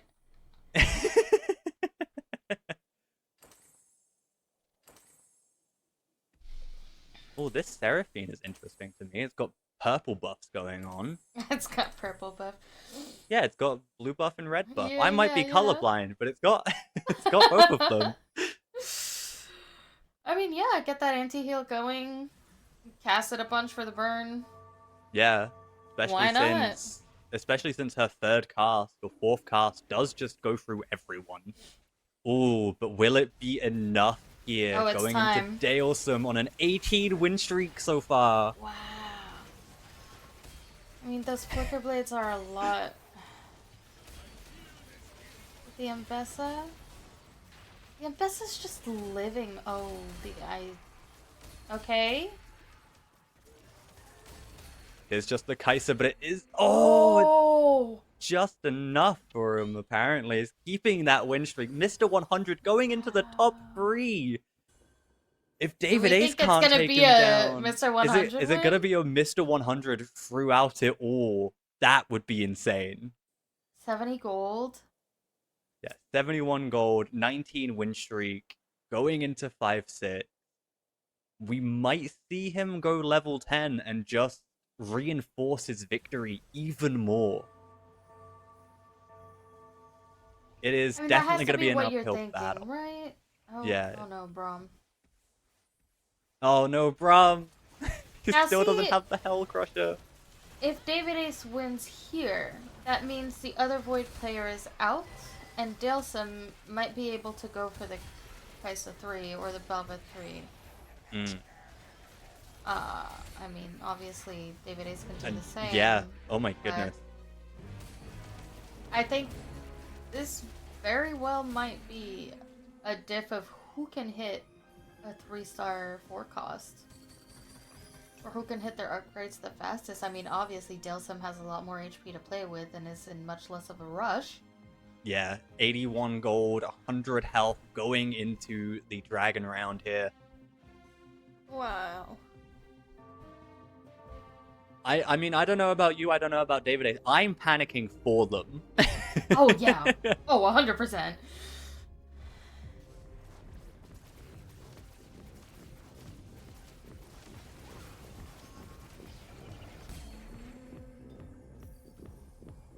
Yeah. I don't know.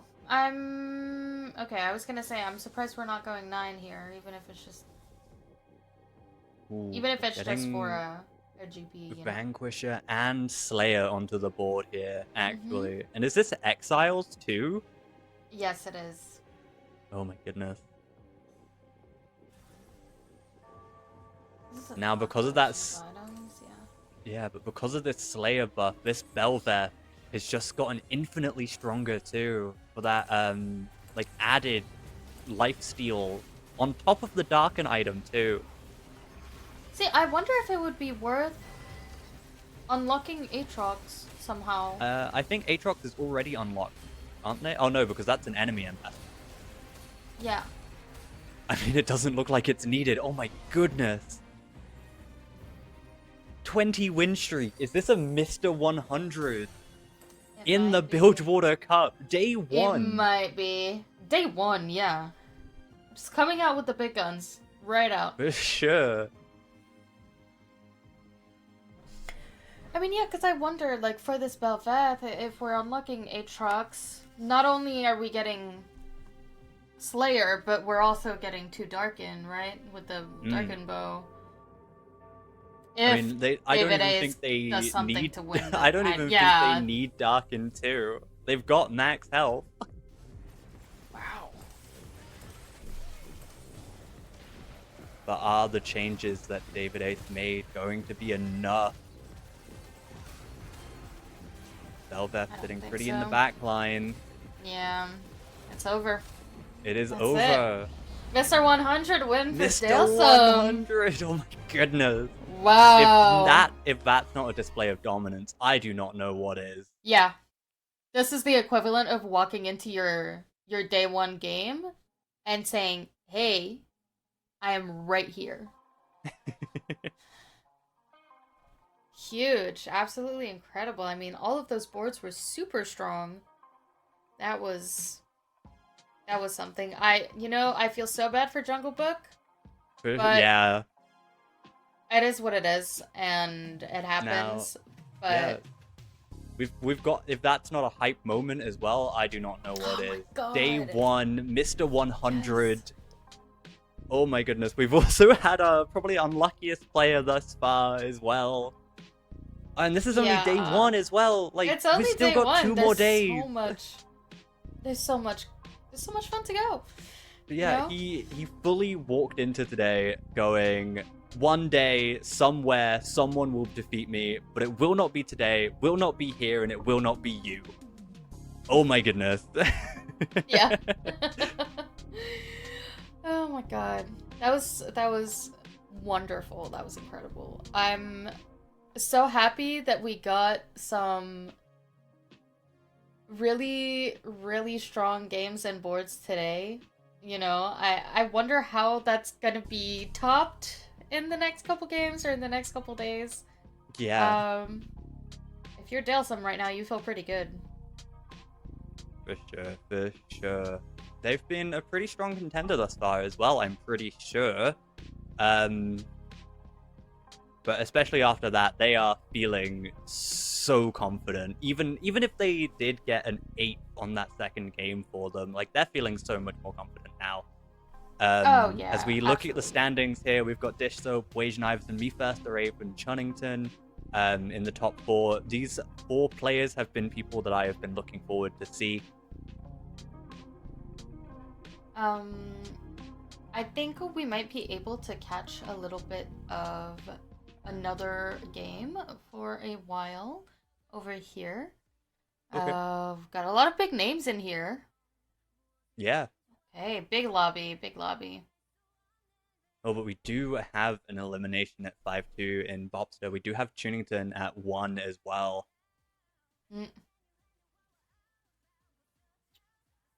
This lobby is already looking a little bit more Demacia heavy, for sure. Yeah.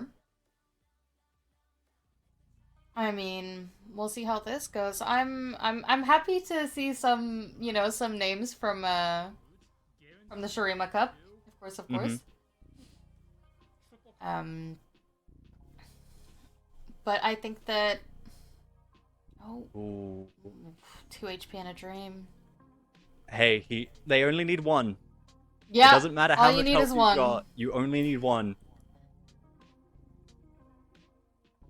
But they just don't have the gold to get that luck too.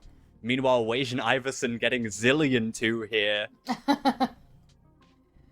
A little bit of lapse in money here.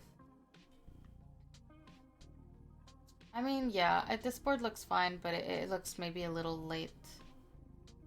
We're struggling on the Lux too. We don't have a Garen. Oh, we do. I'm sorry. We have a Garen 2-star that I just can't see, apparently. He's hiding behind that declaw. But I think, I don't know, the Lux is necessary at this point. The Sona 3 takes you far, but not that far. Hmm. Especially without that like archangels for the ramp as well. Because Yeah. if you have that archangels, then not only is your damage ramping, but Sona's healing as well just goes to insane numbers, insane capacities as well. Mm-hmm. But down goes Yeah. Kiyun, getting a 6th place here. We're gonna be able to watch with him as he speeds through the boards. And I mean, it's interesting. There's like 2 copy paste Demacia Arcanist boards from what I can see, and then an Ionia board. There's so many copies of that Lux gone. I Yeah. think was Oh, unfortunately that was the a issue for Q. lot of Lysandras that Lysandras, I huh? just saw. That is one off. They are That is one off one-off. Lysandra free. That is for Spencer. I wonder if they're going to be able to get it. They do only have 11 health, though. You need to survive this round. Yeah. And even then, you don't know if you're gonna hit. That's rough.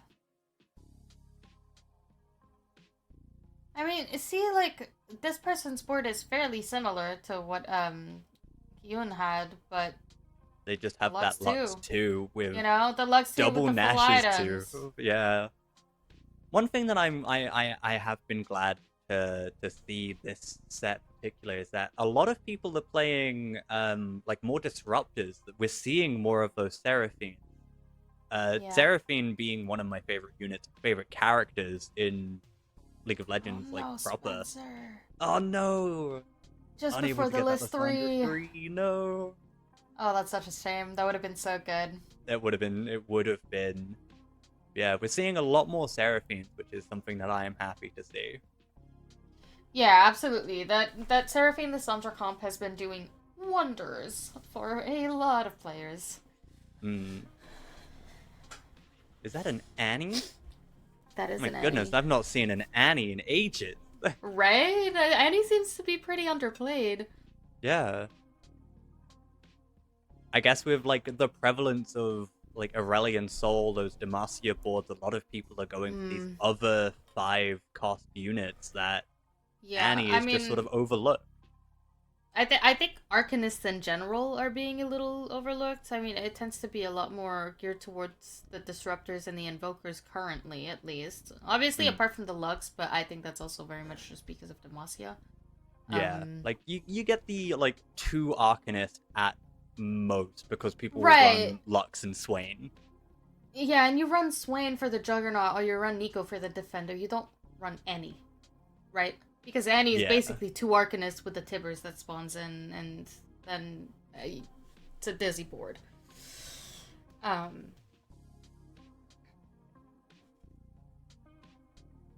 Though I've not seen a single Yordle game, as Kiyun was hovering over that Teemo in the That's true. the planner. I've not seen a Yordle game. I think what I would add to the list of things to see would be that 10 Yordle augment succeeding, because Yes. it's hard to make it to 10, but Yeah, especially since they made it more expensive to get to level 9 as well. right. It's only 8 gold, but that's still a whole investment tier. Yeah, especially if because of like growth mindset, that no longer makes XP cheaper. It gives you a lot more XP for selecting it, but it doesn't make it cheaper anymore. Right. Oh, Annie 2, set 2. Looking on the side there, that's gonna be interesting. I mean, I do like Wei Zhen's spot here. Another 5-cost. Speaking of 5-costs I've not seen is another 5-cost has been Silas, because it is just that expensive to go for. Like obviously you need to sell a 2-star Jarvan, Garen, and a Lux, and especially in these heavy Demacia boards, you're not gonna be wanting to do that. Right. Absolutely. And also, like, if you know, you make a Lux 2, I mean, you might as well just play it. Is Silas really gonna make that big of a difference? Like, I mean, or I guess he's a 7 cost, but even then, it feels a little It's a lot of investment for something. Yeah, it's a lot of money. Yeah. And you need to have the perfect items for him to do anything at all, really.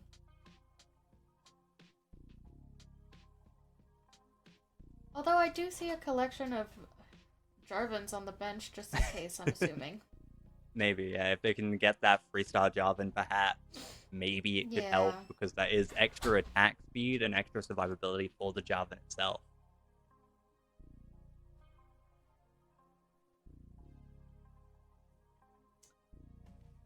I'm curious to see how Ionia holds up to this, because otherwise that means that's Arcanist top 2, which is somewhat shocking because, I mean, we were just saying a minute ago that Arcanist seemed to be put to the side a bit, and I was wrong. You know? Yeah. But this Yunara is going ham. Oh! Zillion on 1 HP! Let's It go! doesn't matter, all he needs is 1! And we got double... I mean, this is Demacia Arcanist and then Arcanist, right? Yeah. They're both running a little bit of Demacia, but this one's more of a defender-sided board, whereas the other one is more Demacia. They do only have 6 Demacia, they don't have that 7th. Yeah, and we have the 6 because of the Galio on bench, but... Yeah. I mean, I guess I can see we're playing Invoker for the Kobuko, I guess, but I don't know. I feel like, you know, even putting a Shyvana in or something could make a difference. Maybe that is it's a needed. good question there in chat. Who is your favorite unit this set? Ooh, yeah, I am curious to know. Oh, and there we go. Wajan Iverson taking first place in their game. This has been an insane set for Wajan. Like, obviously, taking first place in the Shurima Cup. They've played stupendously in the Bilgewater Cup as well. They've gotten multiple firsts. I think they even got a 3rd place as well. Like, my goodness, they are playing so well this set. Yes, I mean, Shurima Cup was amazing. This is a show of force. I'm excited to see where it goes, and you know, they are recognized as one of the more studious players in TFT, and I think it's really showing. Yeah, you know, like sure. the amount of work that's put in behind, you know, all that playing is really proving itself right here. Like the micro adjustments, the positioning, the anything at all. It's just creating this amazing performance for the tournament, you know? Yeah. Big W's for sure. We do have standings over here. We're not completely updated, so there are a couple of numbers missing, and we will have them complete later. Sometimes it takes a little bit to update.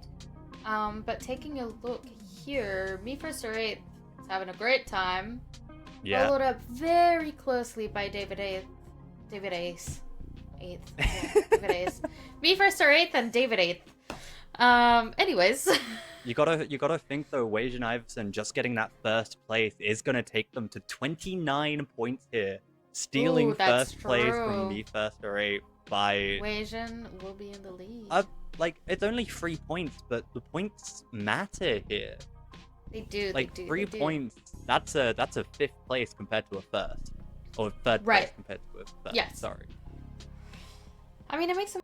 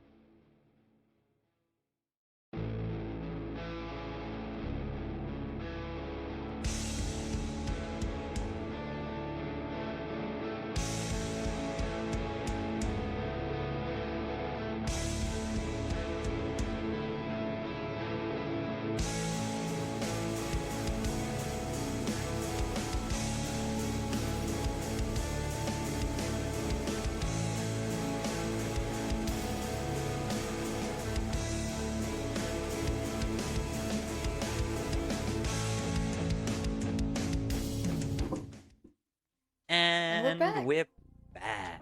Hello, everyone. I am excited to get into this next game. Yeah, Game 5 and Game 6 here. We saw some great stuff in Game 4. See how it goes. We do have our updated leaderboard here. So yes, we do have Weijin, Iverson, Me First or 8th, David Ace, and Ying in top 4 currently. Looking strong. I mean, Weijin's a little bit ahead of the curve for everyone else, but going, further down the point lines, under for 21 and under, there's a lot of ties here. So these last 2 games are going to make a huge difference in the standings for sure.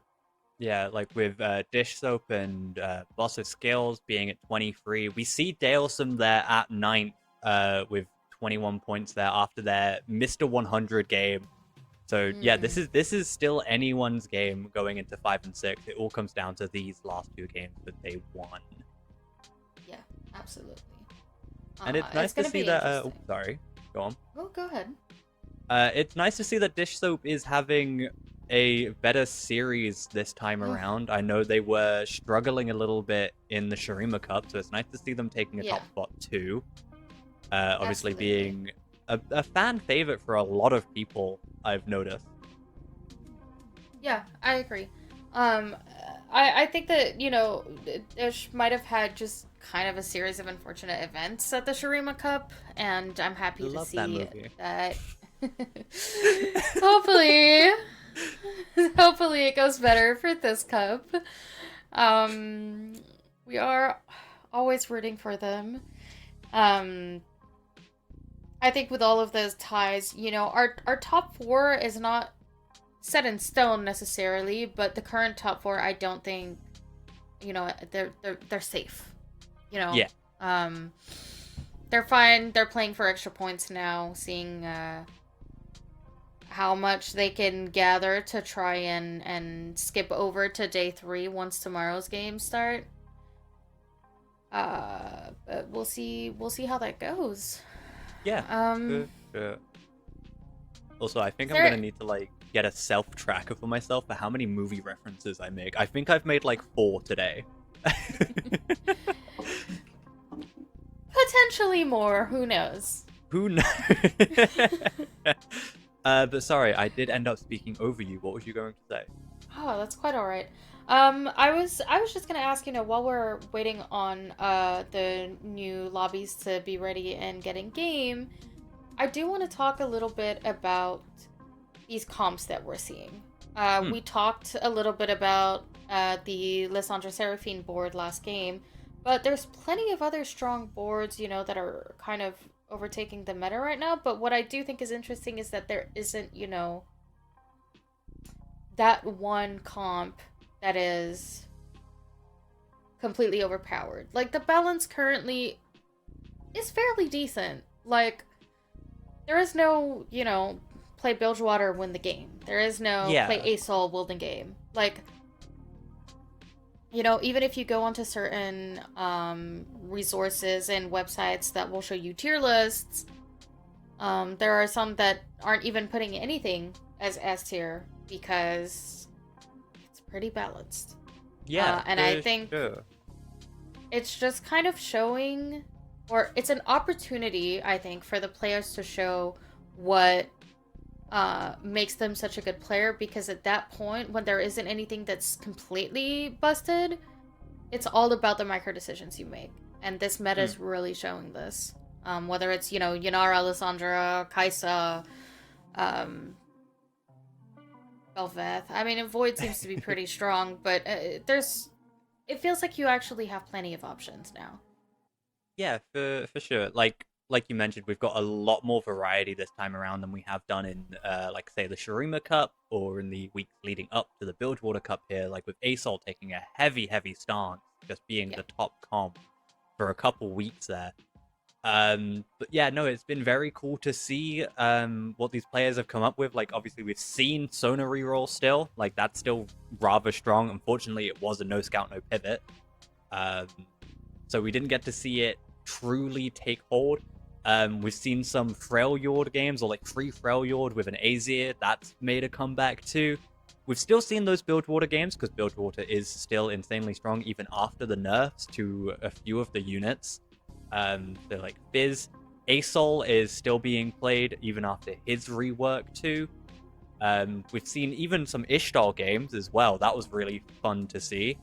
Yeah, it just, like you mentioned, it just goes to show that it is coming down to the micro decisions and the APM that these characters, these players They are can put characters, out. Ooh, we do have our lobbies ready over here for Game 5 and for Game 6. We've got some strong lobbies on both sides for sure. I Yeah. do believe, I could be wrong, but I do believe that we are going to be heading for Lobby 1 for Game 5 at the very least. And then, is there anything you'd particularly like to see for Game 6? For Game 6, I kind of want to focus on some of the people that we've not really paid all that much Yeah. attention to, because we've seen Wage and Iverson, we've seen Dalesome, we've seen Chinnington, all of those in Lobby 1. We've seen Me First, Wraith, and Yobadashi and Fan, the GG. I'm really wanting to see what goes down in Lobby 4, because we've not paid much attention to them. We've seen a bit of Dicop. We caught Spencer off of Yeah. off of the stream that we were watching as well. So I think Lobby 1 into Lobby 4 is something that I'm curious to see.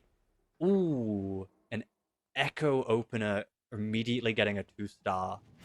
That could be cool. That can be interesting. I mean, this is definitely a position in which you might want to consider, if you have a Viego opener. Yeah, if you've got that Viego, for sure. That Warden immediately out. And it's, free money. Who doesn't like free money? And Jungle Book 1 getting 2 Ionia immediately too off of that. In the Xin Zhao and the Yasuo. With the Jin pair in shop right after. Not Yeah, bad. so they've got their free Ionia, they've got their Slayer currently with the 2-star Kiana. So I'm curious to see what Ionia is this game. okay, so Spirits? it's not one of I the mean... super duper strong ones, but that is Yeah. stacking power, and a lot of the Ionias do have really low mana costs.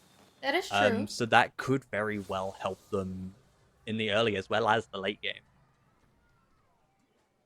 We do have a Cho'Gath pair here, which is interesting. It doesn't necessarily fit into Ionia plans per se, but starting off with a 2-star Cho'Gath, no matter what, can be very strong. Yeah. That's a lot of Jins. That is a lot of Jins. Already That's 4 5 off of Jins. a 3-star Jin. Okay. Sure. But you see that they've got those 2 defenders in the Sejuani and the Rumble on the board there, on the bench there as well. So they're keeping their options open.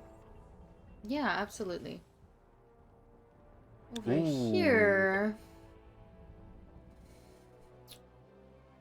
Hard bargain is interesting. Bargain. That is interesting. 6 player health and 10 gold each carousel round. That can help them as well, even if they don't get anything that they particularly want. That is 10 gold plus whatever they choose to sell if they get a free cost unit. Yeah, absolutely. But then again, I mean, it can be really hard to have to handle, not getting the tailored items that you need. Yeah, for sure. They do opt for that woven magic, though. So they're going to be wanting to cast a lot to get those components quickly. Yeah. No tier, but picking low mana cost units might help with that, at least for the early stage. Unfortunately, Jin not being one of them, requiring 70 mana in order to cast. Yeah.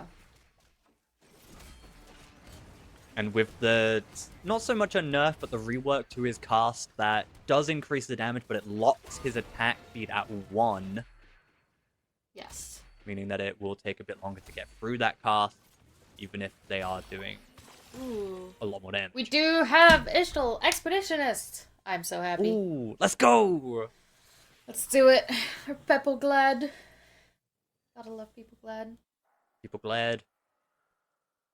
Build the Ishtal trait for 13-player combats. Wow. Oh, that is an okay. easy Brock. That's an That is easy big easy rock. Brock. Yeah, this is just you can play That's for a wins free here. big You rock. can.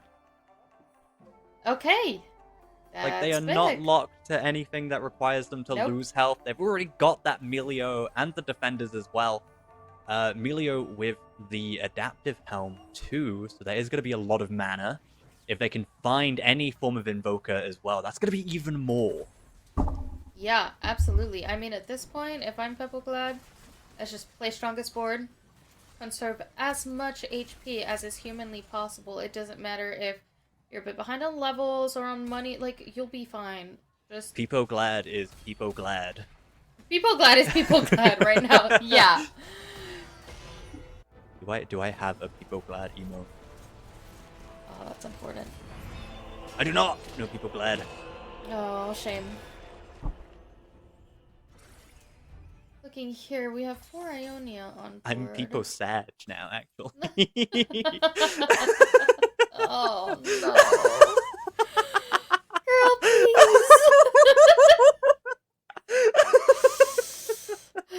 Oh, dear. I'm sorry. It's okay. It's like we're at this point in the evening where, you know, it's late enough and I'm tired enough that I will lose my mind and laugh at anything, you know? Yeah. Hey, it builds my self-esteem. Hey, good! And we see here that they have that free Bilgewater already. Yes. Very early Yes, we Bilgewater, do. but they have lost the first 2 rounds here. That's kind of Yeah, that's rough. never good for the bilge opener. You really do want to just stack everything as much as you can, but it looks like that will be a win. Yeah, they do win out against Wajan Iverson here with their 4 Piltover. But yeah, you're going to be wanting to win on Bilgewater because you do get those serpents per kill. Even if it is only 1 instead of 2 now. Yeah. I mean, that is a very big nerf to the serpents in general, to be fair. It makes it that much harder to get Bilgewater online. Yeah, they are unable to ramp as heavily as they used to. But MF did get a pretty sizable buff as well, so we have been seeing those That's MF true. do numbers. Yeah. And People Glad is still opting for that lost streak, it seems. They've got their 2 lost streak, but because of the Ishtar Expeditionist giving them that extra player health, they should be fine. Mm-hmm.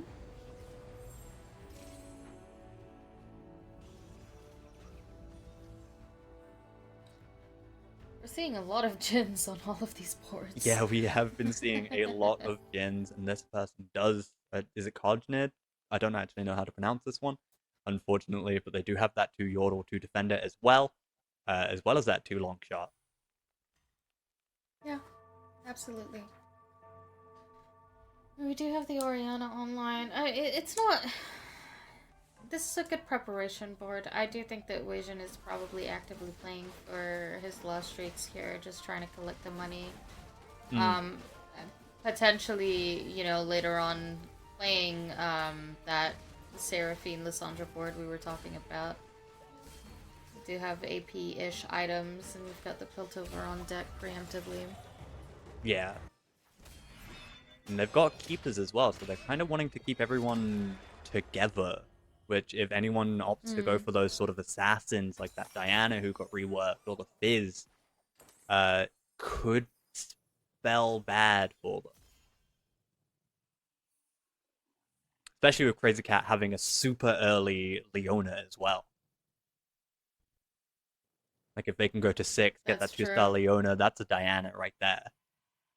Yeah. With a Zoe on board as well, they might just be going for targets. We might see an Aesol here. I mean, we do also just have a Zoe pair. Like, that's very early to have the pair. We hit the 2-star anytime soon, and that's kind of just a recipe for win streak. And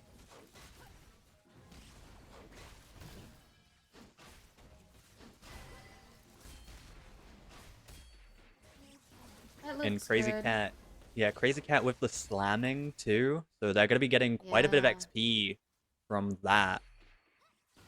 And a Fuse Glove on the Sona. Give her a Steric Blade.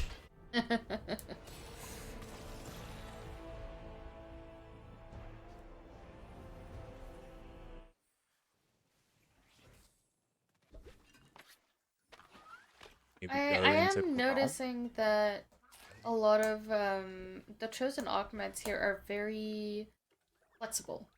Hmm. These are all kind of augments that will let you, you know, just kind of move. Sorry, like change comps very often. I'm looking for a word that I'm not finding, but Pivot. thank you. No No, scout, you're no good. pivot. No Scoundrel, no! But yeah, no, I feel like gold augments particularly have that sort of flexibility. Like, most of the augments are good as an all-rounder, outside of Yeah. things like Ishtar Expeditionist, where you're kind of wanting to play Right. Ishtar. But You they are, do yeah. allow for that flexibility in pivoting, Mhm. while still Yeah. keeping the scouting.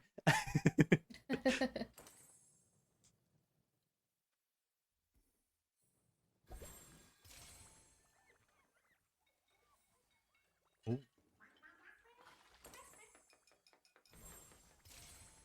I mean, I do like slamming these items here on the TF. I think that'll make a decent difference. Having the 2-star Graves is nice. Yeah. I mean, Clemuth seems to be in a pretty decent spot here to be able to just play off of what I assume is gonna be a win streak because board looks fairly strong. Yeah. Board does seem to be very strong. If they can get that 2-star TF, they will be laughing. But that is a Belveth at 3-1 Yeah, for that's Jungle Book. ridiculous. It's not enough, but it's still ridiculous. It's not enough, but that will definitely open the board if they can Yeah, get for an sure. additional Slayer, or even just pivot into Void. Looking at a silver augment here. Ooh, It's the okay. second one. I see Fire Sale, and I normally pick this one because Yeah. 3 cost or lower, that does just add up in gold. They opt to not go for it, though. Going for these components instead. I mean, it's not a bad choice. Just getting that item advantage on another player can make a whole difference. Yeah, especially in these early rounds. Yeah, absolutely.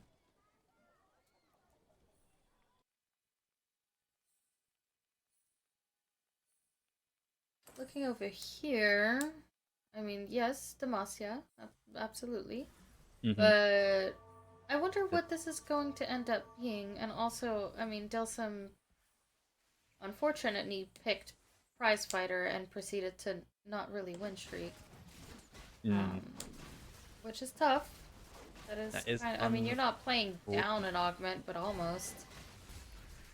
But they do also have that very early Tarek as well, who is a very strong unit this set. Very true. Fully itemized 2-star Oriana, it definitely helps. It does look like it's going to be enough. Yeah, the Ori damage with the Archangels here is Yeah, doing constantly wonders. ramping, getting 40 AP every 5 seconds. Like, Yeah. that ramps up quickly. Absolutely.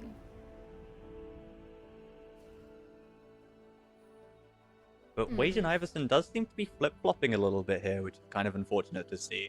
Yeah. Got that very unfortunate state of board that is strong against some, but weak to others. So it's just a constant toss-up of winning and losing. But they're not able to get that extra gold from streaking. Oh, and we see a Zorn here. This could be a very early Warwick, because Warwick no longer needs that 2-star Vi, that just needs to have an item on Vi and Jinx to unlock.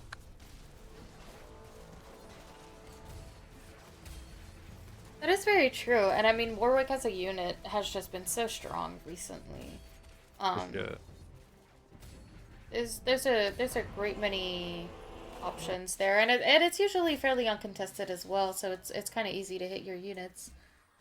Quick Strike as a whole, I feel, are very overlooked. Like we were talking about Arcanists, we never really see Quick Strikers sort of get any limelight. I mean, we see the Yunara a lot and the Kindred a lot, to be fair, but Yeah. they're more as like standalone things. We never see like a Yeah, true quick striker comp. that's true. It's never more than one or two.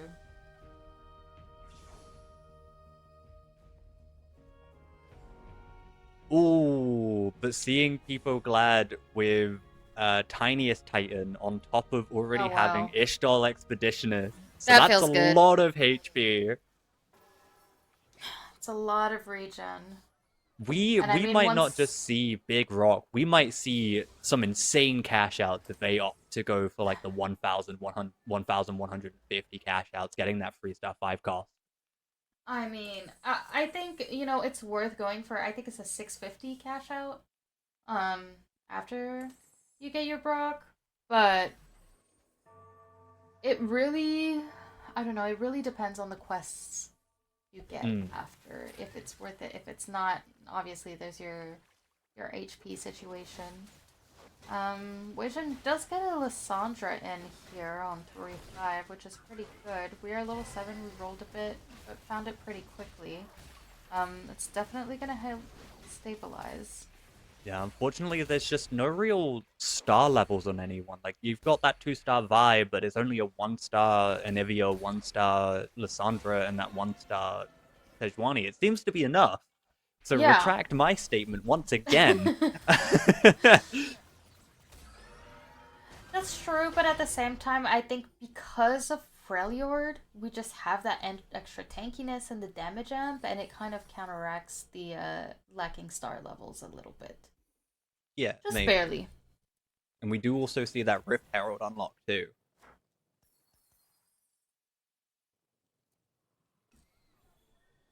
The Herald is online. We do have the Belvet. Ooh, 4 Void, 4 Slayers. This is a very powerful looking board, even with only a Rek'Sai, Yasuo 1 and Belveth 1. That is a Belveth nonetheless. Yeah, With 3, 4 Slayers, absolutely. so they are gonna be like regenning health with a lot of lifesteal.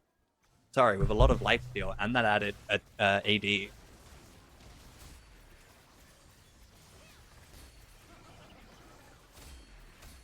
Oh, but that is a very good Thieves Glove on the Jarvan 4 here, actually.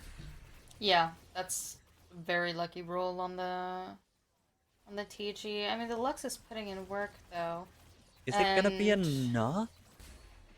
Oh, no, it does kill the Belveth, though. yeah, that Giant Slayer helps for sure.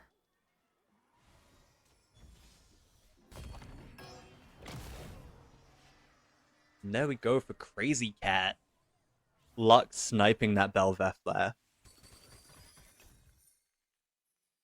Looking at Delsim here, I mean, not more of a win streak for the prize fighter, which is a shame.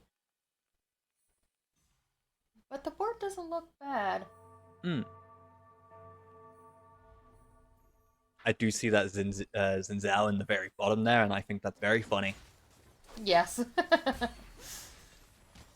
Like, I'm sure there's some gameplay relevance towards it and for why Right. they picked it, but I just always find it funny when there's a tank in the back line. I mean, so from my personal knowledge, it just has to do with like the pathing, Hmm. but it just looks funny no matter what. Yeah, for sure. We do have an Ashe that they are opting to keep on their bench right now. Never mind, they sold it to see what the Thieves Glove gave them. That is a good way of Oh, and managing those the are some thieves' gloves. very strong items on this Taric, actually. Looking good. It's a good fight to take for sure.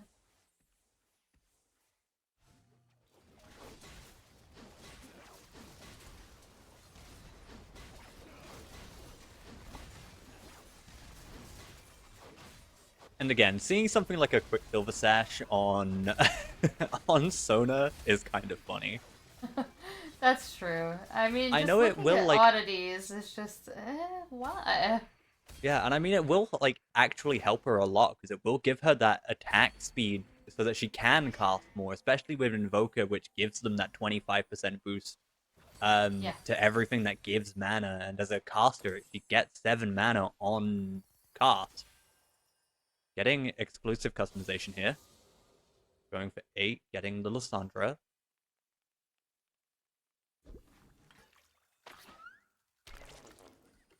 People glad at 81 gold here.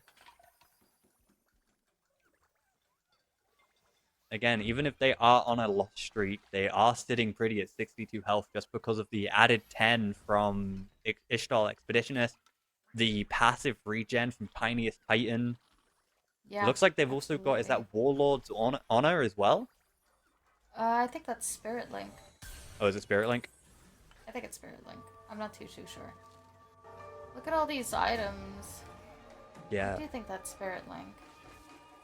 I wonder Now that how I'm many seeing more it, it rounds does do look we like have it. to go for the Ishtal quest?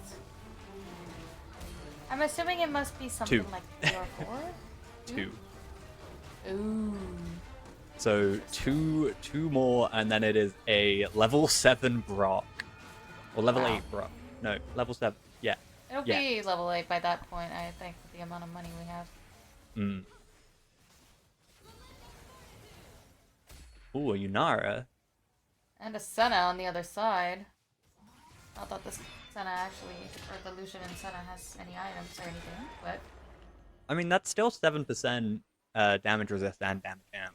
Or durability and damage. Yeah, that's very true.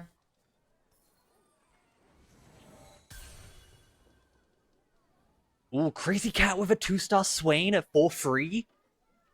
Wow. What? Free? Speaking of hitting those units, that is a 2-star Rift Herald in the shop. 2-star Belveth on the board also. Oh my god. Okay, Jungle Book 1. I mean, we're level 8 roll downs, you know? Yeah. Picking up what you're throwing Let's down. get it going. Just hit. Just hit indeed.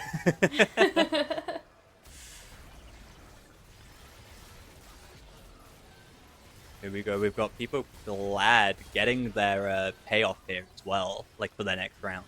This is the 13th round. Yeah. Right after Carousel.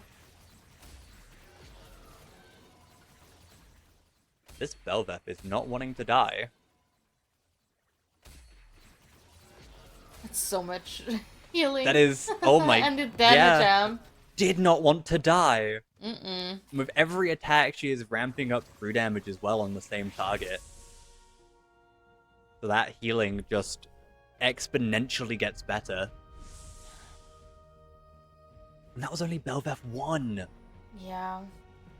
I'm looking at the overlay here, and Peppoglad with 91 gold, by the way. Which I think is amazing to hold on to, because when you pop that quest, the best thing that they can hit is like, buy 68 XP. Roll the shop X amount of times, and with 91 gold, you can do that immediately. And the next round, you'll get, you know, that extra 100 or extra. It's just a matter of Brock survives not 5 picking player something. combat, though. No, surely not. What did they go for here? I don't know. Looks I'm like they went for an curious. XP one. Yes. Yep. Okay, perfect. They only needed to buy 24. They said, just to be safe, double it. So we need 2 rounds. That's the thing.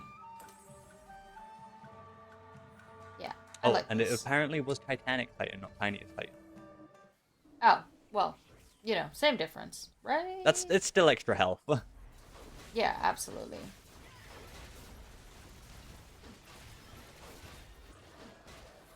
Big slam.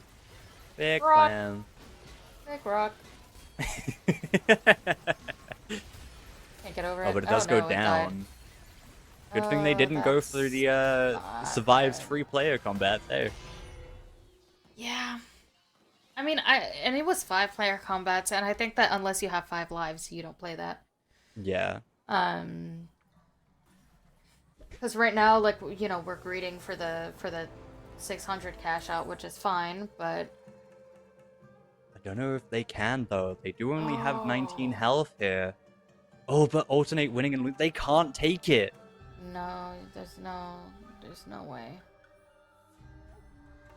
Ishtal deals 4,500. 4,500. Sure. I mean, they have Brock. Yeah, Brock's gonna deal that much damage ulting, you know? Mm-hmm. depends on how long he can survive for. If he's able to get that cast or even second cast, then yeah, for sure. But if he's unable Going to into do the it, then we're set. stuck here. Right, kicking the set off the board immediately.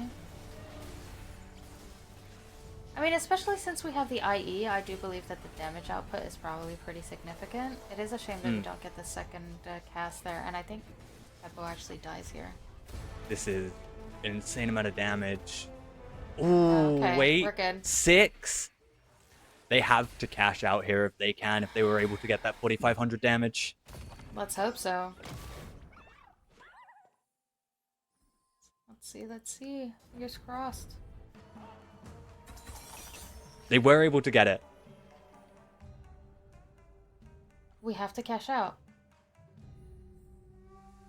Oh, but They 625 opt is not such to, a but good cash out. Oh, they're just buying. Because obviously Oh, this right, is a... because it's a PvE round. This We're is fine. a PvE round, so they're just opting to buy as much XP as possible to get the next cash out. They are The greeting 625 so cash out hard. is amazing. It could absolutely be a win out here.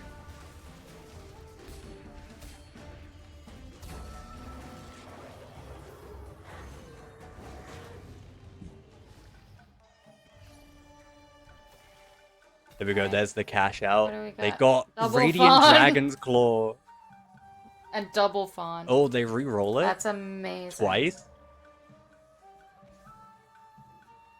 Would have been nice to have a radium item for Brock, to be fair. They're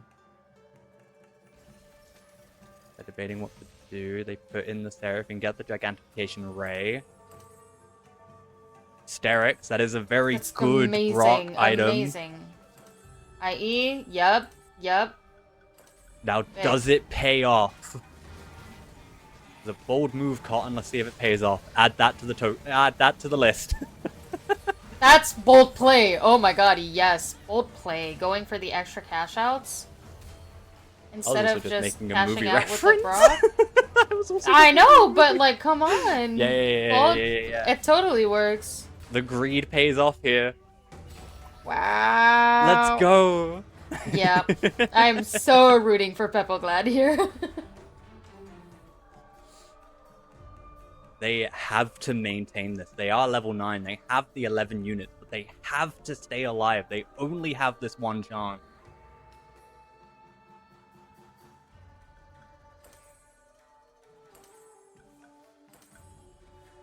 Oh, and that is a Bloodthirster for Brock as well. Some That's insane items now. It's really good. I mean, Honestly, now just it's gonna be Radiant- about Brock too, right? Yeah, we are at level 9, so we do have the chance. Like, that's a 15% chance. We just need the money. But with everyone else rolling down here Big outside of cast, Jungle big Book, cast. is it going to be enough? Yeah. Oh, and I Brock believe. was able to get the cast before the Titan's Resolve stacked, so even Belveth got hit by it. Right, and now we're also I- getting the Renekton unlock. Yeah. I actually Huge. recently rewatched Dodgeball, thinking about it. Maybe that's why I made that reference there. There's also a Skarner unlock for Wajan Iverson there. Oh yeah, that is true. I mean, these boys look pretty standard for Wajan and Crazy Cat. hmm We do have the 2 Shurima. They do add in that Renekton. Yeah. I mean, I don't think, you know, we're obviously not seeing Nasus and Xerath, but... Yeah. Wait, are we gonna see Rise here? Ooh, Ishtar, Shurima. What else do Ishtar, they have? Shurima, Piltover? What are they missing for a rise? I mean, just Who can one they- more regen trait, right? Yeah. Targon! They're just Oh, missing Targon. Targon. Yeah. Right? If they can get a Taric or a play Leona Taric. in, Yeah. 100%. is Brock going to be able to get that second cast? He is. The Look at Sterix that gauge does go shield. off. And the Oriana goes down. That is awesome. Okay, Pepple you are Pepple right now.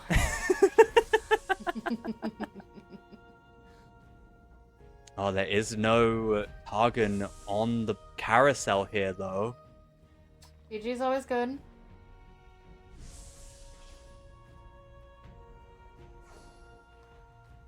We should go for the Freljord emblem. Interesting.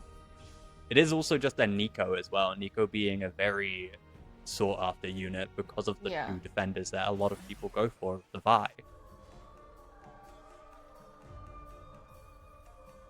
I will say I love the music on this board.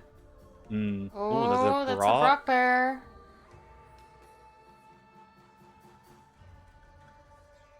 I mean, do they go for it though? You kind of have to, right? That is an insane Thieves' Glove roll, actually. Oh my goodness. It really QSS is. and a D-Claw. Wow. There we go. You've got your Arcanist and your Juggernaut with the Swain being added.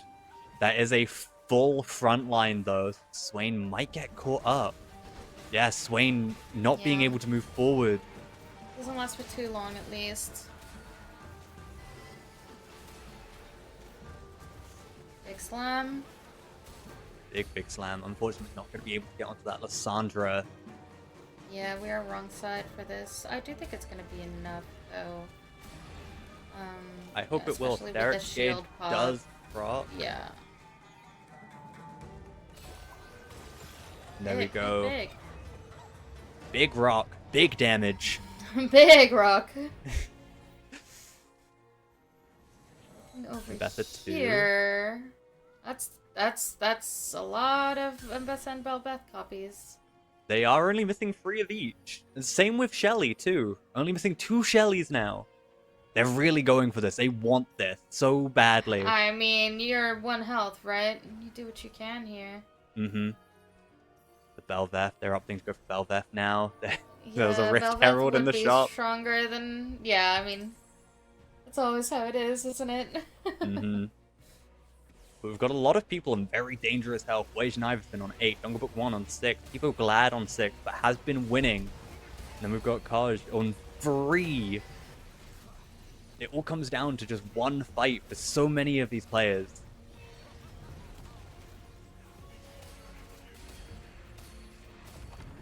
And down goes Dongabuk there.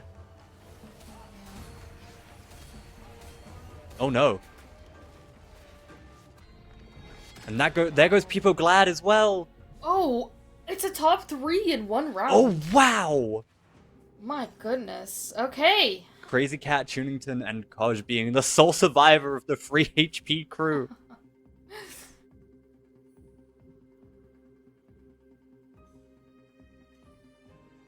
We don't even get to know who's in 4th. We don't. We have no clue.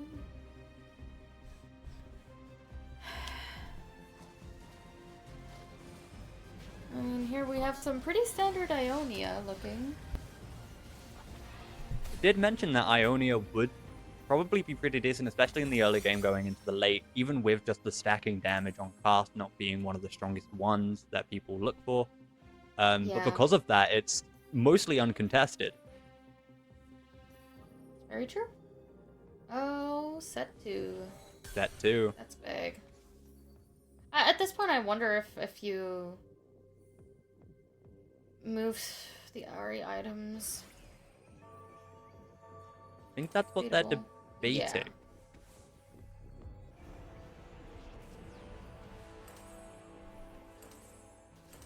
Yeah, JG. Makes sense. Yeah. Fear of Shojin. Unfortunately, not slamming into much, but we'll be able to get a second cast off. And isn't being targeted either. There we go. Yeah. Will they have enough time? They do. The QSS unfortunately saving the life to stop the CC.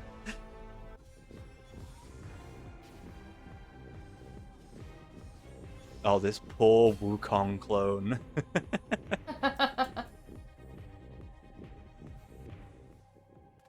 Ooh. Still living on that free HP. one level down as well, so they must be doing something right. Galio 2? Just sell Ooh. the... Hurry. Or not. Renekton They 2, s- okay. They sold Renekton, got the Galio, and then immediately got their Renekton 2 again. Yeah. This is an insane trait web, actually. Chrono Keeper, Dragonborn Emperor, true. Heroic. They've only got 3 Demacia, by the way. That's all you need.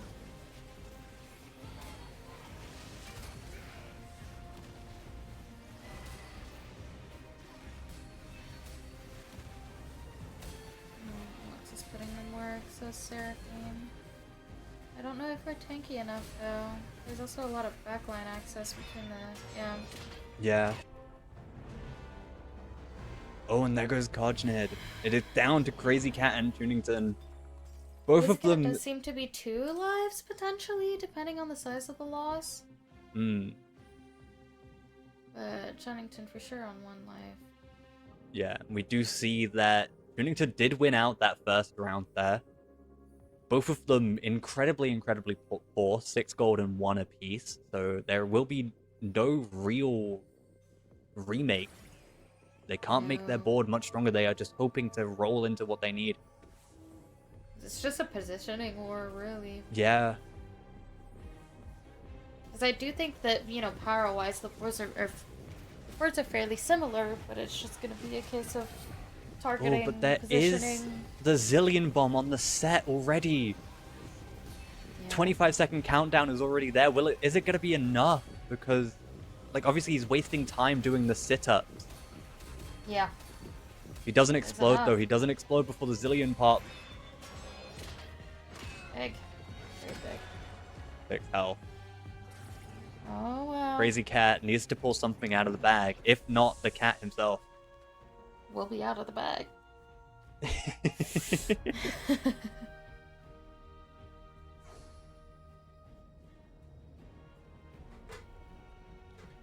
As a cat myself, I'm always rooting for fellow cats, but we shall see what happens here.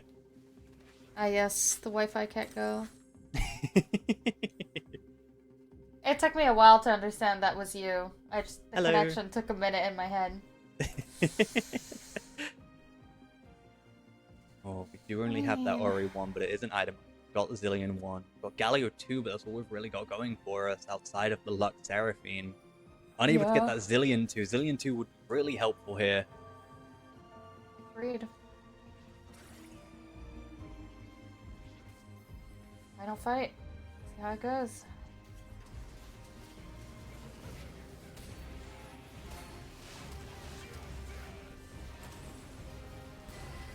Let's do a sit up.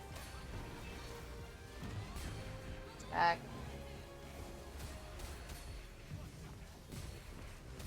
Enough.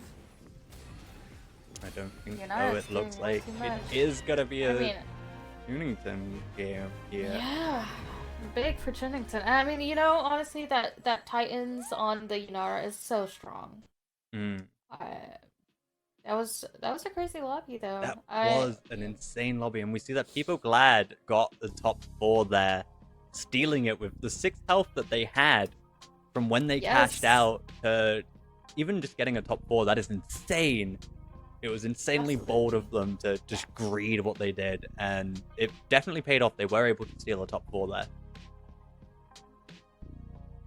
And I mean, come on, that was one of the more entertaining games to watch with the People Glad's board. Yeah, I love seeing an Ishtar board. If they were able to get that Brock 2, I think they could have gone even further, maybe even winning that lobby there. Yeah. I think Brock 2 might have been a win out. Yeah, they just had to spend all that gold greeding, and they just didn't have what they needed to re-roll at the end there. Yeah. But other than that, I mean, you know, Yunara win is unsurprising to some extent. Like, the board was really well complete and fleshed out, so huge for Chennington. Yeah, for sure. Even with Weijin getting a 5th place there, they're still top the leaderboard. Yeah. Just to show just like that small lead that they had, 3-point lead they had on Me First or 8, who was second at the time.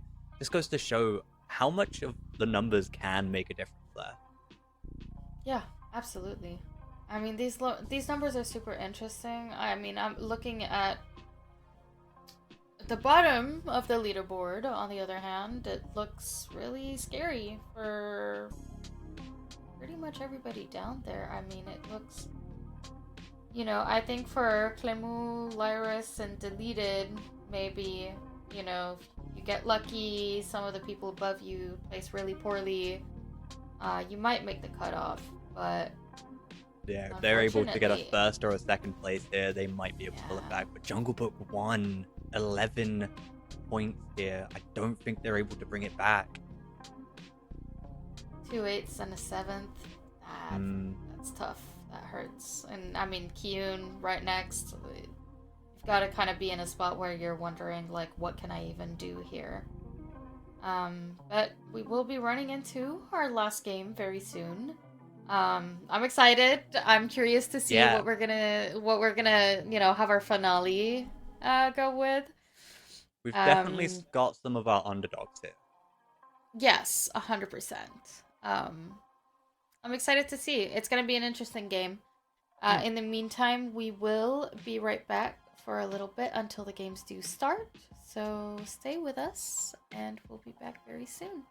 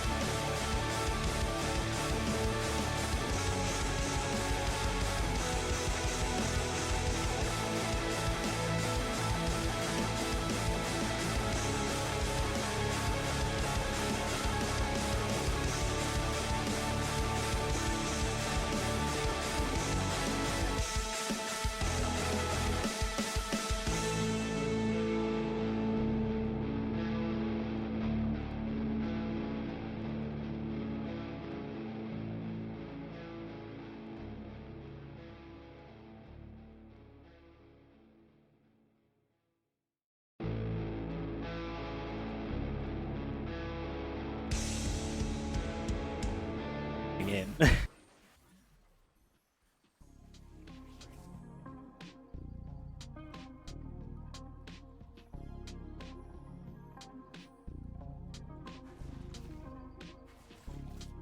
All right, welcome back, everyone. Game 6, the final game of day 1. I was unable to see what the encounter was, or the opener that we had. Ooh, extra loot, so a Zoe portal here. Okay. Is that Zoe or is that Tom? I think that's Zoe. But seeing here, we've got Deleted here, getting that, an early Teemo as well, so we could see a Yordle, but they opt to get that Xin Zhao. There's a lot of things that could go down. They do get in that Jarvan 4, so we do have the Demacia lineup ready to go if they can find that Sona. They've also got Ione. It's another stacking power based on casts. We've not really seen any of those Ionia games where they're able to get gold or XP, which is always sad to see, but it's always fun to see what they can come up with, because Ionia isn't going to be one of those contested boards this game around. We do have Vi and Caitlyn there, so they do have that 2 Piltover. They get the defender, but they opt against it. They are level 3, so they could still play it if they wanted to. Hi! I Hi, return. Sorry, it was just me for a moment. I said it would be fine for me to just be on my own until you return, so I do apologize. You've not missed much. We've got a Zoe opener, so we've got a bunch of loot coming our way. Ooh. Wonderful. Deleted seems to be opting for a Demacia game so far. They do have a Yasuo and a Jhin. Ooh. Okay, finally, prismatics. Prismatic. I saw an Azir one there, and it was like Yeah, so Secrets quickly of the gone. Sands. It was Oh, so it's quickly sad. gone. I love that augment. Every time I see it in my own games, even if I'm trying to climb, everything just goes out the window and I try to unlock Xerath immediately. Mm. Oh, and they go for upward mobility here, so they do have that cheaper XP buy, and they're going to be able to get gold. Is it health and gold per level up, or is it reroll? Reroll, I believe. Health and Health reroll and when you reroll. level up. Yeah. Very nice. So we might see a fast 7, fast 8 reroll here from deleted. I believe this is hard commit, yes? So we will be seeing Vanquishers here for Zyko? Psycho, I think. But I'm also seeing Prismatic Destiny into Hedge Fund for Dicop there, actually. Oh, That's an insane interesting. find. Absolutely. Ooh, Jhin on 1 health dispenser there. Yeah. You have level up. I'm seeing a lot of, XP oriented augments. And we We do do get see a Secret of the Sands. Oh my goodness, let's go. I'm excited. Motive, Let's you go, are Motive. my new favorite player for this game. I Where believe in you. is Motive looking right now, actually? If I can find it, that would be great. Can't think to find it. I do believe that Motive's kind of in the middle of the pack currently. So especially since they're going to be vastly uncontested going for those units, they might be able to snatch a win here. It's possible, but the problem with the Secrets of the Sands is what do you do until you hit your Azir? How do you set yourself up to not just go on this massive loss streak? Because if you want to, and now this is my for fun player speaking here, because obviously, you play Azir, you're not going for Shurima. However, you totally should go for Shurima. You totally should go for Shurima. You totally should, but to do so, you're going to have to conserve a lot of HP through the early game so that you're able to go through that 4 loss streak for the Nessus after doing the win-loss for Xerath. Mm-hmm. So And then it's hoping that you can stabilize enough to get the win streak for the Renekton. Because with every Shurima unlocked, it gets harder and harder to unlock the other ones. But I do think, out of the unlockable Shurimans, Renekton's strong, but I feel like he doesn't make that big of a difference to your board. A board is not reliant on Renekton the way it could be on Nasus or Xerath, because Nasus is just such a strong tank. And Xerath not only has been buffed and dishes out a whole ton of damage, but also those talismans that you can buy in the shop every round makes such a huge difference. Yeah. I've never actually played Xerath, so I don't actually know what the talismans do. I know a lot of them got changed and reworked or buffed and nerfed, but I don't actually know what they do. There's a bunch of different ones. I know that there's one where your team gains, immunity. It's like a free QSS for Mhm. everyone. There's, actually, I have the list here. So next combat, stun all enemies for 2 seconds. Gain a lucky item chest. If you win, gain 12 gold. If you lose, gain 5 player health. Oh Like, wow. there's a lot of, yeah. Like, one of them is like next combat, Sharimans gain 1% APAD per second, and after 22 seconds, gain 200% attack speed. Oh, okay. So, like, there's some interesting stuff. Yeah, for sure. For sure. Ooh, Zyko here with a very interesting board. They've got the early Vanquisher off of their hard commit. They've got 2 defenders. They've also got a Targon. So there is a lot that they could pivot into here. Yeah, agreed. And A that Jin lot of rework options. definitely doing numbers on it. Not being able to cast quickly with the Rage Blade there. This is an odd setup, in my opinion. There we go. Yeah, I was gonna say. I guess they really wanted their loss streak there. They had their frontline Cogmore with an IE.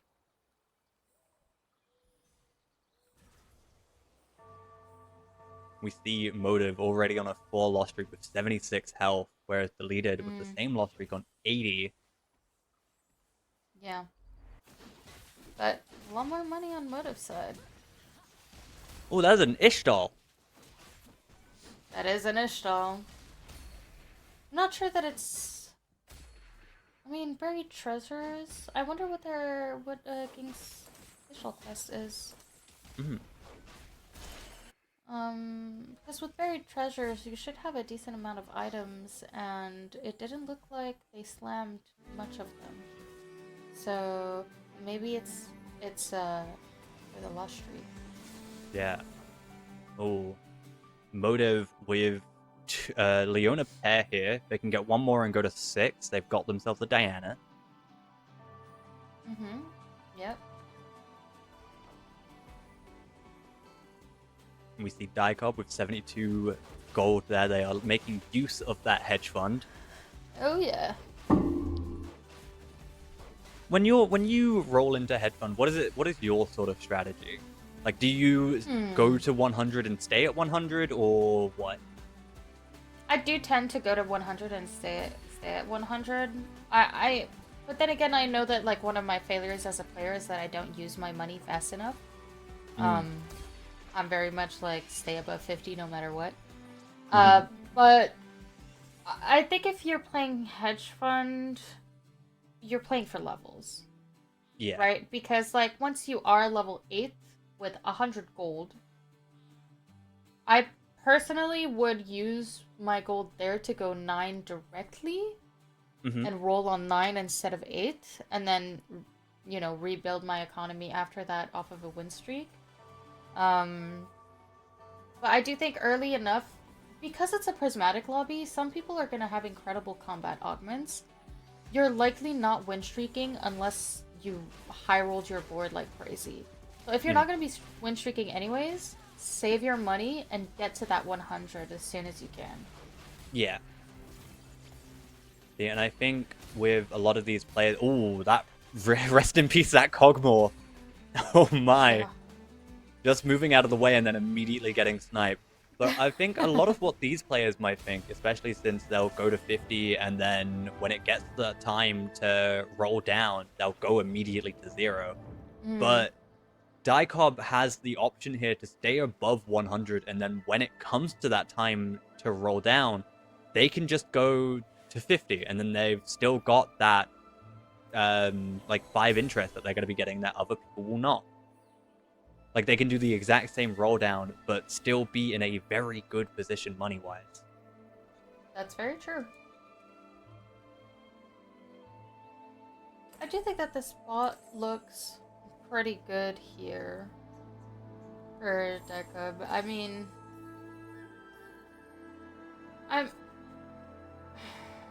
That's plenty of money. The board doesn't really look weak either.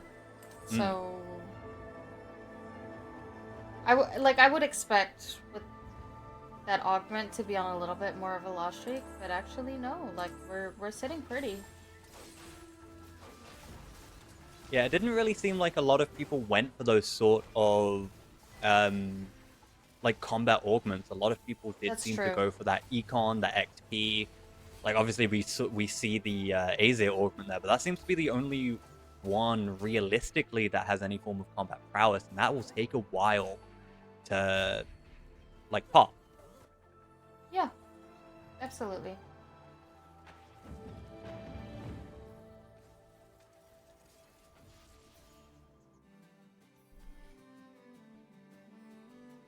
Ooh, Zyko with 100 health here at 3-3 could very easily change.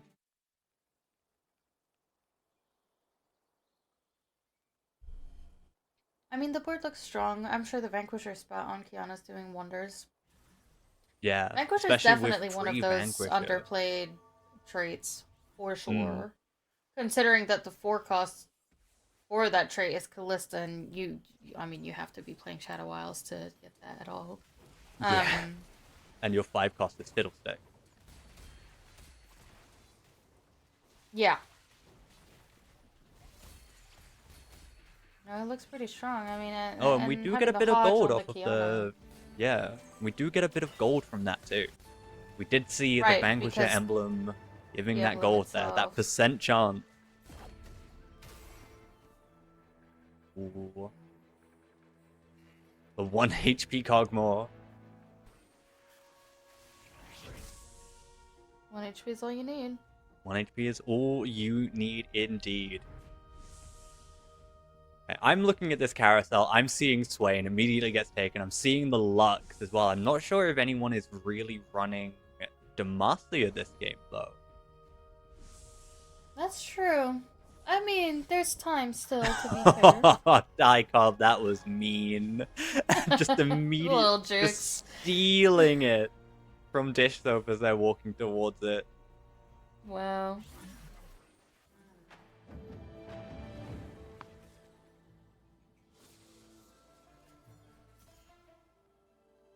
Oh, and there's the Demacia. You just had to say something and it came knocking. Yep. Once again, disregard what I once again said. Disregard. Alright, since we are sort of still like in that early game, sorry, I did once again talk over you. Who are you rooting for here? Like obviously we see Zyko at Mr. 100, but we're still in the early game. People still have health to work with. Yeah. And honestly, the health disparity is not too bad, especially, you know, looking at Motive here, who has this Azir now, and is probably going to start win streaking sometime soon, but honestly, like, 60 health is not a bad place to be at this point, right? Like, that's enough HP to play with to do a million things. I am curious. I am rooting, you know, we've obviously got Ging as well with the Ishtal.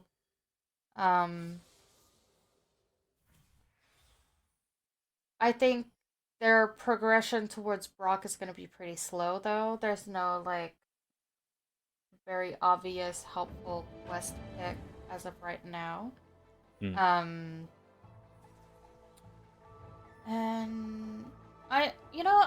I'm gonna say I'm rooting either for Dicob here, because I'm really hoping to see some smart plays made with the amount of money that he's gonna print, or rooting for Motive with the Secrets of the Sands. Secrets of the Sand is another one of those augments that I've never actually seen in play, so you may have to tell me what it does. So Secrets of the Sands is just an augment that says you gain an Azir on 3/5. And whenever you unlock a Shurima unit, you gain an ideal item for them. Oh, okay. And we do see that they just unlocked that Renekton. Yeah, because we just got that double win streak. this does kind of tell me that I don't think they're going to be playing for Sarah.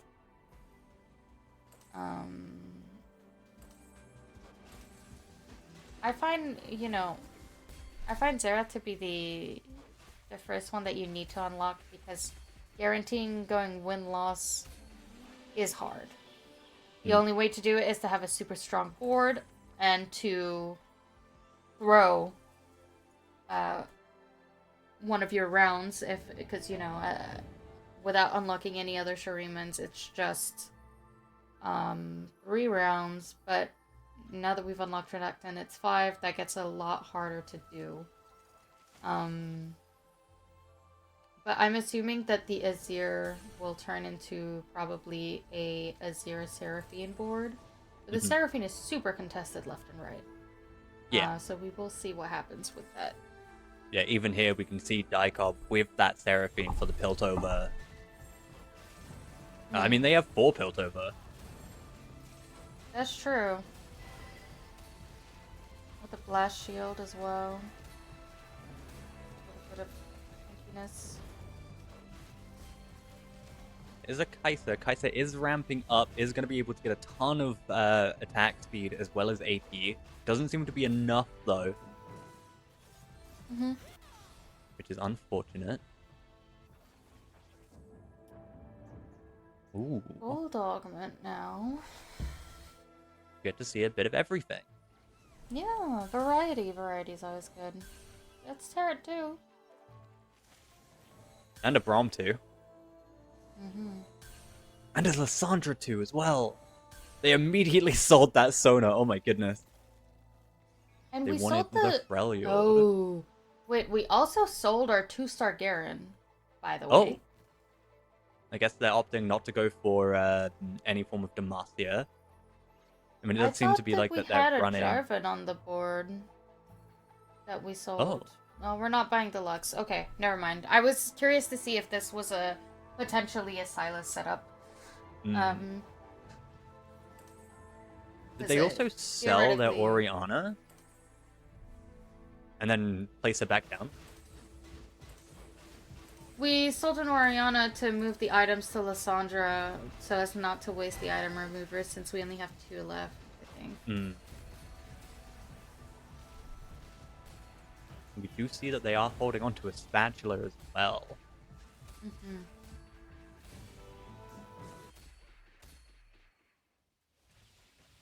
A lot of money sitting on the Vanquisher emblem on a Mel. Oh. I mean, yeah, she does damage over time with her orbs, so it makes sense, actually. That makes a ton of sense. Got the Kai'Sa over here. I mean, this looks like a pretty standard Juggernaut Void setup. Another one. Slightly better. Yeah. You know, the soap's looking good here. Ooh, that is a Juggernaut Shelly. Yeah. Oh, Shelly's gonna live. That Shelly will refuse to die, because that is 25% durability on top of already having a second bruiser in that Wukong. That is a lot of health.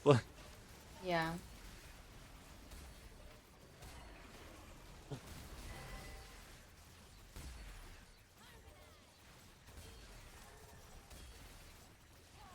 I wonder if the Lysandra takes it here, though, because that is so much damage. And There's a having lot that of damage in anti-heal that. Yeah, on the and the Void Braum Ward as is well, always good. refusing to take damage because of his durability on his cast.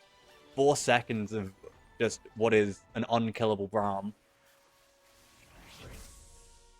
Ooh, okay, Lucian Senna, there's also a Fiddlesticks there.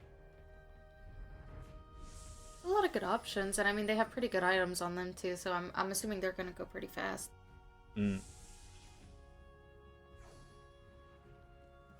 What is deleted looking for here with the open spat?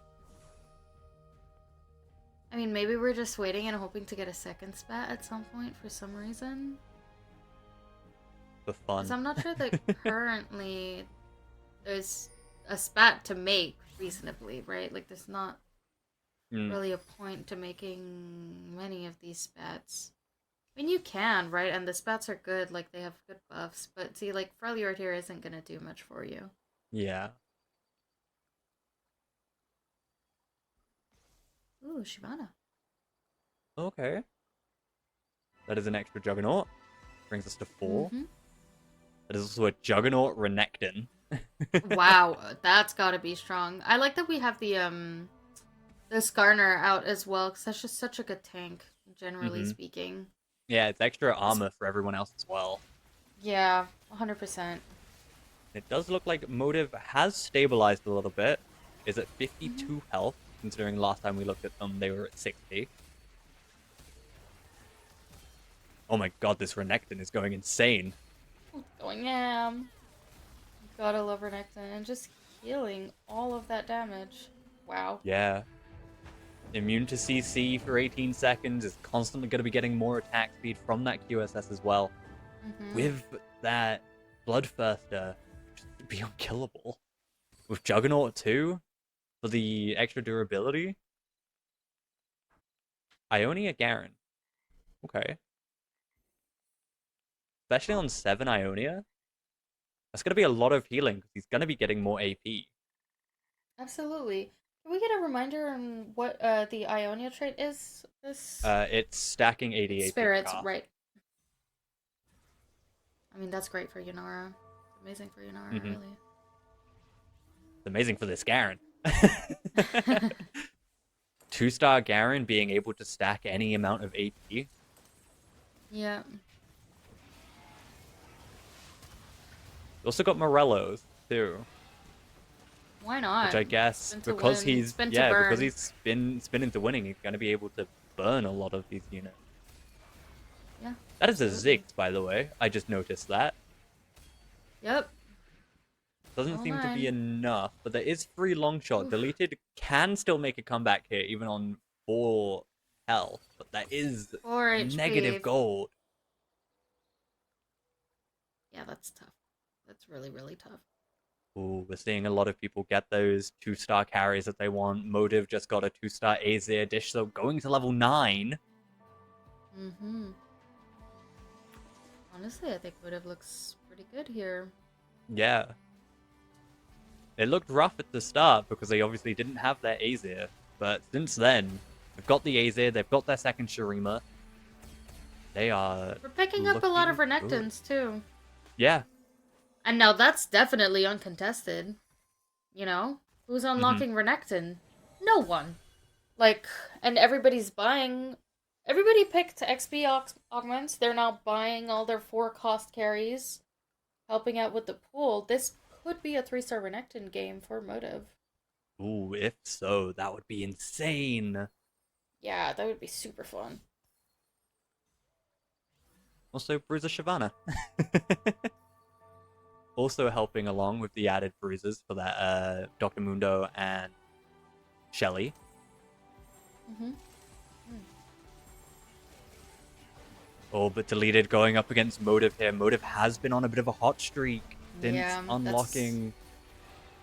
This is a awful rough. luck on the matchup here. Mm-hmm. Especially because they just cannot get through that Renekton. Deleted gets deleted. I'm sorry. I'm here for it. 10 out of 10. Big Shelly, Big Shelly. Big Shelly indeed. But we aren't seeing any sort of like Gunblade or anything, which could help even more to protect this Shelly. Right, a little bit of sustain never hurts, but you don't get Well, the we items. see You an don't get the items. exiled board here. Yeah. Getting all They that extra are, protection. yeah, and they do have those 5 Yunaras there as well. So they are Mhm. only missing 4. That is a Baron Nashor. That is Dish Soap at level That 10, is 5-2 with a Baron Nashor. taking level up and the free rerolls for stability. I mean, that's infinite money, right? Yeah, Big ol' especially being Baron. immune to that CC from the set here as well. Just not going to be caring about it whatsoever. Although I will I say say as he that, dies. yeah, I mean, there's that, but Baron. I feel like the Baron board is only strong if you hit Baron too. Yeah, oh, and Gingo's down here as well. We saw them with the Ishtar. I don't even know if they were able to cash out at all. I don't think so. At the very least, we didn't see a Brock. Yeah. No big And rock. no big rock. It was a landslide, but wasn't a big rock landslide. That wasn't even a good one. Don't laugh at that. Don't laugh at my pity. You got a chuckle. Not really a laugh. Not a full laugh. You got it. Oh, we got the Darken Bow again on this buffet. Yeah. Oh, and this is a lot of gold coming from this Mel as well. I Yeah. want to know just how much gold this Wow. Mel is generated with Vanquisher.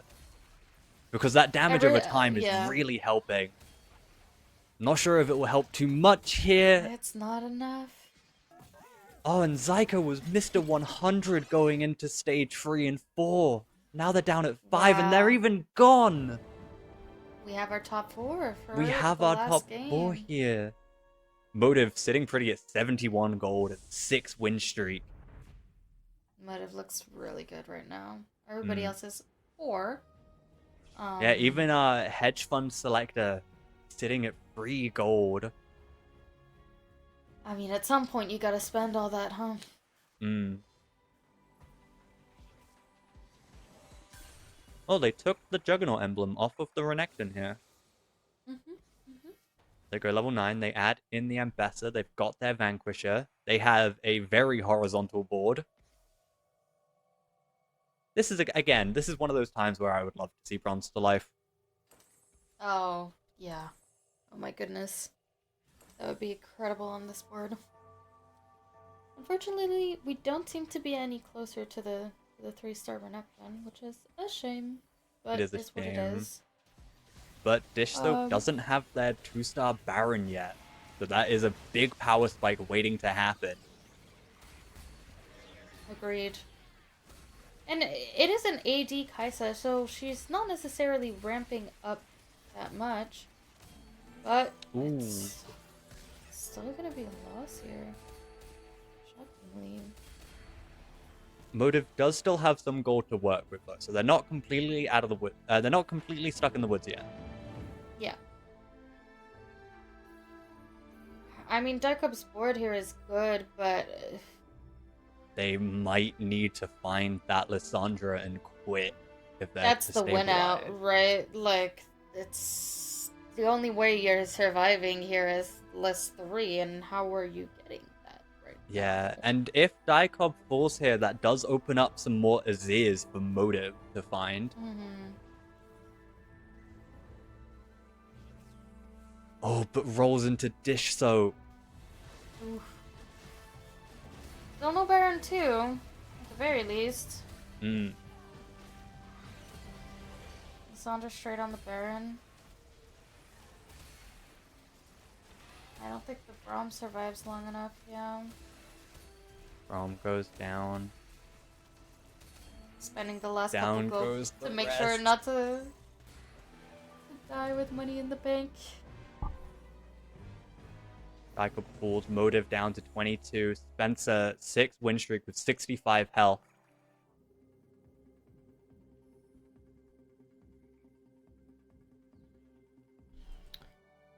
Alright. There is still a lot to be done for a lot of these players. Like, obviously, Dish, though, might be level 10, but they have an uncontested open into Baron Nashor. We have Motive, who is able to find those Renekton still, and with Daicob falling, is able to find more Azirs if they want to go for Azir free, if they really want to push it. They Sell are board, also... Azir 3? Hmm? Sell board, Azir 3? If they really wanted to, but there Ooh. is another 2-star Renekton. They are missing 3 more here. The rolls are bad. Okay. There's one more. Okay. There's another. Okay. Yep. Sell the Skarners. One more. That is a fiddle I too. mean, you should buy Do they that. opt for... No, they get by it. Oh dear. No, we're so close. I mean, we're 2 lives, right? So, I think. Oh, that's Baron Oh, too. that is Baron 2. But it's a ghost board. They do also have a Swain 2 in the shop, right? Yeah, I mean, they need to win this round, but that looks kind of impossible to be Yeah, they're just not Perfectly able to get onto honest. this Baron. They buy the Jhin.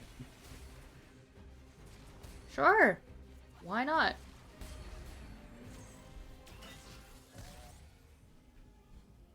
We are so close to this Renekton. We need to Mhm. get... Oh, and they didn't buy the Oh, Swain no. 2 either. No. They found it! Oh! They found it! They sought the AZ, Big, immediately big, rerolled, big. and there is your 3-star Renekton. But is it going to be enough? See. We shall see. It might be, honestly. It might be. That Renekton's pretty... Motive had an incredibly rough early game. But will they be able to win out here? If it goes through Dish Soap's board, it could be a win out. Some big healing. It can't be stunned by the Oh my void stuff God! either. Just He melted! Just Ooh. Okay! Right then. I would like to change my vote from most hyped moment to this, please.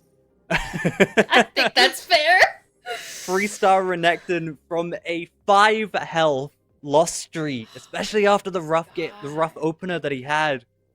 Yeah. Like all of these people going for that like early econ augments with just going for the Shurima Sands of Secrets. Whatever it's called. I don't remember. Secrets of the Sands. Thank you. Oh my god. Sorry, I Looks good. am hyped. I'm excited. I'm stumbling over As my you words. should. Me too. I'm such a big Shurima enjoyer. Like during the Shurima Cup, I kept being asked, what do you want to see? What do you want to see? It's like, I want to see Shurima 4. Yeah, But Shurima I was will definitely take the something. Renekton 3. That, I'll take it. That's so good. Also, seeing that his attack range just doesn't stop when he's targeting someone, welcome back. Divinicore Renekton, Long Croc. Oh god.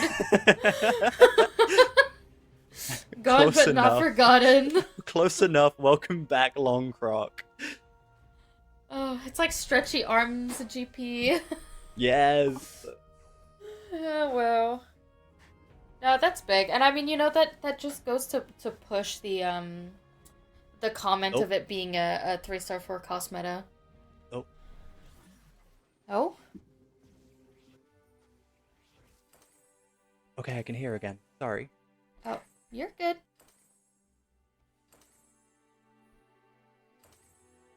Oh, and we've now got a Sterix on the Renekton too. So if it does, by some miracle, fall to 30% health, it's just gonna get a big shield as well. Yeah. Alright, I like this. This looks good. Well, this could It also doesn't- be a contender for best decision.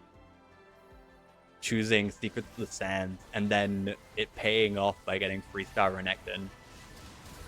Yeah. Selling Azir to Croc free. Oh, it's definitely on there. Got a lot of good contenders. I'm excited to see what our chat results are gonna be. Yeah. And this is still only day one.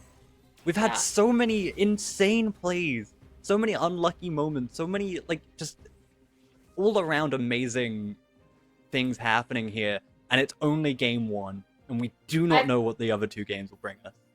Yeah. There's going to be so much happening, and I mean, even just basing myself off of the Shurima Cup, that last day was exhilarating. There's so much going on. There's so much to see, and it's just every moment is a hype moment, Yeah. So starting off so strong on day one, it's gonna be something. I think we're potentially on our last fight here. Depending on the Seems ghost it, depending on matchup. what the ghost was, yeah. Does seem to be Spencer getting the ghost, and it does seem to be the Renekton, Motive. so it is Motive. Yes. Okay, so potentially last fight here. Yeah, this Renekton is just... Bicep. Hey, get out of here! Okay, Dish Soap lives on 2 HP. What can Dish Soap do? That was a Herald 2 in shop. What? What are we even looking for here, though? I don't know. He's buying his Wukongs, maybe trying to get that Wukong free, or maybe even the MF free to try and counteract. I mean, we're Because that is one only off, I guess. one. Oh wait, no, they sold it. They're 2 off now. Oh no, they put it in the board. Sorry. It's on the board. Is it gonna come down to Freestar Renekton versus Freestar MF? It might. If they can hit it, maybe. Oh no. They sold the Swain. There's a Wukong.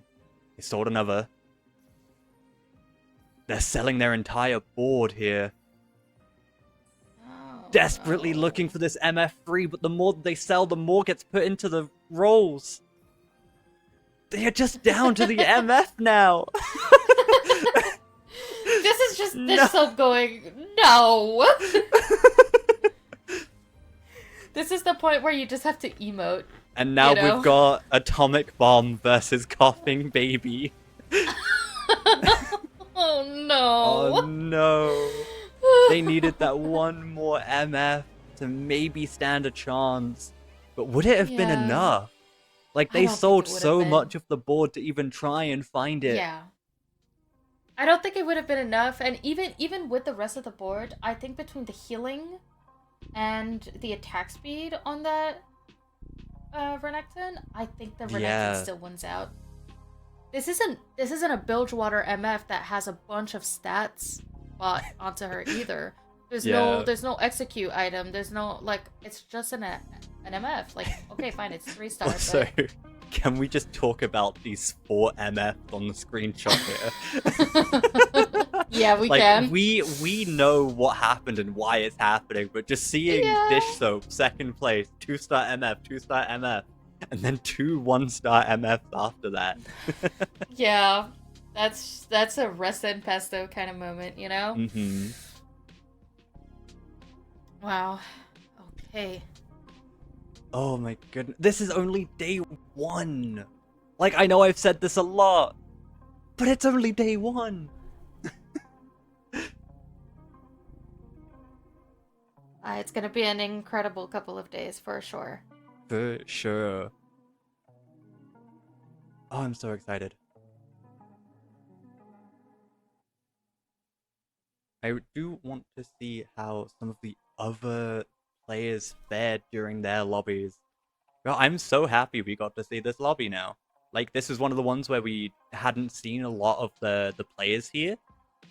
And so Mhm. going into that, this is insane. We see Dish Soap stealing a first place with that second placement there, getting 36, into Wajan Iverson still sitting pretty at 35, even though they just got a 7th place in that game 6.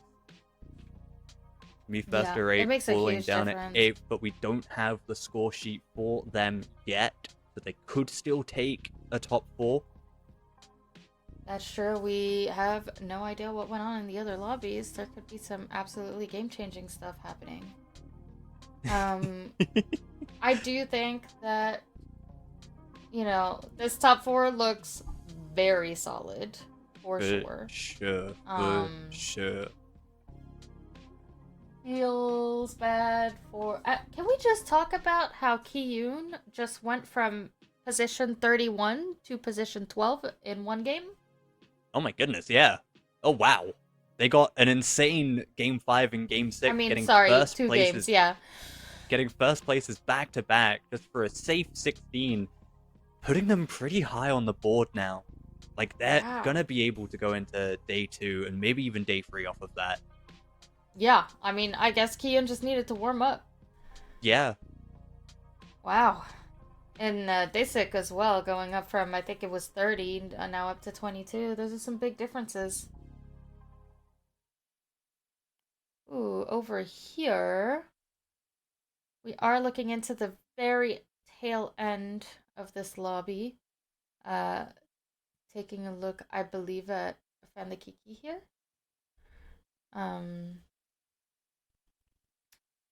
And those are 2 eliminations, so we're looking at potentially final fight right here. It is 6-4 with Mom and Death on level 9, Fan the Geeky at level 10. So there is still room to grow for one of them. And it depends on what we can find here. We do get the Dragon's Claw and put it onto the Galio. Galio obviously really, really enjoying having that MR. Yeah, absolutely. Are they able to find that Galio too, though? Is that a T-Hex for Mom and Death? What? Someone's playing T-Hex? I could have In sworn I this just meta? saw a T-Hex. That's a T-Hex. there. Nope, you're That is right. a T-Hex. You are right. That is a T-Hex. What in the world is happening? That is a T-Hex that might just win out. Wow. The Arcanist Seraphine, Piltover Liss. We've got Oh, some but that's good... an Invoker Lux. Oh, yeah, you're right. But the Oh, Evoker and the Lux has... It's lacking damage, though. For now, because that's an Archangel stuff, it's gonna be ramping up, but is it gonna be enough? Oh, yeah, there it is. I don't think it is. I don't think we're It's thinking not it. enough! A T-Hex Oh, win no. in the Bilgewater Cup? The Queen is back? That was kind of shocking. I was not expecting to see a T-Hex Yeah. in the games at all, let alone win a lobby. Here we are. One moment. I mean, looking at all of these boards here, I mean, I can see that obviously the Fam the Kiki, all of this Invoker with, I see now the Archangel's Augment. That looks really good. Mhm. Me First or Eighth coming in third. You see some Earth's Gambit here with some pretty standard Bilgewater. Now that this is concluded, we are able to see the final score sheet. And there we so we go. do have, unfortunately, Experience, Kojnid, Moritz, Clemu, Jungle Book 1, Lyris, Deleted, and 11 Lumen that will be eliminated today. That is very unfortunate to see. Because even though Jungle Book had some insane games, but got very unlucky for a lot of what they were doing. But we see them with a 7th and 2 8th places there. Yeah, that's tough. That's And we know very that one tough. of those was because of the No Scout, No Pivot, Yeah. which was, honestly, that's still my personal pick for the worst luck. Mm-hmm. That's just so unfortunate. But on the flip side, I think if there's anything else to look at, I'd be curious to see. I don't know if we have this, but the stats on what has been played the most, comp-wise, because we saw a lot of Lysandra Seraphine. We saw a lot of Void. We of course didn't see nearly as much Bilgewater as we did last time around, but I'm still curious to see if it's a little bit more equal in the way that it's been kind of played and leveled out. But that might just be information that we'll only have tomorrow. So that is something.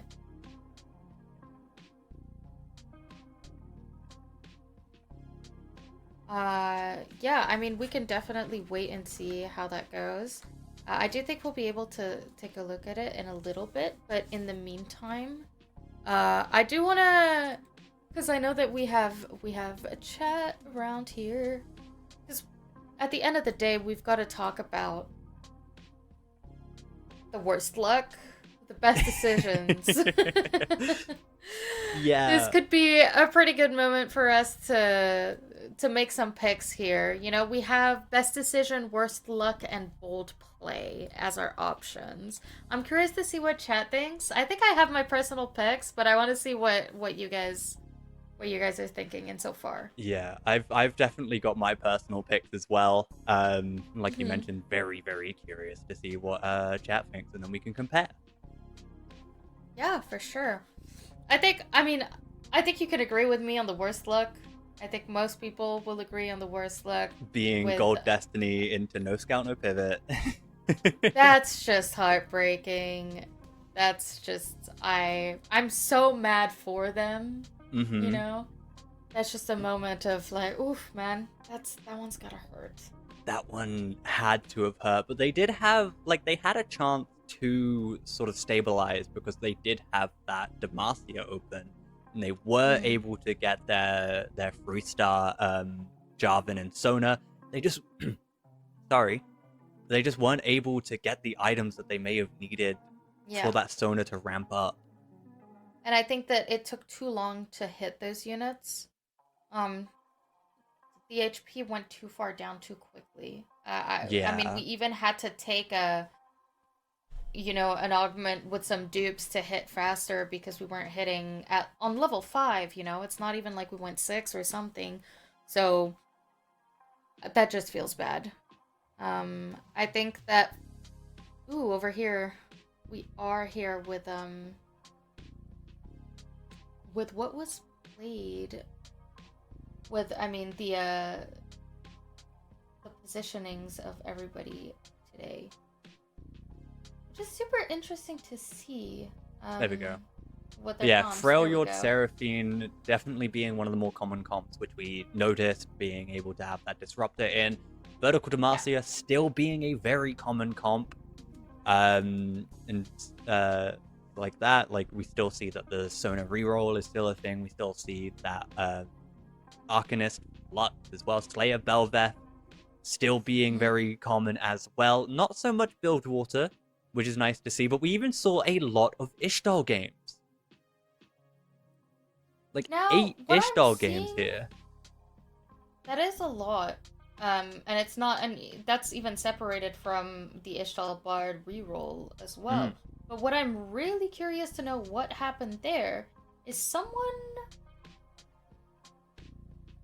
played Aphelios reroll. On top of that, we also had some Trials of Twilight. Trials of Twilight is super, super interesting. I mean, I just love seeing the Zahan on the board, just spinning that blade around left and right, Just dashing over and over and over and over and over again. One Piltover rep. Oh yeah! Only one Piltover game, and it was the one we got to see. I'm not sure. Isn't the one that we got to see was a win? Oh, was it? Oh, is this not what we're seeing here? I think the 100% is 8. Oh. If we take a look there, I believe the gold is the win. Oh, yeah. So what was it we saw there? Because they were running Piltover and they did win their game. This might not be updated to the game that just finished. Maybe. This might be, games 1 to 5. That's entirely possible. But yeah, because we see their averages in 8th place. But that is super interesting to see. I mean, obviously, Freljord Seraphine does seem to kind of take the top here. And here we can take a quick look at what the players placed on average. I'm curious about this person that's in first place, Fulmendith. They, as far as I can tell in the standings, they're not in the top 4. And yet, they top 4'd almost every game.